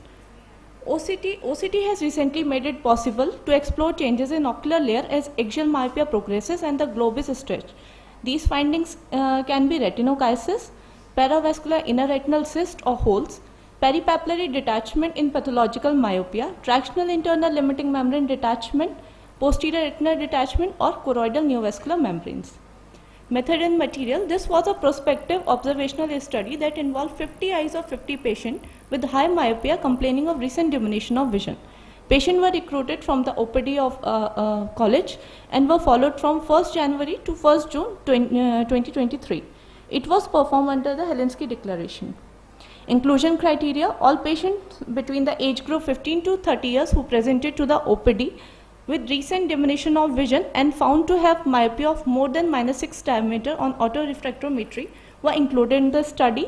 Excluded patients were which are outside the age group of 15 to 30 years or having any ocular systemic disease like diabetes which can affect the retina, or with other retinal disorders, patient having history of trauma, other recent intraocular surgery, or mentally or physically unfit patients. All patients were subjected to a detailed history taking, refraction using Topcon autorefractometer and best corrected visual acuity measurement.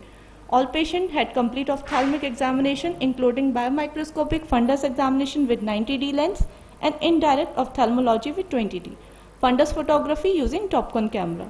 OCT examination was done through a dilated pupil using commercially available Topcon 3D OCT Mastro 2 in our OPD.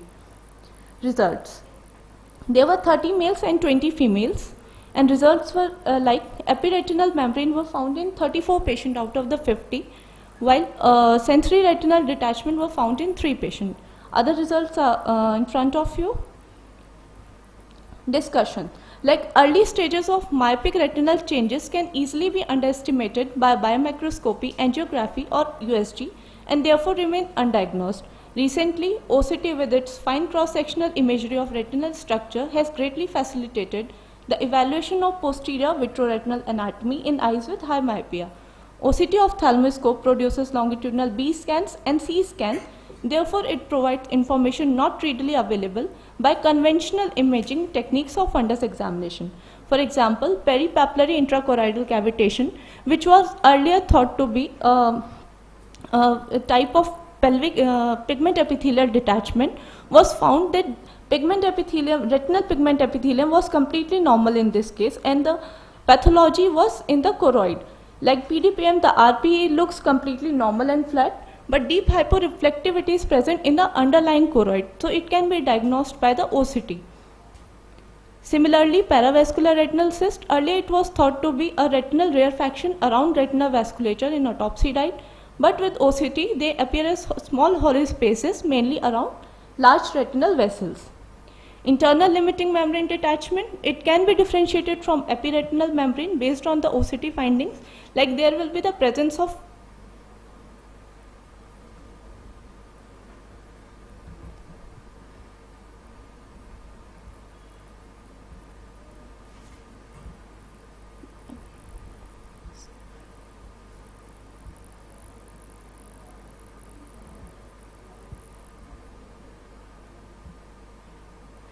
there will be the presence of columns that bridge the membrane to the retinal surface. Similarly, myopic fovea-chiasis, there will be the separation of intraretinal layers which can be diagnosed very early due to the OCT. Choroidal neovascular membrane, posterior retinal detachment, macular hole, these pathologies can be diagnosed very early due to the present advancement in the technology. Other changes like pathological myopia is accompanied by thinning and stretching of the globe.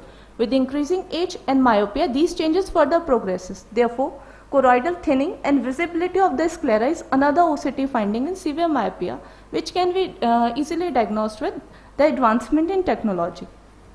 Conclusion. Individuals with high myopia are subject to various retinal pathologies, including posterior pole and peripapillary lesions. Because of extreme retinal thinning and chorioretinal changes in these persons, simple fundus examination may miss some retinal pathologies. OCT is an accurate tool which can localize such anatomical changes. It seems to be the paraclinical test of choice for highly myopic eyes. These are my references. Thank you.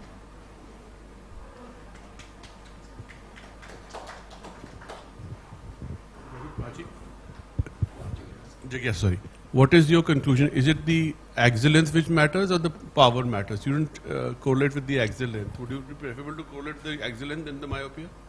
So axial length matters in the pathological myopia, because as the globe stretches more, the scleral thinning and the findings related to posterior staphyloma and the stretching of the inner retinal layers, they increases. So the visual acuity, deterioration of visual acuity, which is we can get after treatment, is greatly deteriorated if there is more stretching of the globe. So your study could be better designed if you had excellent cutoff than the myopia, because sometimes you have a corneal astigmatism causing. Good study, you picked up good findings, but an excellent. But the criteria is between 15 and 30. Do you think that up till 30 people get so much mobility in myopia? Or normally these problems come after 45, 50 years of age. Comes after 40 years, but there are more cases of myopia in this range in younger age. So why did you exclude the older people? What was the reason to exclude The older people. There can be more correlated pathologies, like people get more systemic diseases after 30. And then? So, Do you expect OCT changes? no ma'am, that is, I excluded the persons with other ocular systemic disease, like diabetes could affect the fundus, hypertension could affect the fundus, so I took the age criteria to within 30 years. Just for your learning, if you correlate with the excellent and with the duration of myopia, age, you'll have more findings. It's a good study, but it can be better managed. Thank you so much. Thanks. Thank you.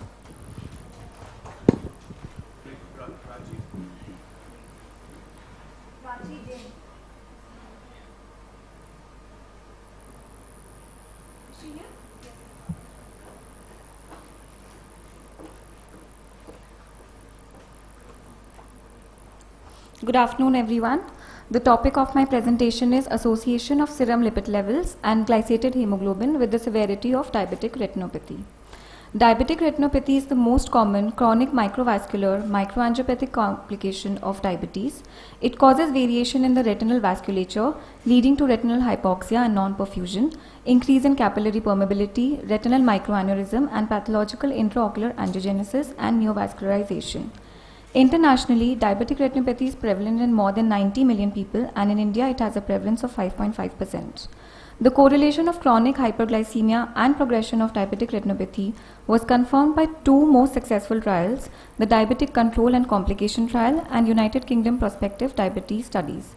In earlier studies, it was proposed that high levels of lipid cause an endothelial dysfunction because of the decreased nitric oxide, and this is also known for the formation of retinal exudates in diabetic retinopathy. It was also concluded that peroxidation of lipid emits proteins inside the vascular walls responsible for the production of reactive carbonyl species that are responsible for mediating macrophages, cellular proliferation, and cellular activation. The aim of the study was to find association of lipid levels and HbA1c with the severity of diabetic retinopathy. The objectives were to evaluate the relationship between triglycerides, total cholesterol, HDL, LDL with different stages of diabetic retinopathy, and to find the correlation between HbA1c with different stages of diabetic retinopathy. It was a cross-sectional observational study carried out in the Department of Ophthalmology, TMMC and RC Moradabad, UP. A total of 210 diabetic patients above the age of 18 years were taken between a period of January 222 to February 223. Inclusion criteria were all diagnosed cases of diabetes of either gender above the age of 18 years. Criteria for diagnosing diabetes were symptoms of diabetes along with RBS more than 200 microgram per deciliter, fasting plasma glucose more than 126 microgram per deciliter, 200 plasma glucose more than 200 microgram per deciliter during a 75 gram oral glucose tolerance test, and HbA1c more than 6.5%. Exclusion criteria included patients with any ocular or systemic comorbidities which would hinder fundus examination, any prior history of ocular trauma, history of retinal surgery, pregnant women, patients with presence of any choroidal or retinal disease, patients not signing for informed consent, and history of any treatment of DME or PDR within 6 months. After fulfilling inclusion and exclusion criteria, the patients were divided into Group A and Group B. Group A included all diabetic patients with no apparent signs of diabetic retinopathy, that is grade 1, and Group B included all patients with diabetes with any signs of diabetic retinopathy, grade 1, 2 to 5. Informed consent was taken and a detailed and ocular systemic history was taken. The following parameters were recorded: best corrected visual acuity, anterior segment, fundus examination by 90D lens, IOP measurement, dilated fundus examination, fundus picture, and lab investigations including that included lipid profile and HbA1c. It was observed that out of 210 patients in Group A, there were 105 patients, out of which 43.8% were males and 56.2% were females. Similarly, in Group B, there were 105 patients, which included 55.2% males and 44.8% females. This table shows that all these parameters were compared between both the groups with or without diabetic retinopathy, and there was a significant difference. The result was found significant in all parameters. Table 3 shows that there was an association of lipid profile with different stages of diabetic retinopathy, and it was seen that total cholesterol and triglycerides both showed high significant association with diabetic retinopathy, and there was with increasing advancement of the disease. HDL showed less probability of progressing to the advancement of the disease. LDL showed some significance. However, there was no correlation with VLDL. Table 4, this shows that there was an total cholesterol and triglycerides showed high likelihood of developing severe DME with increasing advancing macular edema. In our study, it was observed that serum lipid levels were increased in grade 5 patients, which indicate a higher risk of developing the retinopathy with the severity of the disease. Similar to our study, Seton et al. Reported that increased serum total cholesterol and systemic hypertension were at increased risk of developing retinal hard exudates and had a correlation between both. So in conclusion, our study demonstrated an association of lipid profile and HbA1c with the severity of diabetic retinopathy in all patients of diabetes above the age of 18 years, and also caused faster progression of diabetic retinopathy along with DME.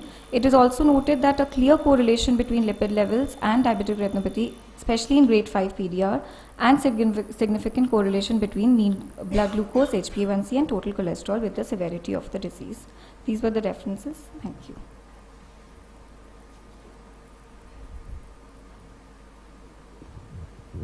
As per your study, what are the two most important criteria you think is for diabetes? It is established beyond your So study. total cholesterol and triglycerides have a higher, if they are high, the patients have a high likelihood of developing the diabetic retinopathy and advancing to the disease. But your study basically shows that it is the duration, not the other things. Na? If you go back to your slides, you show the duration one. You have a slide of duration. Can you open your slides?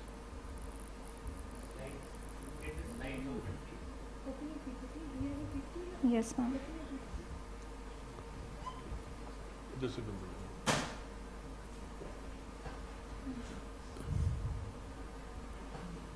the one with duration, right?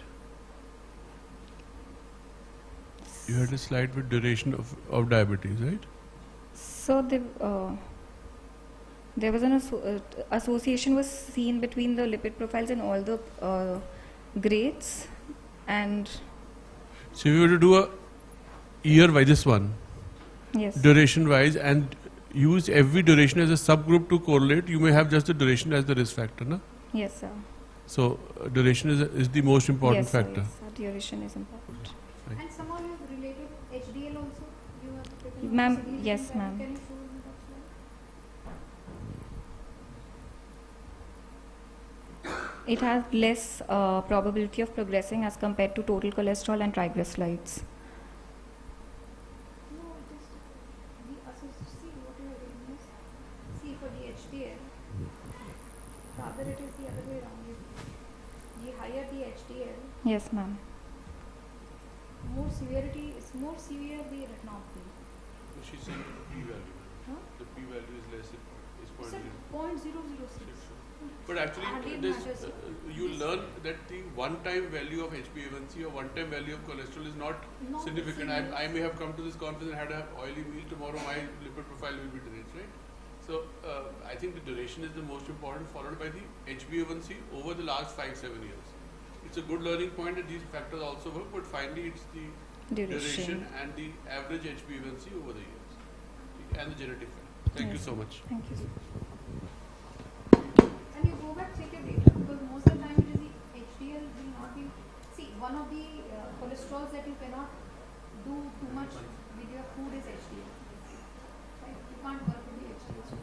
So HDL की correlation, if you work it out very well, will give you a very good results. Because food does not.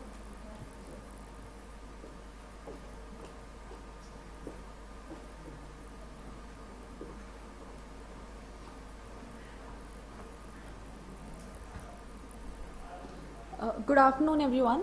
The topic of my paper presentation is a comparative study to analyze the changes in central macular thickness in diabetes with different stages of diabetic retinopathy. Diabetes is one of the most common illnesses of the 21st century, and macular edema is one of the most significant indicators of diabetic retinopathy, a leading cause of irreversible blindness. As we all know, there are two stages of diabetic retinopathy, non-proliferative and proliferative. The key features of non-proliferative diabetic retinopathy, the initial stage, includes retinal findings such as microaneurysms, hemorrhages, hard exudates, cotton wool patches, which can be detected using fundus photography even in asymptomatic patients. Proliferative diabetic retinopathy is a more advanced form, is characterized by neovascularization of optic disc or elsewhere. Macular edema is one of the most prominent symptoms of diabetic maculopathy. At first, the fluid is situated between the inner and the outer nuclear layers. With central fluid buildup, the fovea develops a cystoid look called the cystoid macular edema, which can be easily seen on an OCT. The aim of my study was to analyze the changes in central macular thickness in diabetes with different stages of diabetic retinopathy. The objectives were to evaluate these changes in central macular thickness in different stages, to evaluate the effect of visual acuity, age, gender, duration of diabetes in different stages, to compare the diabetes mellitus study group with non-diabetic controls. Materials and method. This was a cross-sectional observational research study which was carried out in our Department of Ophthalmology at TMMC and RC Moradabad. It was a time-bound study which started in Jan 2022 till Feb 2023, and all the diabetic patients who fulfilled our inclusion and exclusion criteria were enrolled. The inclusion criteria involved a study group and a control group. Study group included all the diagnosed cases of diabetes mellitus, either self-reported using diabetic medication or physician-diagnosed diabetes of either gender more than 18 years of age. The control group included an equal number of non-diabetic volunteers.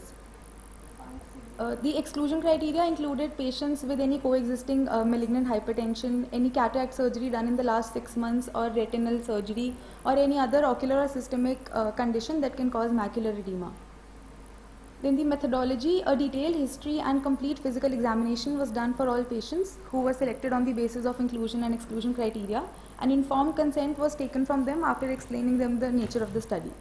The ocular examination included best corrected visual acuity, slit lamp examination, IOP measurement, dilated fundus examination was done using a 90D lens on slit lamp and 20D lens to see the peripheral retina on indirect ophthalmoscopy. Then the OCT was done using the Zeiss OCT machine to evaluate for the central macular thickness. Then the study group was further divided into 5 subgroups according to the International Clinical Diabetic Retinopathy Disease Severity Scale. As we know, it's been divided into 5 levels: no apparent retinopathy, mild NPDR, moderate NPDR, severe NPDR, and proliferative diabetic retinopathy. Then this is the International Clinical Diabetic Macular Edema Disease Severity Scale. Then the observations and results. So these tables depict the distribution of study population according to the gender and age. This table depicts the distribution of study population according to the best corrected visual acuity. This is the distribution of study population according to the diagnosis. So it was observed that there was very mild NPDR among 16.5% cases, mild NPDR among 40% cases, moderate NPDR among 30.4% cases, and severe NPDR among 13% cases. Then this is the distribution of study population according to the severity of retinopathy.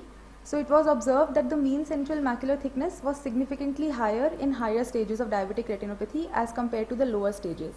So the mild NPDR was 339.83 microns, a moderate NPDR 450.49 microns, and severe NPDR 829.87 microns. Then this is the distribution of study population according to the central macular thickness. So it was seen that the central macular thickness was significantly more among cases, around 423.60 microns, to controls, around 246.17 microns.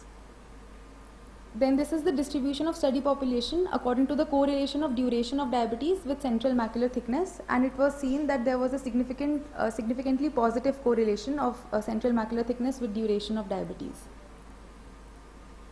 Then the discussion. So in our study, we observed that the results of the study showed similarities as well as some contradictory results as compared to some similar studies which have been done before. For example, similar to our current study, Ebrar et al. Reported that the mean central macular thickness in the diabetes group was more as compared to the controls. Then the conclusion. So according to the results of our research, the central macular thickness showed an increase in the thickness with both the rising severity of diabetic retinopathy and the increasing duration of diabetes. Also, macular thickness increased even when there was no clinically significant macular edema. So therefore, it can be used as an important indicator for monitoring and supervision of diabetic retinopathy patients. Thank you.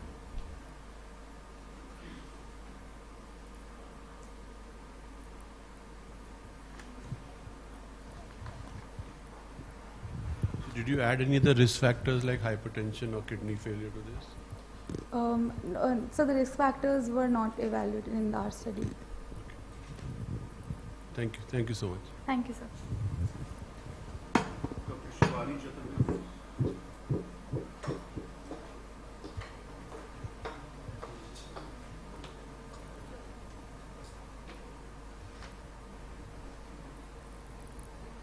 Good afternoon, everyone. I'm going to present my research on the topic ellipsoid zone is a structural biomarker for visual outcome for medical and surgical diseases of retina, a comparative analysis. Diabetic macular edema and full thickness macular hole are amongst the most significant medical and surgical diseases of retina where ellipsoid zone disruption occurs. We selected diabetic macular edema for pharmacological and full thickness macular hole for surgical intervention. SDOCT is the most widely used and accurate diagnostic instrument for defining the in vivo histology of retina.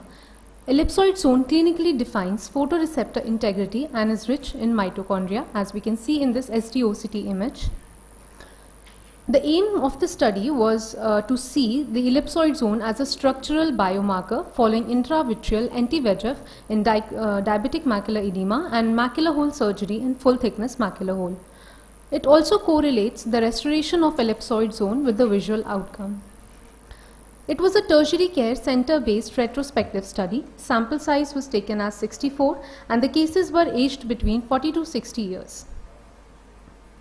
32 consecutive cases having type 2 diabetes mellitus with diabetic macular edema were retrospectively studied after intravitreal bevacizumab therapy, as we can see in this image, where the technique of intravitreal injection is shown. 32 consecutive cases of successful macular hole surgery for full thickness macular hole who had undergone pars plana vitrectomy with brilliant blue assisted ILM peeling with gas installation and strict face down position for 7 days.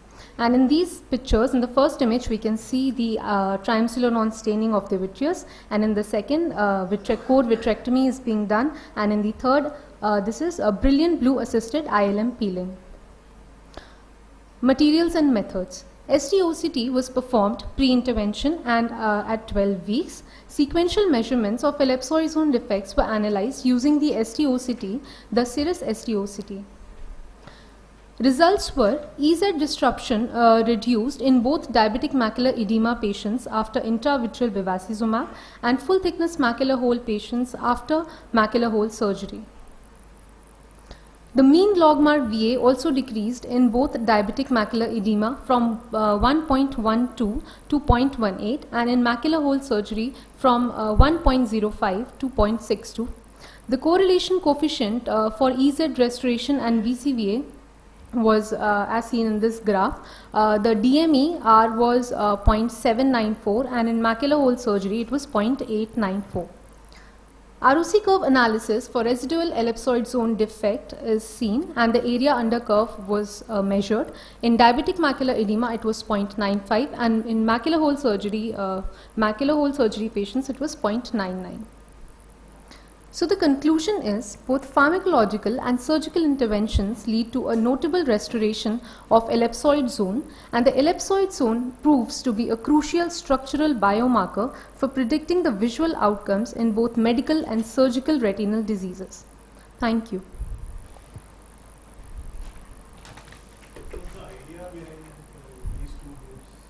So first of all, the most important thing is that these are the most common retinal pathologies which we come across. And secondly, in this study we are taking ellipsoid zone as a structural biomarker. So that is a very important point because not many studies are done on structural biomarkers. So that's why we have taken this disease, and we are correlating the pharmacological and surgical interventions together. See, normally the sorry. You said you did a study after 12 weeks of Yes, sir. therapy. So in diabetic macular edema, how many injections were given? Was it a complete resolution in that? So we have taken this is a retrospective study. The injections were given already at the time of in the 0 after 1 week, and then after 1 month, and then we also took the SDOCT. 0, 1? Ma'am, the injections were given after 1 month, 3 doses, but we took the SDOCT images at 0 and then after 1 month also, and then after 3 months also. But my endpoint was 3 months. So I just want to know, ellipsoid zone regeneration, you think is a regular one, or it's been reported before? You're reporting it first? Because ellipsoid zone generally doesn't regenerate. So you have studies which says which regenerates? Yes, so we have studies conducted on diabetes also in our college only. There are other publications also which say that the ellipsoid zone comes back? Yes, sir, there are many studies done. So I have not given the reference. And you're saying what 40% improvement you had in your patients? Yes, of sir. ellipsoid zone coming back fully? Not, sir, we have taken, if it is, sir, there was a measurement done. If it is, we also did the grading also. Like in grade 0, there is no regeneration. In grade 1, there was some regeneration and restoration. In grade 2, there was complete restoration. There are two different terms, restoration and regeneration. They are totally different terms, right? Ma'am, restoration we are talking about. Why? Because when you Restoration, ma'am. regeneration, we expect there was one cell, now there are 10. No, ma'am, it's not regeneration, it's restoration. Because one of the things that we say that long-standing diabetic macular edema, the patients do not improve is because the ellipsoid zone is actually gone. So it does Ma'am, not it's come back. restoration. So the interest, I have not looked at. I'll also look it up because I don't want to comment. For me, one of the biomarkers of poor prognosis in any vascular blocks is a poor ellipsoid zone. Yes. Only in the foveal area. If you're looking at extrafoveal, it's different. So we have done subfoveally only. Yes, subfoveal. We are measuring So it's an subfoveal. interesting observation. I am not up to date, but I'm saying it's an interesting observation. I am trying to gain knowledge from you. I'm not saying you're wrong, but it's a good observation and I'm learning from you. It's a good, I'll look it up. I'm not saying you're wrong, but thank you so much for your highlights. Your turn? Oh, sir.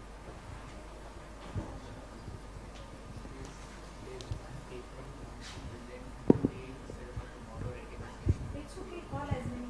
Yes, it does not matter. No, I'm not getting हमारी HbA1c change है. Good afternoon, everyone. Excuse me, can you just tell me how do you pronounce your name? I was trying and I did not do a good job. Okay, my pronunciation is Rankinsai Marnar. Rankinsai. Yes, ma'am. Thank you. Thank you, ma'am. Thank you. Good afternoon, everyone, my friends and my judges. I'm Dr. Rankinsai Marnar, and I'm presenting this paper with the title of Comparing Macular Thickness and Visual Acuity Responses to Antivascular Endothelial Growth Factor Therapy in Retinal Vein Occlusion (RVO) versus Diabetic Macular Edema (DME), which is a retrospective analysis. There are no financial interests, no conflicts of interest or relationships between any of the authors and any external partners or companies. Though few studies have been conducted in Western population, but there is paucity of studies in Indian literature. Antivascular endothelial growth factor, anti-VEGF injections have revolutionized the treatment of many ocular conditions, including diabetic macular edema and macular edema in retinal vein occlusion, all major causes of central visual impairment. The prevalence in India was 12.5% for diabetic retinopathy and 4% for vision-threatening diabetic retinopathy. Retinal vein occlusion is the second most common retinal vascular disease after diabetic retinopathy, resulting in visual impairment. Although DME, diabetic macular edema, and retinal vein occlusion have independent and complex etiopathogenesis, An increase in vascular endothelial growth factor is observed across all two conditions. Consequently, anti-VEGF agents are the first line of treatment. There is paucity of data that compares the clinical outcomes in the two groups in real-world clinic-based setting. The visual acuity and the central macular thickness before and after anti-VEGF injections were quantified and compared. The aim of the study was to compare the macular thickness and visual acuity responses to anti-vascular endothelial growth factor in retinal vein occlusion and diabetic macular edema. The primary objective is to assess the changes in visual acuity and to compare the changes in macular thickness following antivascular endothelial growth factor therapy. The secondary objective is to explore the potential differences in treatment responses to anti-VEGF therapy, such as age, gender, and baseline diseases in patients with retinal vein occlusion and diabetic macular edema. It is a hospital-based retrospective cohort study conducted in the Department of Ophthalmology of a tertiary care hospital for a period of 6 months. Patients diagnosed with diabetic macular edema and retinal vein occlusion with central macular thickness of more than 300 micrometers were admitted for anti-VEGF therapy were included in the study, and with a follow-up of 3 months post anti-VEGF, irrespective of laser eye therapy, before and after anti-VEGF. We exclude patients with systemic anti-VEGF therapy, intraocular steroid, or vitreoretinal surgery in the 6 months before the first injection. Patients with severe mediopacity obscuring the detailed fundus examination, and any ocular diseases including uveitis. The methodology: we record the best corrected visual acuity and convert to ETDRS scores. We measure the central macular thickness. We define the changes in BCVA and CMT. We calculate the total number of injections. We classify the patients for hypertension and hyperlipidemia based on the drug intake. We assess the primary outcome, that is the best corrected visual acuity change at 3 months. We evaluate the secondary outcomes, that is the central macular thickness change, final best corrected visual acuity, and the final central macular thickness. And then we compare the outcomes for diabetic macular edema and retinal vein occlusion. Based on the results, we see that 46% males are more in diabetic macular edema, and hypertensive patient and hyperlipidemic patients are more in diabetic macular edema compared to retinal vein occlusions. The age is equivalent in both the cohorts. The baseline central macular thickness is more in the retinal vein occlusion, and the baseline best corrected visual acuity was lesser in retinal vein occlusion as compared to diabetic macular edema. And after giving anti-VEGF, we see the outcome measures between DME and RVO patients. The final CMT we see, it is 315 micrometers, the median value, and the change is 100 micrometers in retinal vein occlusion, and there's a change of 25 ETDRS score letters in retinal vein occlusion as compared to BCVA, which is 10. On Mann-Whitney test, we observed that the change in CMT and best corrected visual acuity change is significant, with a p-value of 0.012 and 0.06. Based on univariate logistic regression, we found out that baseline BCVA, gender, lens status, hypertension, and hyperlipidemia do not significantly predict a more than 15 ETDRS letters, but diagnosis of retinal vein occlusion can contribute to the likelihood of achieving this favorable visual acuity outcome. And based on CMT, we also saw that the diagnosis of retinal vein occlusion might have an influence on achieving this anatomical response. This study shows that DMO and RVO patients treated with anti-VEGF therapy have significantly different treatment outcomes. Where participants with DMO, diabetic macular edema, experience smaller gains in vision compared with retinal vein occlusion patients. Low baseline best corrected visual acuity showed improvement in vision, while high central macular thickness shows greater reduction in thickness. After adjusting for baseline best corrected visual acuity and central macular thickness, diagnosis of RVO has a better visual outcome when compared to those with a diagnosis of diabetic macular edema. The two diseases showed similar vision improvement in RCT trials for testing the effectiveness of anti-VEGF therapy, which is similar to the trials done by Wells, Jett et al. and by Jacob G. Light et al. The existing research has certain limitations. To begin with, the sample size in this clinical study, which was studied, was relatively modest, potentially influencing the validity of comparisons. It was also conducted over a short duration.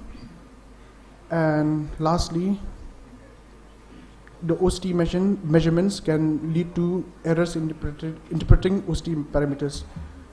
We conclude by the study that this study, which compares the visual outcomes in retinal vein occlusion and diabetic macular edema patients receiving anti-VEGF treatment. In RVO patients, the improvement is more, while in diabetic macular edema patients, which started with better vision, has a lesser improvement, most probably due to ceiling effect. Anti-VEGF may prevent vision loss in diabetic macular edema, but in retinal vein occlusion, patients can reach a comparable vision. A larger balanced study is suggested for better comparison. These were my references. Thank you. Thank you. Did you divide the BRVO and CRVO? It is only CRVOs. No, we combined together. It would be better if you could separate, you will have a better. Because vascular blocks is a one-time phenomenon except for CRVO. So the damage would be less in a vascular block than a diabetes or ongoing process. Okay. Thank you so much. Thank you. I have no question. Just it was a very nice presentation, but I just a suggestion: you should not write too much on the slides. I mean, the message is not very clear if you're writing too much. So that's a suggestion for the next presentation. Thank you, sir. Thank you. You through?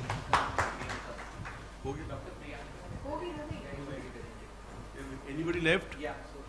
Next session. So every presenter was good? Yeah. So if your first presentation, good effort, but you can always be better. Learn from others. Thank you so much. Thank you all. And we have one presenter from tomorrow's presentation who cannot present tomorrow, Dr. Tapan. So I would request her to please, with the permission of the judges, and please go ahead with your presentation. It's the free paper 75, comparison between two intravitreal injection techniques with respect to fluid, reflux, intraocular pressure and therapeutic effect. Thank you for your patience, and thank you to the judges of the next session also for your patience for waiting. Thanks. Good afternoon, everyone. My today's topic of presentation is comparison between two intravitreal injection techniques with respect to fluid reflex, intraocular pressure and their therapeutic effect. As we know, the use of intravitreal injection has enormously increased in recent past as mode of delivery of steroids, anti-VEGF, chemotherapeutic agents, etc. But concern related to it may be bleb formation due to fluid reflex, which may result in IOP changes, loss of injected drugs, and formation of free communicating port. Incidence of fluid reflex can be reduced by doing a simple modification in needle angle. Tunneled intravitreal injection technique causes less vitreous reflex and more rise in IOP than straight injection technique. My aim of this study was to compare two intravitreal injection technique in terms of fluid reflex, short-term IOP changes and their therapeutic effect. Materials and method was, this was a prospective, double-blinded, randomized intervention study. Approval was taken from Institutional Ethical Committee and the study was registered in Clinical Trials Registry of India. Time duration of study was 1 year from September 2018 to August 2019. 60 patients with macular edema were randomly allocated to two groups. Group 1, 90 patients of direct intravitreal anti-VEGF technique, and group 2, again 30 patients of oblique intravitreal anti-VEGF technique. All patients were given 0.1 ml of intravitreal injection, that is bevacizumab 1.25 mg per 0.05 ml plus dexamethasone 0.2 mg per 0.05 ml. Inclusion criteria was patients above the age of 18 years who have unilateral or bilateral macular edema secondary to various pathologies, that is diabetes mellitus, post-cataract surgery, ARMD, uveitis and retinal vein occlusions. And exclusion criteria was not willing to give consent, history of glaucoma and intraocular hypertension, previous history of vitreoretinal surgery, history of any intravitreal injection given within 3 months, and known allergy to bevacizumab and dexamethasone. This is the demonstration of intravitreal injection technique. In direct injection, injection was given at 90 degree, around 3.5 and 4 mm from limbus in aphakic, pseudophakic and phakic patient respectively. In oblique, 15 to 30 degree angle was maintained. Outcome measure of the study was IOP, that was measured pre-op and immediately after giving the injection and at 30-minute duration with rebound tonometer, and occurrence amount of fluid reflex was noted. Best corrected visual acuity and OCT parameters were measured before and 6 weeks after the injection. The result of the study was IOP increased significantly immediately after injection to 24.3 plus minus 3.02 and 31.50 plus minus 3.49 in oblique intravitreal injection technique. Pressure rise differed significantly between both groups. Mean difference was 7.2 with p-value less than 0.0001. 30 minutes after injection, there was no significant difference in IOP increase between the groups. Occurrence and amount of fluid reflex were significantly higher with direct intravitreal injection. No significant difference in best corrected visual acuity and central macular thickness outcome between both groups. So basic discussion, a significant rise in IOP after intravitreal injection in all the participants, but the rise in IOP was more in oblique group compared to the direct group. The oblique injection technique had a higher incidence of fluid reflex compared to the direct technique. There was statistically insignificant correlation between fluid reflex and best corrected visual acuity or CMT, suggesting that reflux fluid must be liquefied vitreous and not the drug. Conclusion from this study was direct intravitreal injection technique has lower rise in IOP and higher incidence of fluid reflex than oblique intravitreal injection technique. Fluid reflex does not cause a therapeutic compromise in terms of best corrected visual acuity or CMT changes, so the reflex fluid must be vitreous, not the drug. Thus, direct injection technique seems to be the preferred technique. Thank you.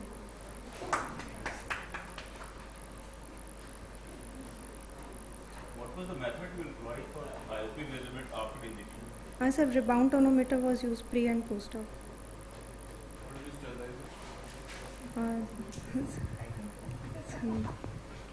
And what was the indication of giving anti-VEGF injection combined injection in post-cataract surgery? Sir, injection anti-VEGF post-cataract also. Sir, as a late complication, late complication of cataract surgery, cystoid macular edema. Thank you, sir. Thank you.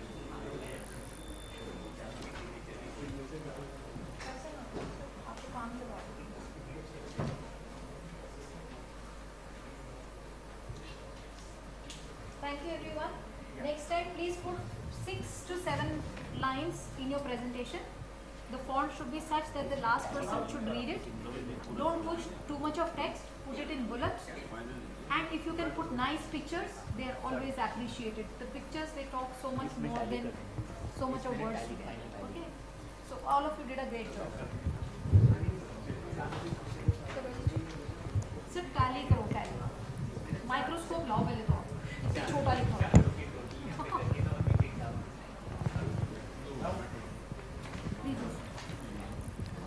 So So now we'll have the next session. Please bear with us for another 5 minutes while the judges just give me the final tally sheets.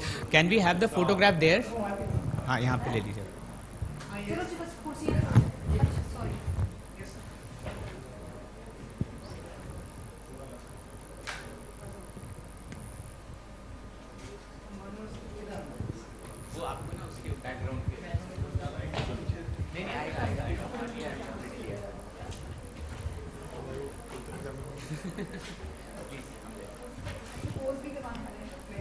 So I would now request the judges of the next free paper session for the cataract, Dr. Nandita Chaturvedi ma'am, Dr. Ajay Agarwal, Dr. Tarannum and Dr. Neeti Gupta please to come on the judging couch.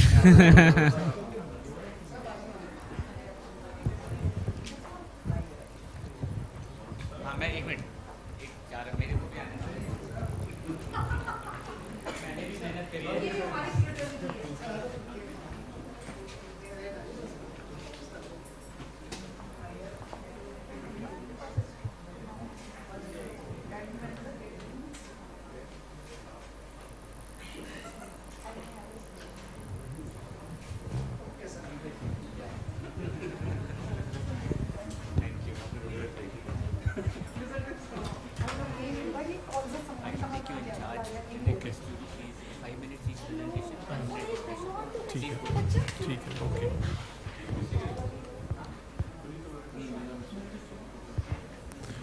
So we'll start the free paper. Ma'am ऐसी बात तो मत करो यार, बुड्ढी हो गए, बाकी लोगों का क्या होगा ma'am. So let's start the free paper session 4. So welcome to the session 4, and each talk is 5 minutes and followed by 1 minute of discussion. Please do not exceed your time limit and be as brief as possible. So now I invite the first speaker, Dr. Ritu Jain. Is she here? Okay, so the second speaker, Dr. Vedita.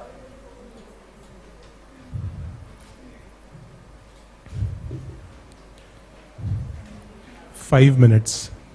So 5 minutes for your talk and 1 minute for discussion. Okay. Good afternoon, everyone. My topic for paper presentation is visual outcome and complication after Nd:YAG laser capsulotomy in patients with posterior capsular opacification. Cataract is the most common reversible cause of blindness in India.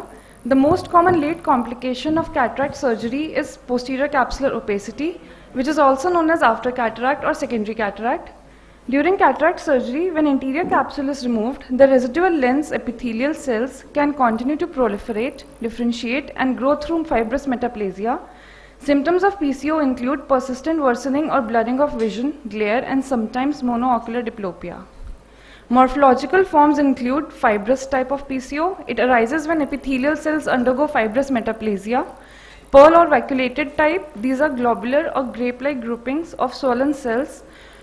These were initially noticed by Elshings and are known as pearl or vacuolated type PCO. It is made up of swollen lens epithelial cells that proliferate in posterior subcapsular cataract.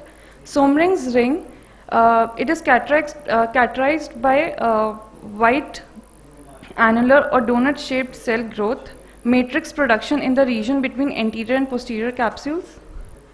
6 factors to reduce PCO can be divided into 2 types. One is surgery-related factor and the other is IOL-related factor. Surgery-related factors include hydrodissection, enhanced cortical cleanup, in-the-back fixation of IOL, and small continuous curvilinear capsular rhexis.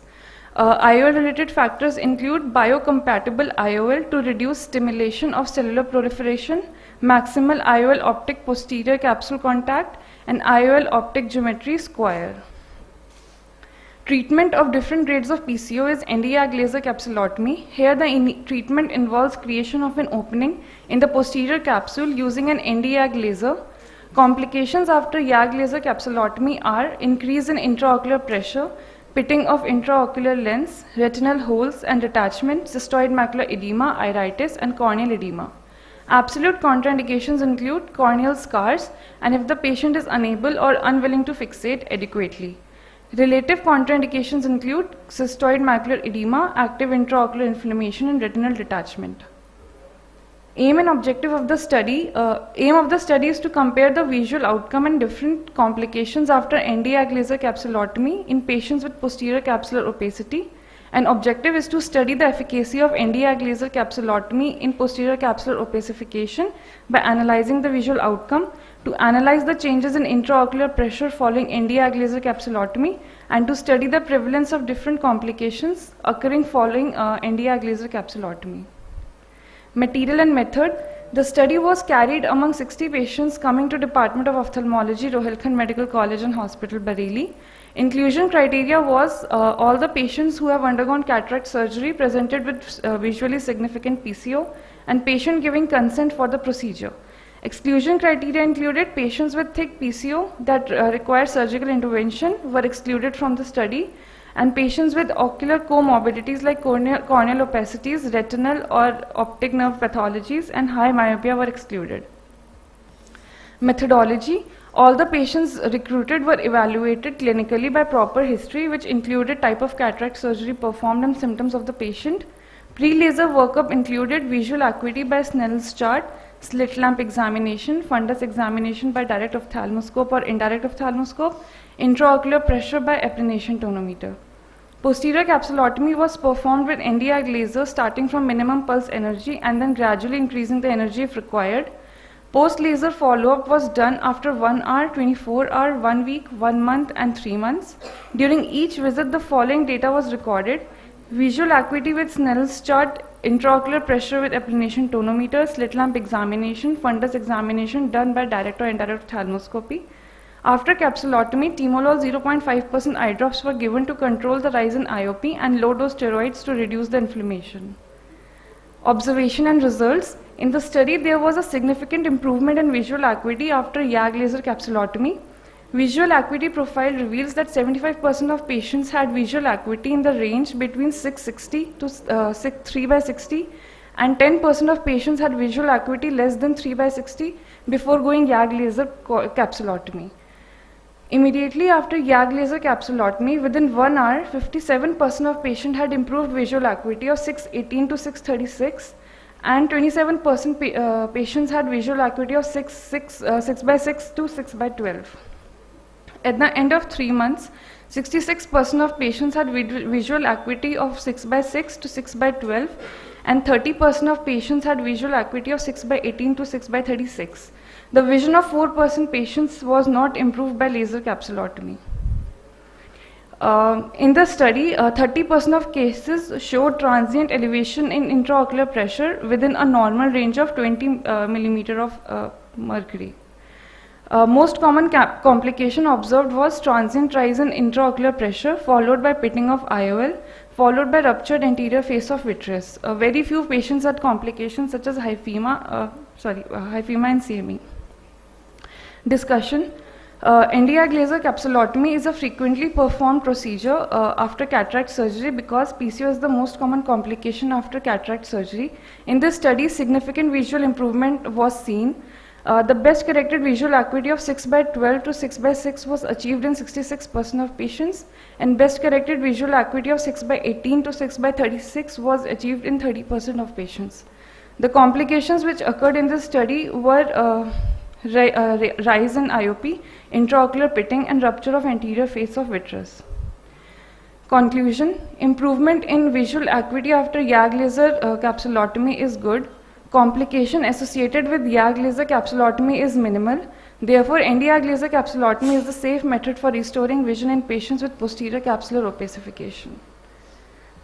Thank you.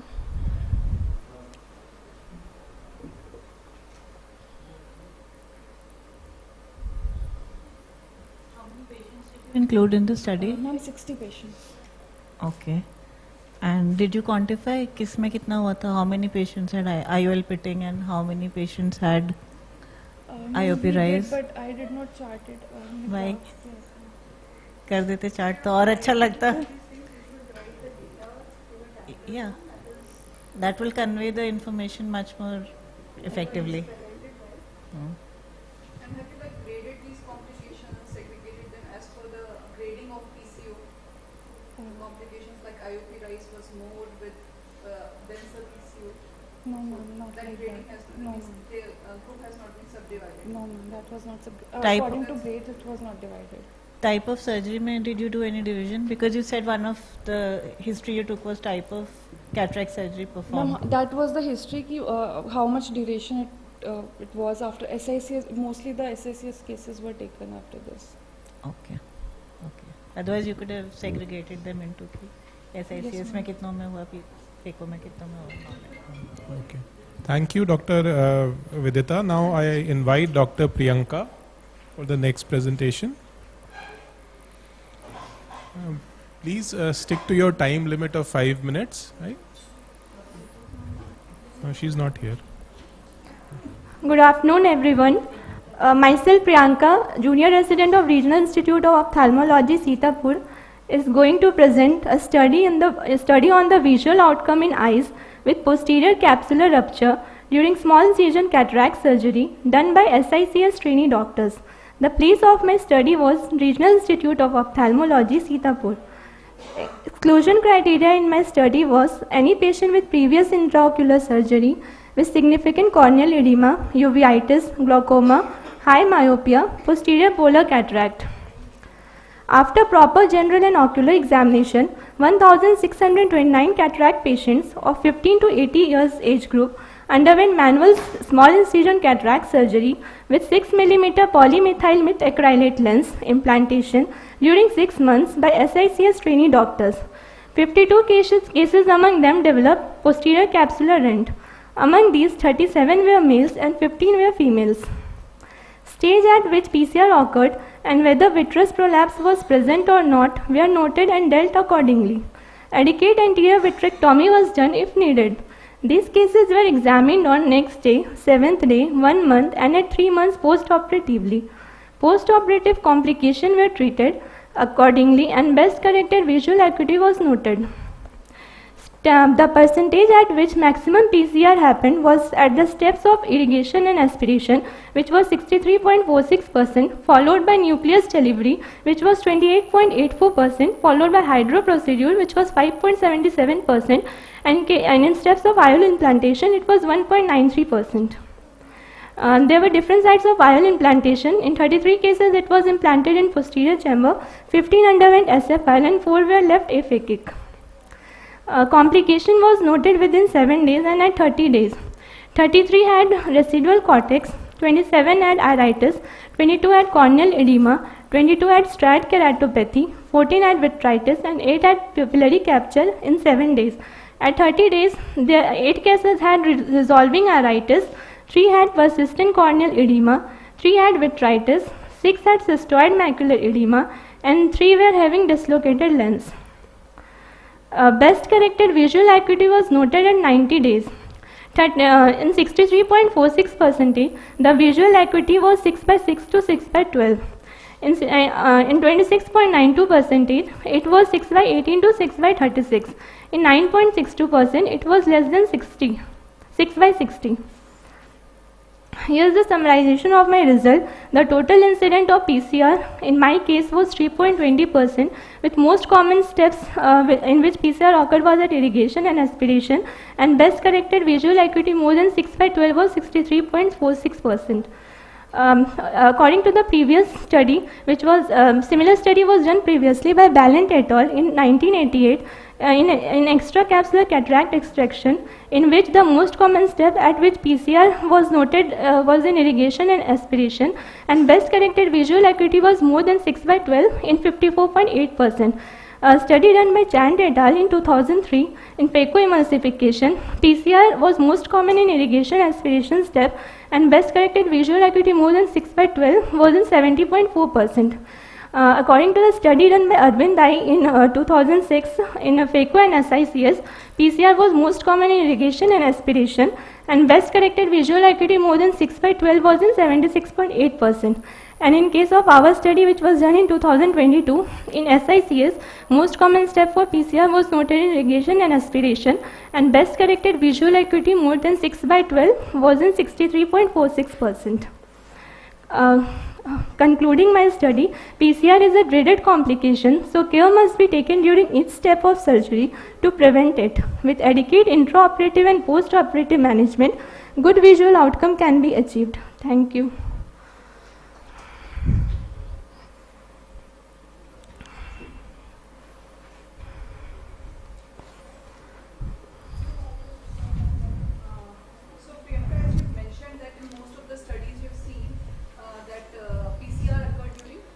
Yes, what is your recommendation to prevent that IA for trainers that this PCR doesn't happen or it happens less frequently?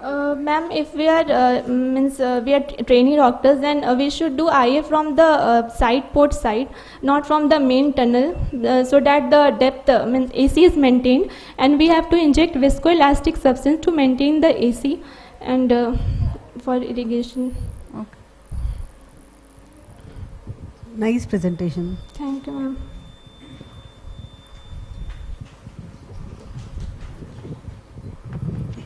Okay. Thank you. So, thank you, Dr. Priyanka. Now we invite Dr. Priya for her presentation.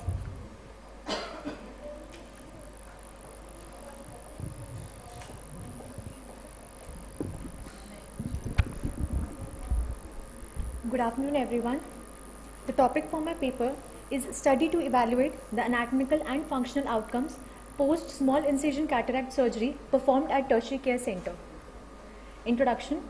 Cataract is a partial or total clouding of the lens or its capsule that causes decrease of visual acuity.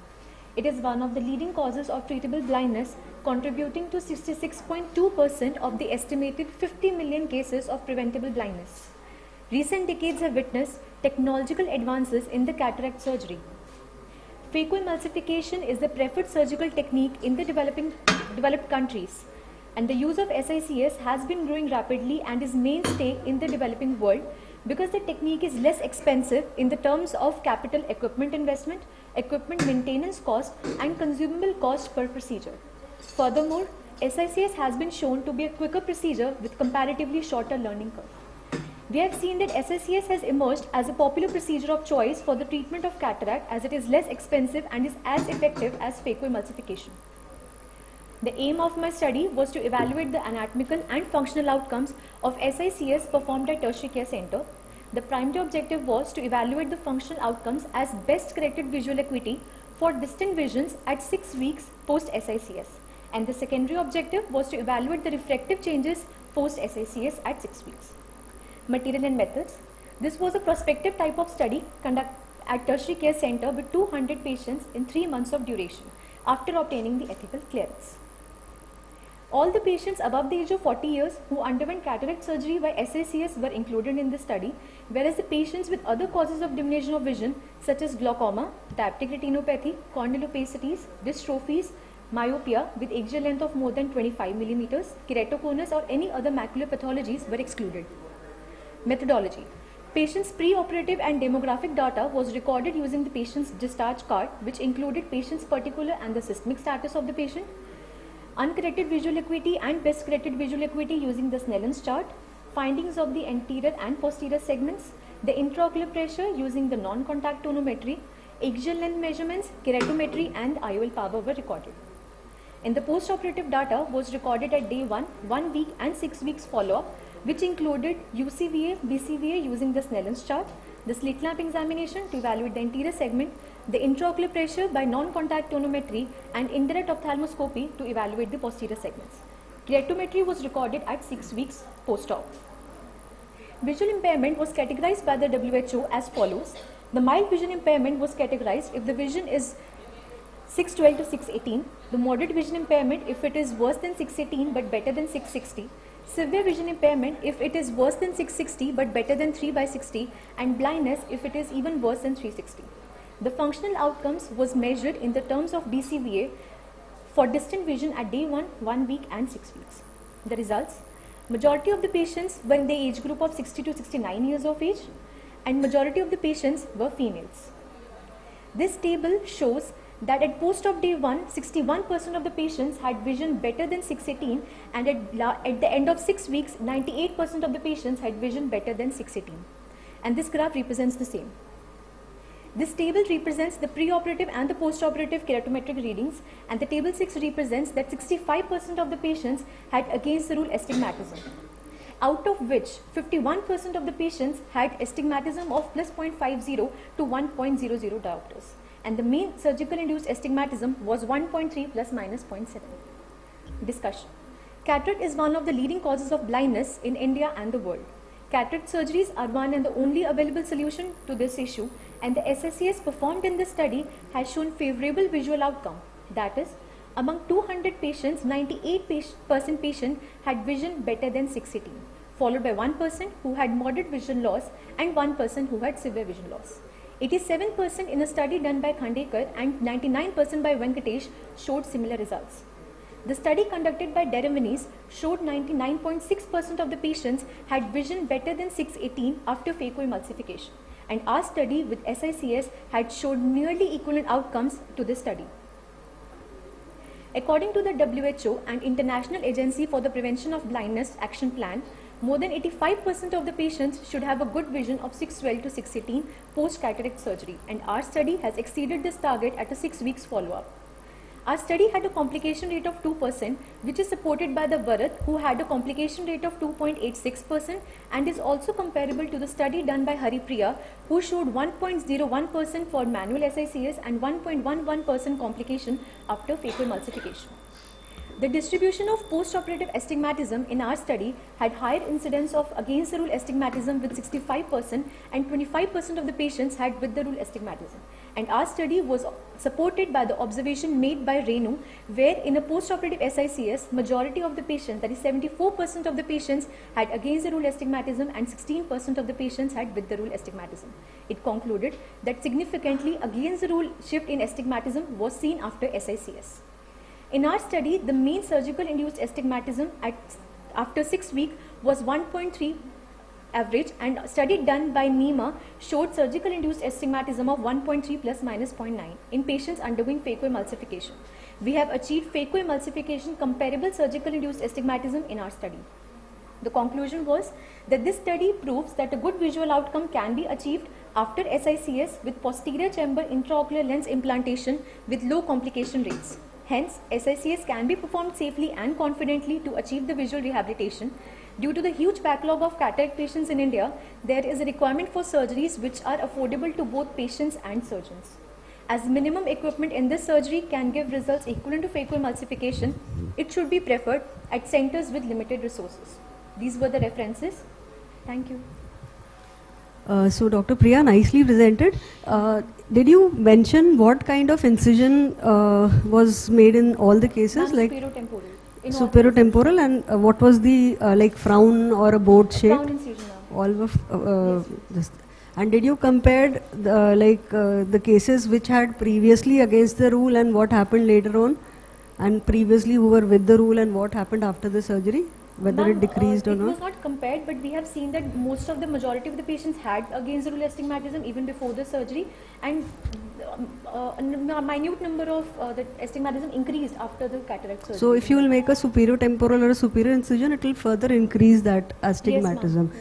Yes, it will be more in superior incision than superior temporal, and least astigmatism in temporal incision. It depends what case you are operating, with the rule or against the rule. Talking about basically SICS, it's very important that to talk about the type of incision, the size of incision, the shape of the incision, because they all are going to affect the kind of astigmatism you get post-operatively. In the pre-operative condition of the patient, refractive condition, that's also very, very important. So unless you do that, this is kind of incomplete message. Okay. Also, there's a message like, if suppose there is a with the rule astigmatism, and if you are making a SICS incision, it will decrease the astigmatism. But if it is against the rule, then it will increase that astigmatism. So putting a suture is no harm in the SICS if you do it. Yes. Thank you. Thank you.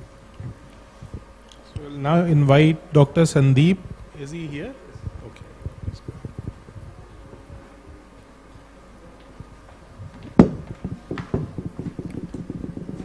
Good evening, everyone.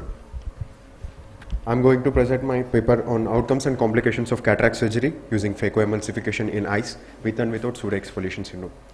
Introduction. Pseudoexfoliation is an age-related abnormal fibrillopathy characterized by gradual synthesis, accumulation, and deposition of exfoliation matter in the anterior segment of eyes and other tissues of the body. The deposition of material may lead to characteristic clinical and ultrastructural changes of lens epithelium and capsule, intraocular lens, corneal endothelium, trabecular meshwork, iris, ciliary body, zonules, and structures of the blood-aqueous barrier. These alterations of the tissues of anterior eye segment make cataract surgery potentially challenging. Weakened zonules may manifest clinically with iridodonesis, phacodonesis, anterior chamber depth asymmetry, and even spontaneous lens subluxation or dislocation. Intraoperatively, eyes with pseudoexfoliation are at greater risk for zonular dialysis, posterior capsular rent, vitreous loss, dropped nucleus or fragment. Postoperatively, they have a higher instance of inflammation in the form of increased aqueous flare, cell response, fibrin reaction, posterior synicase, posterior capsule opacification, anterior capsule phimosis, and late intraocular lens decentration and dislocation. Regarding materials and methods, an observational analytical study done at the upgraded Department of Ophthalmology, Tertiary Care Center, Jammu, over for 6 months, including 70 patients who were divided into 2 groups. A convenient sample of patients were taken and the number was matched between the 2 groups. Group 1 consisted of 35 eyes of patients having immature senile cataract with pseudo-exfoliation, whereas Group 2 consisted of 35 eyes having immature senile cataract without pseudo-exfoliation. Inclusion criteria. Group 1 included eyes having immature senile cataract with or without a white pupillary ruff and the presence of manifest classic pseudo-exfoliation deposition pattern on the anterior lens capsule, whereas Group 2 included eyes with immature senile cataract with no ocular pathology. Exclusion criteria included mature cataract, complicated cataract, previous ocular surgery, history of ocular trauma, corneal opacities, glaucoma, uveitis, and posterior segment pathology, and eyes with predisposition to zonular weakness and increased inflammatory response postoperatively. All the patients are informed and taken written consent. Preoperative examination of the patients included a detailed history, measurement of visual activity using Snellen's chart, intraocular pressure measurement, central anterior chamber depth, keratometric gradients, axial length, and these readings are used to calculate IOL power. Slit lamp biomicroscopy under maximal mydriasis has been done for grading of cataract, presence of phacodenesis or zonal lysis, pseudo-exfoliative material on the anterior lens capsule if present or not. A detailed fundus examination was also conducted, and all these data were carefully recorded using a protocol sheet. Surgical technique. Phacoemulsification was performed under peribulbar anesthesia. All cases were operated by a single surgeon. Pupillary dilatation was achieved and maintained by installation of topicamide, phenylephrine, and ibuprofen before surgery. Anesthesia and echinacea were achieved by peribulbar injection of 2% lignocaine with atenolone and bupivacaine mixture. After giving a clear conical incision, anterior continuous curvilinear capsular axis was fashioned through a stab wound and at 11 o'clock position using cystotome. The pupil and continuous curvilinear capsular axis were viewed on a flat 51 cm television screen and measured in centimeters with a transparent ruler under a microscopic magnification of 10. After entering the anterior chamber with a sharp 2.8 mm keratome, careful hydrodissection was performed to free the cataract from the capsular attachments without putting any stress on the zonules, following which complete nuclear rotation was performed to minimize the stress on zonules during phacoemulsification. The nucleus was emulsified using standard stop and chop technique, following automated irrigation and aspiration for cortical removal and PC polishing. A single piece hydrophobic intraocular lens was inserted in the back. Methyl cellulose 2% was the viscoelastic substance used whenever required. Subconjunctival injection of gentamicin and dexamethasone was given at the end of the surgery. Intraoperative phacogenesis, zonular dialysis, and phacoparameters like phacotime and phacopower were documented on the protocol sheets. Mean pupillar diameter in millimeters, continuous curvilinear capillary axis size, phacopower, phacotime, and incidence of complications during surgery were compared among the two groups using independent samples and by t-test. These are the preoperative parameters where age was shown in group 1 and age was shown in group 2. Anterior chamber depth was ranging between 3.2 millimeters with the variation of 0.26 in group 1, whereas 2.9 millimeter with the variation of 0.15 in group 2. And axial length was 23.09 with the variation of 0.65, and axial length for group 2 was 22.80 with a variation of 0.77. The following parameter shows neuricular sclerosis, posterior capsular cataract, and the cortical cataract in number of patients. Regarding intraoperative complications, here we can see the p-value has been significant in mean pupillary diameter and continuous curvilinear capsular axis size. The significant difference was seen within the group 1 and group 2 patients, whereas phaco time was also significantly different in group 1, that is in phaco patients, due to they are having harder cataract. Speaking about the postoperative day 1 complications, higher postoperative inflammatory response is seen in the form of anterior chamber cells were noted in pseudo-exfoliation eyes. No lens decentration dislocation was seen, and the mean postoperative visual activity in group 1 was regarded as 618 within +2 standard deviation, and best corrected visual was improved till 612 within +2 standard deviation, whereas in group 2 the visual activity on post-op day 1 was 612 within 2 standard deviation, which was improved till 6.9 within 2 standard deviation. There was no significant difference in IOP in both groups. Speaking regarding the discussion part, several studies have reported differences in surgical outcomes. Please wind up. Please wind up. You are already coming to the conclusion part. Our study found no significant difference in the incidence of intraoperative and immediate postoperative complication in eyes with uncomplicated pseudo-exfoliation as compared to eyes without pseudo-exfoliation. However, cataractous eyes with pseudo-exfoliation tends to show more anterior chamber cells in the immediate postoperative period. This study emphasizes the fact that phacoemulsification can be performed safely by experienced surgeons in eyes with pseudo-exfoliation. These were my references, and thank you.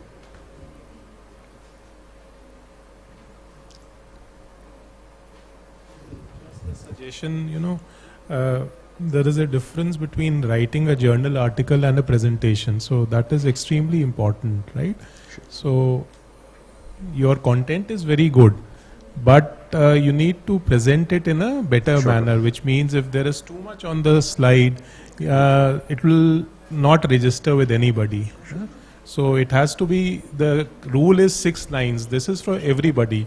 So not more than 6 lines, maybe your references at the bottom you can add, but not more than 6 lines per slide. So if you have too much on your slide, it takes away from your presentation. Right? Otherwise the content is very good. And significant values, they should always be highlighted because your message didn't come across the way you wanted. Mainly because there's a lot of stuff on the screen, so you don't know exactly what to look at. Yeah, madam. The FACO time was significant because for PEX group it took a lot of time because the nucleus sclerosis was higher, grading was higher in the PEX group, whereas in normal it was not that much harder. Yeah, madam, FACO time I have shown.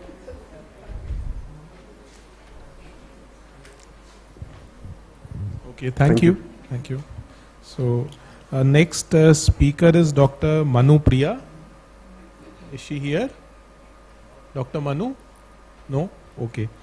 Then we have Dr. Pragya Arora. Please go ahead.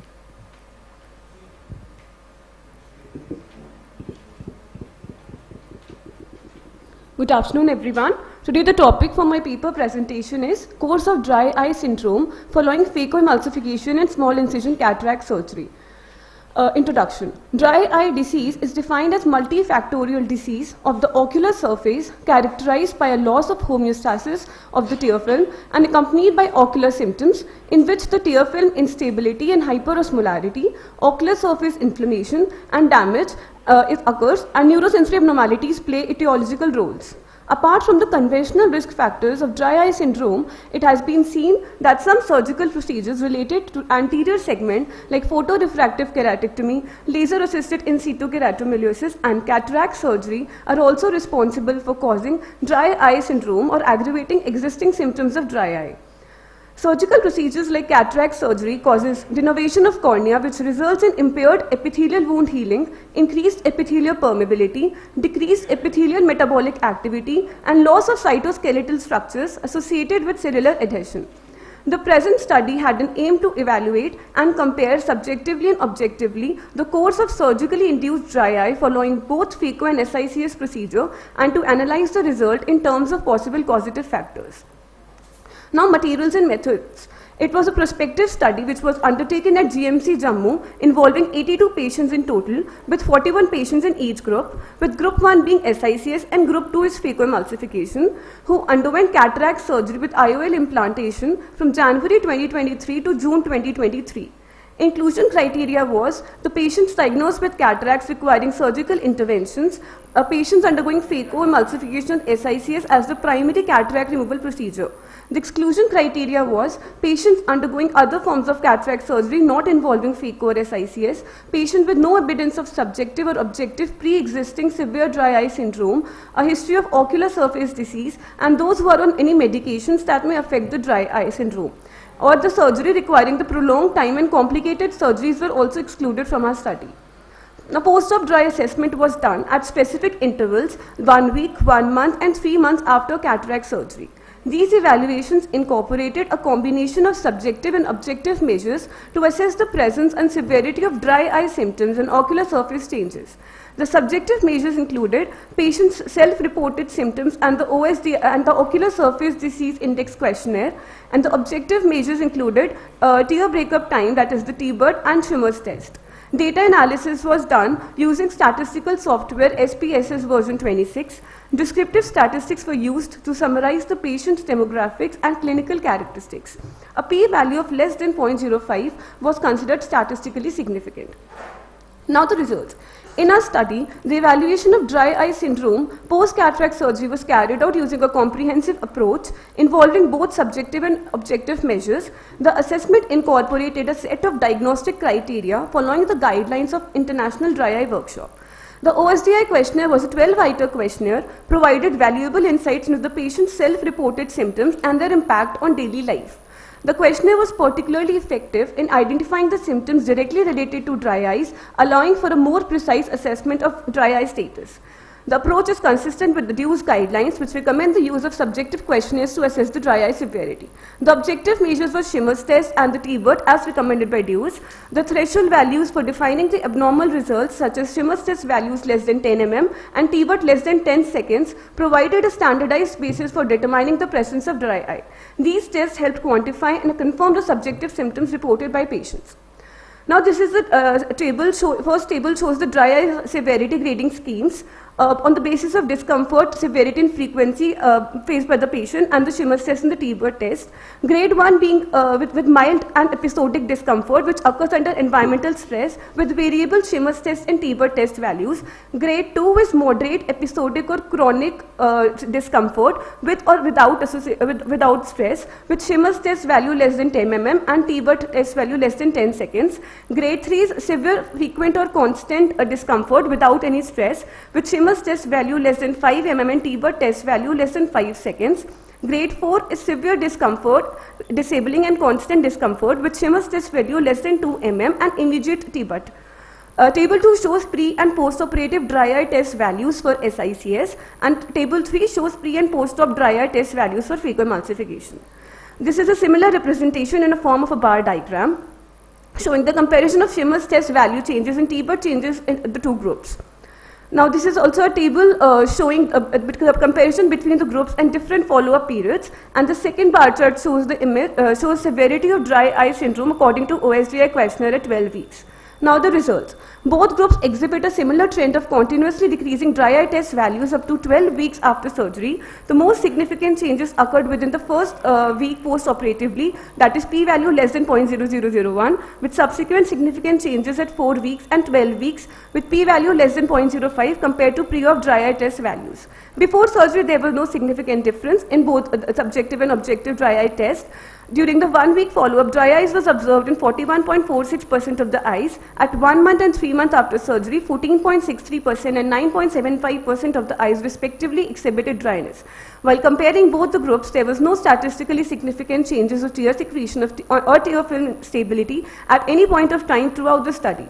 Subjectively, majority of the group SICS patients experienced moderate dry eye followed by the severe dry eye, whereas the group 2, that is the phaco group, majority experienced mild dry eye followed by the moderate dry eye at their last visit. Discussion. Post-cataract surgery dry eye is a recognized issue that can compromise the quality of vision despite the successful surgery. Several mechanisms can lead to post-cataract surgery dry eye, including corneal nerve damage, tear film instability, preservatives and eye drops, prolonged light exposure, ultrasound use and environmental factors. The lack of universally accepted gold standard diagnostic tests for dry eye diseases led to the use of practical, cost-effective, objective and subjective tests recommended by DEWS. It's commonly suggested to prescribe artificial tears to elevate the dry eye symptoms post-operatively, but this study refrained from doing so as their impact on the analysis results was a concern. The study found a significant deterioration in tear secretion and stability in all the patients at 12 weeks post-surgery, regardless of the surgical technique used. Rapid deterioration of dry eye test values in the initial post-op week is attributed to the release of inflammatory mediators. Comparing different surgical techniques showed almost similar results. We also informed the patients pre-operatively about the possibility of developing dry eye status and related symptoms. The study has limitations including a small sample size and the need for further multicentral trials to validate the findings, particularly regarding the impact of age, hormonal factors and geographical location on post-op dry eye. These are my references. Thank you.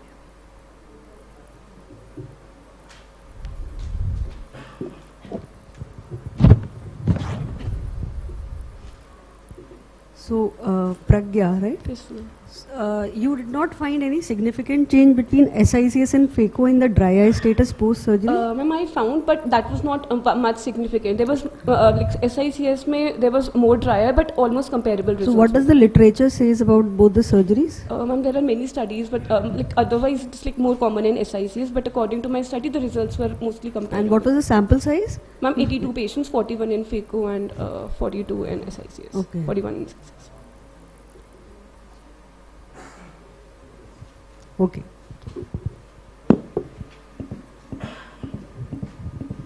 So, Thank you, Dr. Pragya. Now, Dr. Farha, is she here? Okay, please go ahead.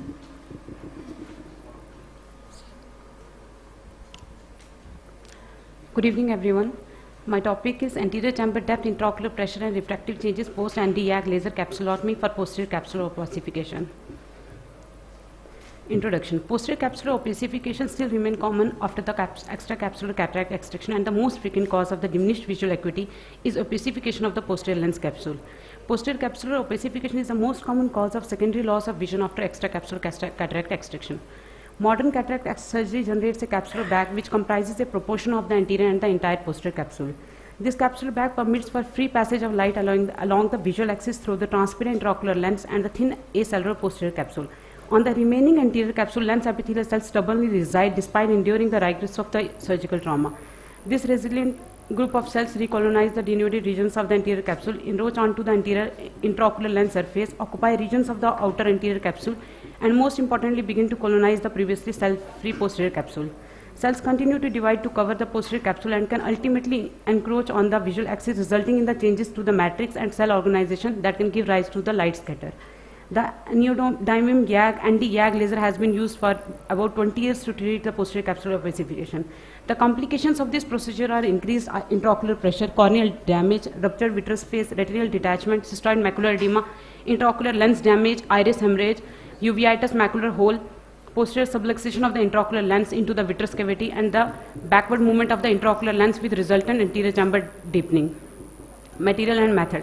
It's a prospective interventional study conducted in Department of Ophthalmology at GMC Jammu. Written informed consent was taken. 30 patients with visually disturbing PCO and vision of less than 6/9 were recruited over a period of 2 months, starting from 1st July 2023 to 30th September 2023, out of which 26 patients completed the study. Complete ocular examination was done prior to the procedure, including best-corrected visual acuity, refraction, slit lamp examination, intraocular pressure measurement using the Topcon non-contact tonometer. Exclusion criteria was the patients with the baseline intraocular pressure more than or equal to 22, using any ocular hypotensive drugs, underwent any prior anterior segment laser procedures, or any intraocular surgeries other than the cataract extraction, and active ocular inflammation. Pupillary dilatation before the procedure achieved with the tropicamide 1%, phenylephrine 2.5%. Anti-YAG laser capsulotomy carried out by the respected consultant using the standardized laser technique. Capsulotomy of 3 mm over the visual axis was considered optimum. Average total energy used was 53.28 millijoules. Average pulse count was 20. Mean time interval since cataract surgery was 2.2 years. Changes in the anterior chamber depth, intraocular pressure, visual acuity, and the spherical equivalent of the refraction was noted on the before laser, first day after the laser, 14th day after the laser, 30th day after the laser, and 60th day after the laser. P-value of intraocular pressure after the laser and P-value of spherical equivalent refraction after the laser on the respective days are given as follows. P-value of the anterior chamber depth post-laser and P-value of the visual acuity post-laser was given as follows. Mean patient age was 50 plus minus 10 years. Before anti-YAG capsulotomy, mean anterior chamber depth was 4.05 plus minus 0.58, and in the first day after the capsulotomy, mean value was 4.02 plus minus 4.46. Mean spherical equivalent diffraction before laser treatment was 0.75 and minus 0.75 diopters, and on the first day after the laser treatment was minus 0.50. Before anti-YAG capsulotomy, visual acuity was 0.38 plus minus 0.13, and on the first day after the capsulotomy, the mean value was 0.93 plus minus 0.11, a statistically significant difference. Table 1 shows the refraction, intraocular pressure, and the anterior chamber depth measurements before and after anti-YAG laser treatment. Therefore, there were no statistically significant difference between the anterior chamber depth before laser capsulotomy and the post-laser at the first day, 14th day, 30th day, and on the 60th day. There was statistically significant difference between the visual acuity measurements before laser capsulotomy and post-laser at the 14th day, 30th day, and the 60th day. There were no statistically significant difference between the intraocular pressure measurements before laser capsulotomy and the post-laser at the first day, 40th day, 30th day, and the 60th day. There were also no statistically significant difference between the mean spherical equivalent diffraction before the laser capsulotomy and the post-laser on the 40th, 30th, and the 60th day. Discussion. Posterior capsular opacification is the most common after cataract. At present, the only means of the treating cataract is by the surgical intervention, and this initially restores the high visual acuity. Unfortunately, PCO develops in a significant proportion of the patients to such an extent that a secondary loss of vision occurs. A modern cataract operation generates a capsular bag which comprises a proportion of the anterior and the entire posterior capsule. The bag remains in situ partitions the aqueous and the vitreous humors, and in the majority of the cases houses an intraocular lens. The production of the capsular bag following the surgery permits a free passage of the light along the visual axis through the transparent intraocular lens and thin acellular posterior capsule. Current cataract surgery strives to keep the posterior capsule intact to support the IOL and sustain the barrier function between the anterior and the posterior compartments to prevent the retinal detachment, cystoid macular edema, and the anterior segment neovascularization. Finder and associates reported that the anti-GAC capsulotomy induced a backward movement of the intraocular lens, and this resulted in the deepening of the anterior chamber.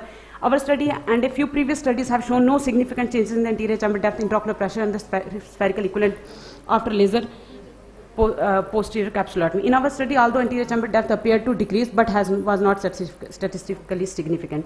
Intraocular pressure can increase in the first 3 hours.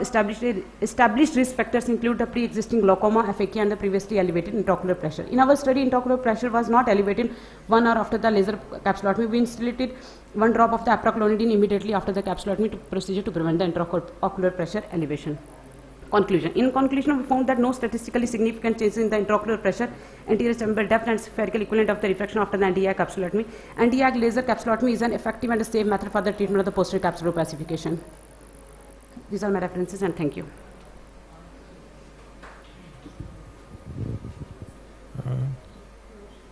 Dr. Farah, yes. Under whose guideship did you do this study? Because in the first slide, if you go back to your first slide, is the name of your guide on that slide? Yeah, here. Are you a resident? Yes, first year. First year, right? So, who is the guide here? Who? Faculty guide.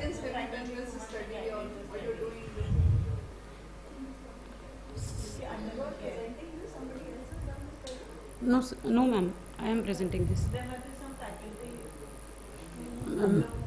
My registrar, Dr. Malvika. How many faculty are there at your institute? Sir, one is my HOD, Dr. Ashok Sharma. Okay. And there are 2 others HOUs, Dr. Hansraj Sharma and Dr. Sanjay Kai. Okay. So did you try practicing this presentation before any audience? Anybody presented this before presenting here? Yes, I showed to my registrar, Dr. Malvika Sharma. You just showed or you presented? I presented also. So you would like your teacher or sometimes any presenter, if you are attending any conference or for that matter any seminar, to be this fast at this pace with this much of material over the slides?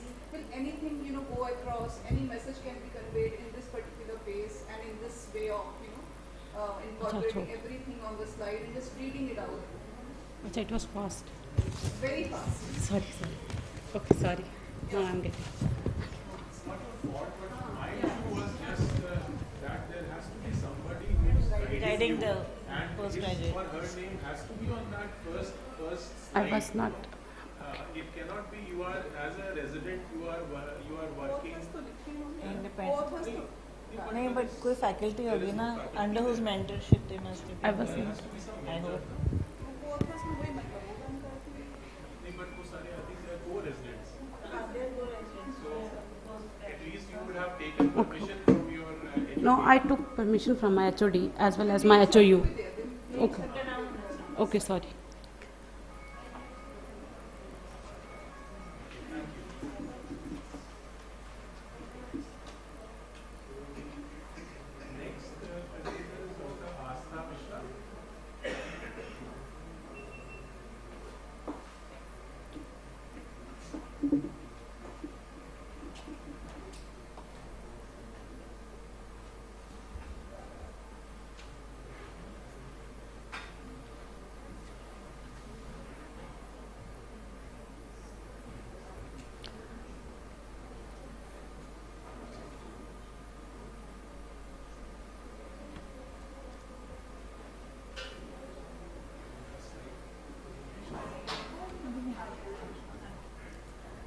Good evening, everyone. Today I am going to present my paper on a study comparing combination drop therapy to different standard drop regimen after routine cataract surgery. Cataract surgery is one of the most common surgical procedures performed worldwide. The current standard of care usually involves prescribing several different prophylactic eye drops after surgery. These includes antibiotic drop to reduce risk of post-operative infection and steroids to reduce intraocular inflammation. After cataract surgery, patients are often instructed to instill multiple topical drops to prevent infection, inflammation and pain. An alternative to administering multiple drops on different schedules is to combine all medications into single drop. In addition to improving compliance, a single drop may reduce ocular toxicity by reducing exposure to the preservatives typically found in eye drops.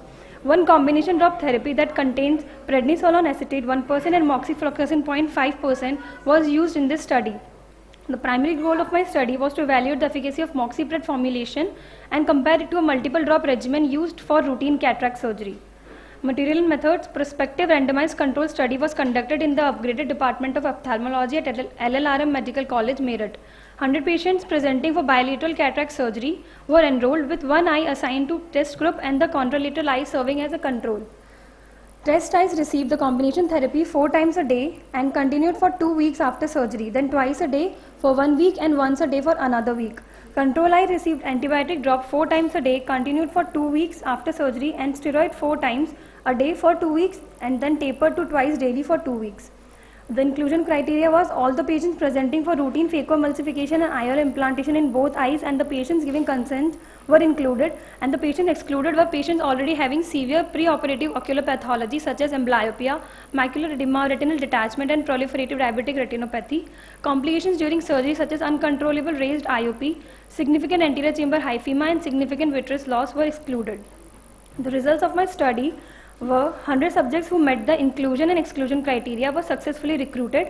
Post-operative changes in macular thickness determined by OCT, pain, anterior chamber cells, flare and IOP were studied. The mean change in central macular thickness over the time and by the group was studied. There was no significant difference in this change by the group, that is the p-value was 0.37, but with time it was significant, as we can see the p-value being 0.408. So central macular thickness was higher at 30 days post-operative. 100 patients were selected, out of which 10 did not have their second eye surgery within the protocol window and 10 did not came for regular follow-up. So at then only 80 patients were studied. The number of eyes with greater changes in central macular thickness were higher for test group, but the difference was not statistically significant. Only 3 eyes had a central macular thickness increase of more than 40 microns at 30 days. This is the pictorial representation of the same. Blue eyes represent blue line representing control eyes and the red line representing the test eyes. As we can see, when we compare both the groups, the difference is not significant. But when we compare it according to post-op day 15 and 30, there is a significant difference between the groups. Now this is the table showing the changes in the central macular thickness on post-op day 15 and post-op day 30, and in both the groups on post-op day 15, eyes having more than 10 microns difference were 5 in the control group and 8 in the test group. And on the 30-day post-op, this number has increased to 9 in the control group and 17 in the test group. Now these are some common symptoms reported by the subjects after the cataract surgery: burning, foreign body sensation and pain, and these are seen in both control and the test group. And the difference between both the groups is again insignificant difference, as we can see by the p-value. This is the bar graph showing the same on the 15-day post-op. The symptom complained by the patient, burning being the most common, followed by foreign body sensation and then pain, and it is present in both the groups. And again the difference is not a significant difference, and on 30 days post-op the number of patients complaining with the symptoms has decreased.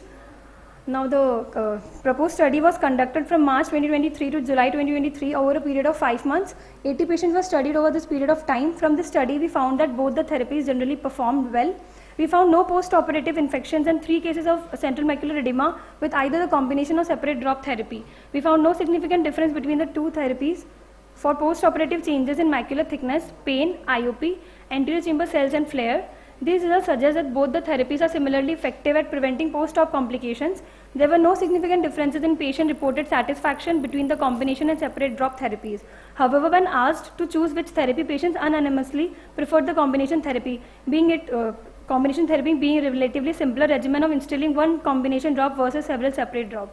So I conclude my study by saying that the use of combination drop for post-operative cataract surgery care demonstrated similar performance to the use of multiple drops when instilled separately with similar apparent effectiveness and a much less burdensome regimen.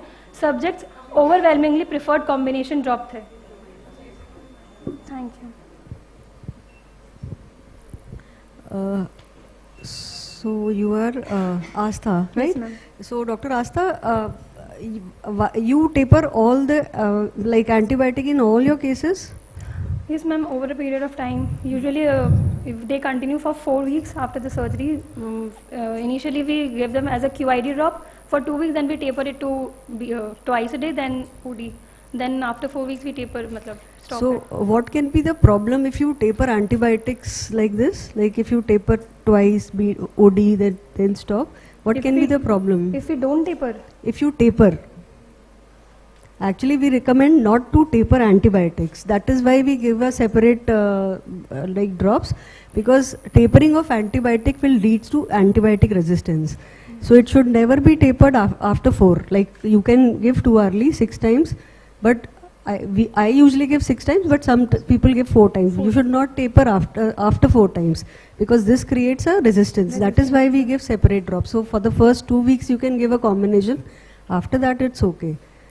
So you operated both the eyes of the same patient? Ma'am, not at the same time, on a 15 to 20 days interval. Patient willing for both. So for one eye you gave combination, and the other eye you gave separate. The results were not that significant. Mainly the control group were being more compliant because of the use of combined drops. The compliance is always better, I agree. But then antibiotics, this is a message which like everybody should know, that antibiotics should never be tapered. This causes resistance. And when you're using in combination, that means automatically you're tapering both the steroid. Has to be tapered, and antibiotic which doesn't have to be tapered. And second is the duration. When it is being tapered, it is usually like 4 to 6 weeks which you are giving steroids. But antibiotics are not required for that long a duration. More than 2 weeks, that's like more than enough. Thank you, ma'am.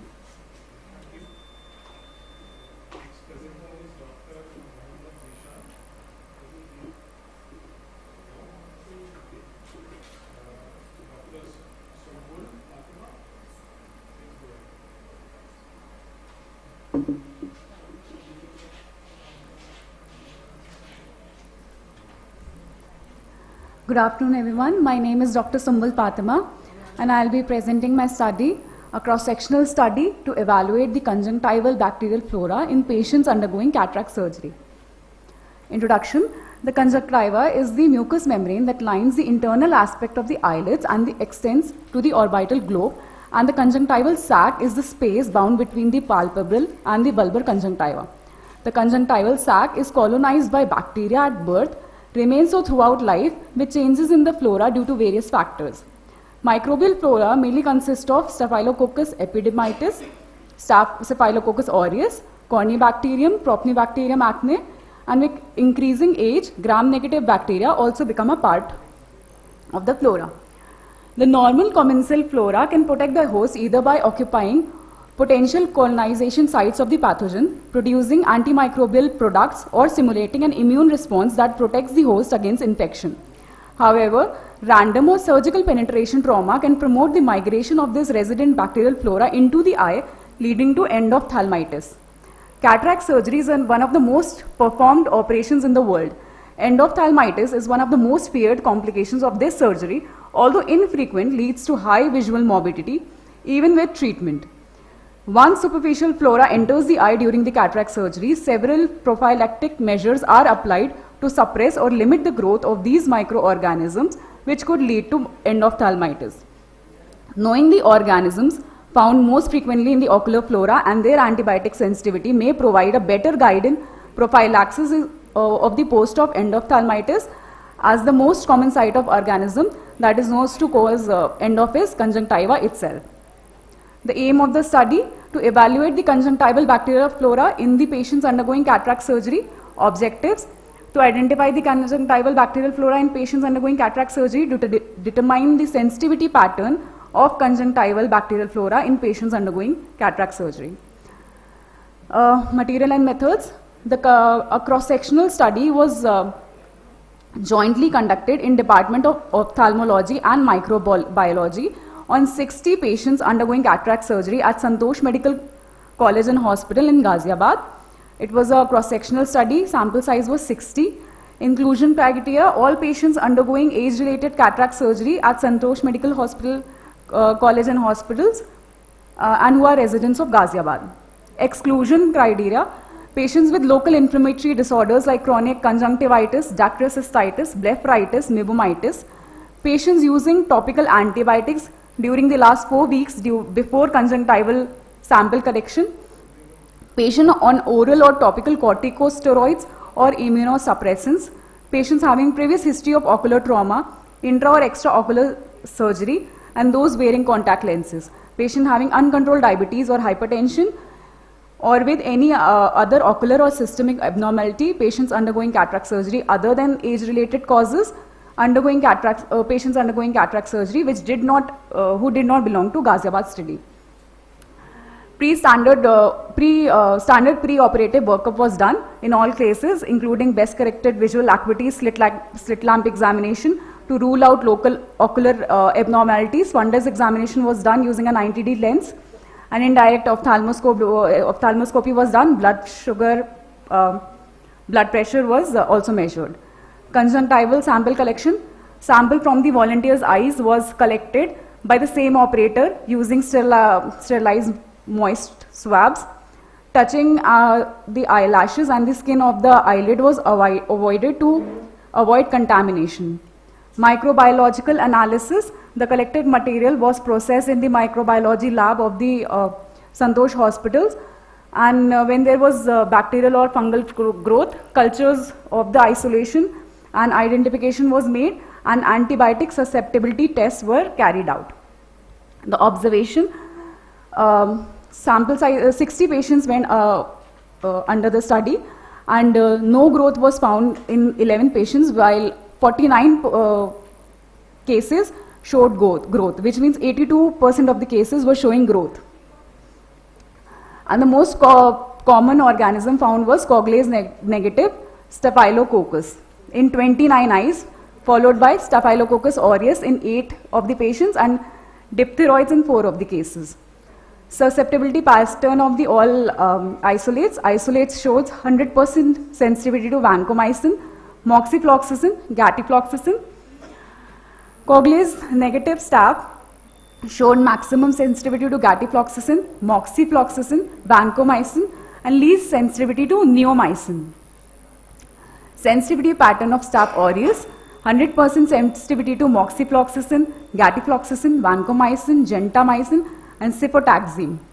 Sensitivity pattern to neomycin: there was a slight decrease in the sensitivity to neomycins because of increase of resistance in the cases. Comparing response of various drugs using ANOVA test. ANOVA showed difference between the mean response was statistically significant among the drugs. Post hoc Turkey test for various drugs.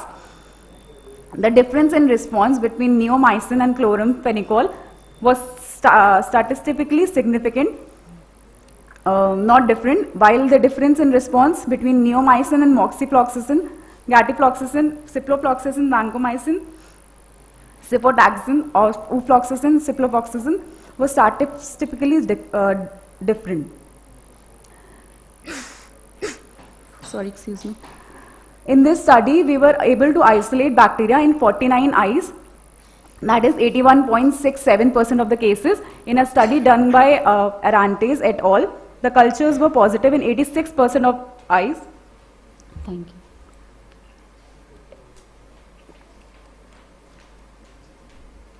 The cultures were positive in 86% of the eyes, while a study done by Terence et al. Showed isolations was more than 80%. In this study, the most frequent organism found was Coagulase negative Staphylococcus, 59% of the cases. As shown in the other studies, this organism is related to approximately 70% of the cases of post-surgical endophthalmitis also.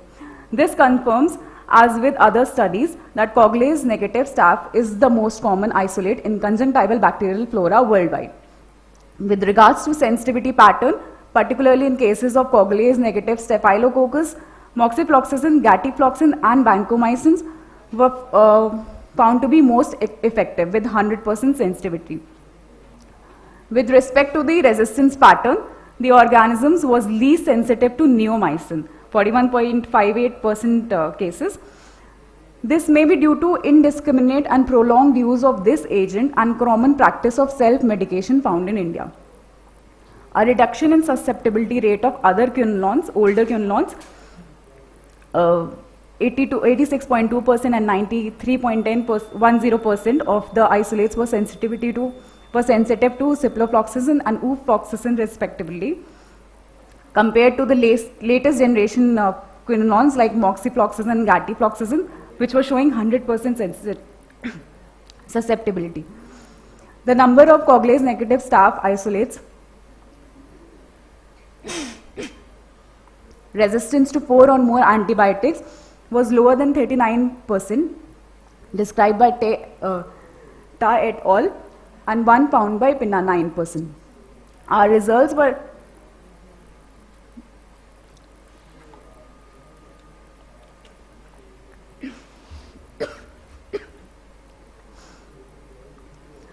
imply lower rates in auricular colonization with multi-resistant bacteria and geographical differences in resistance pattern or ocular flora.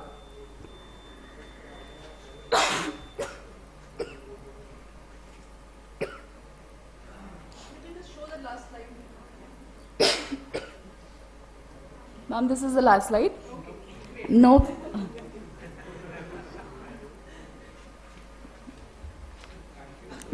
Ma'am, basically it was disc diffusion, the last line, disc diffusion sensitivity pattern was done for antibiotic susceptibility from the concentration in the conjunctiva. Any recommendations based on your study? So, the study is basically done to which antibiotics should be used for prophylaxis in cases to prevent endophthalmitis. So 100% susceptibility was found in newer generation quinolones like moxifloxacin, gatifloxacin. So these should be used. However, there was less sensitivity to older quinolones like neomycins because of the increased resistance to these topical eye drops because of prolonged use of these eye drops earlier. What is the routine protocol for giving pre-operative antibiotics in cataract patients, and how does it change anything your study? So, ma'am, pre-operatively, moxifloxacin 4 times is given in our hospital. For how many days? For 1 week around. For 1 week. Like 5 to 7 days. And what is the role of beta in pre-operative, like rather than giving antibiotics?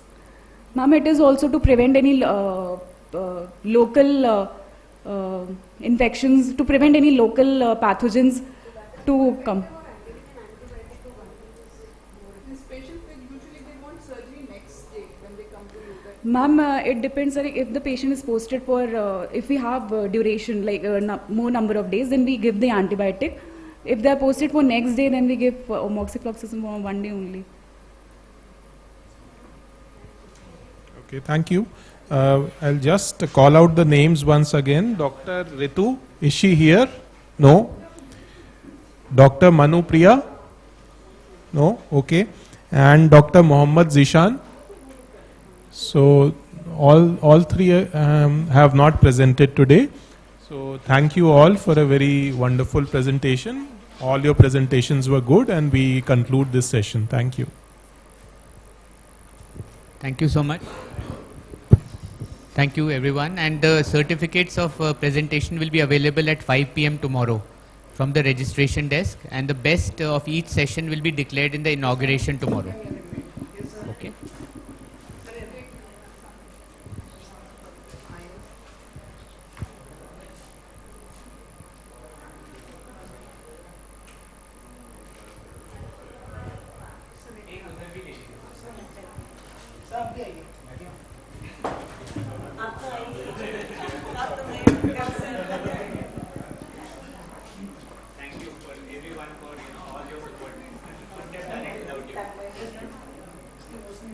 Some of them are members of my scientific committee.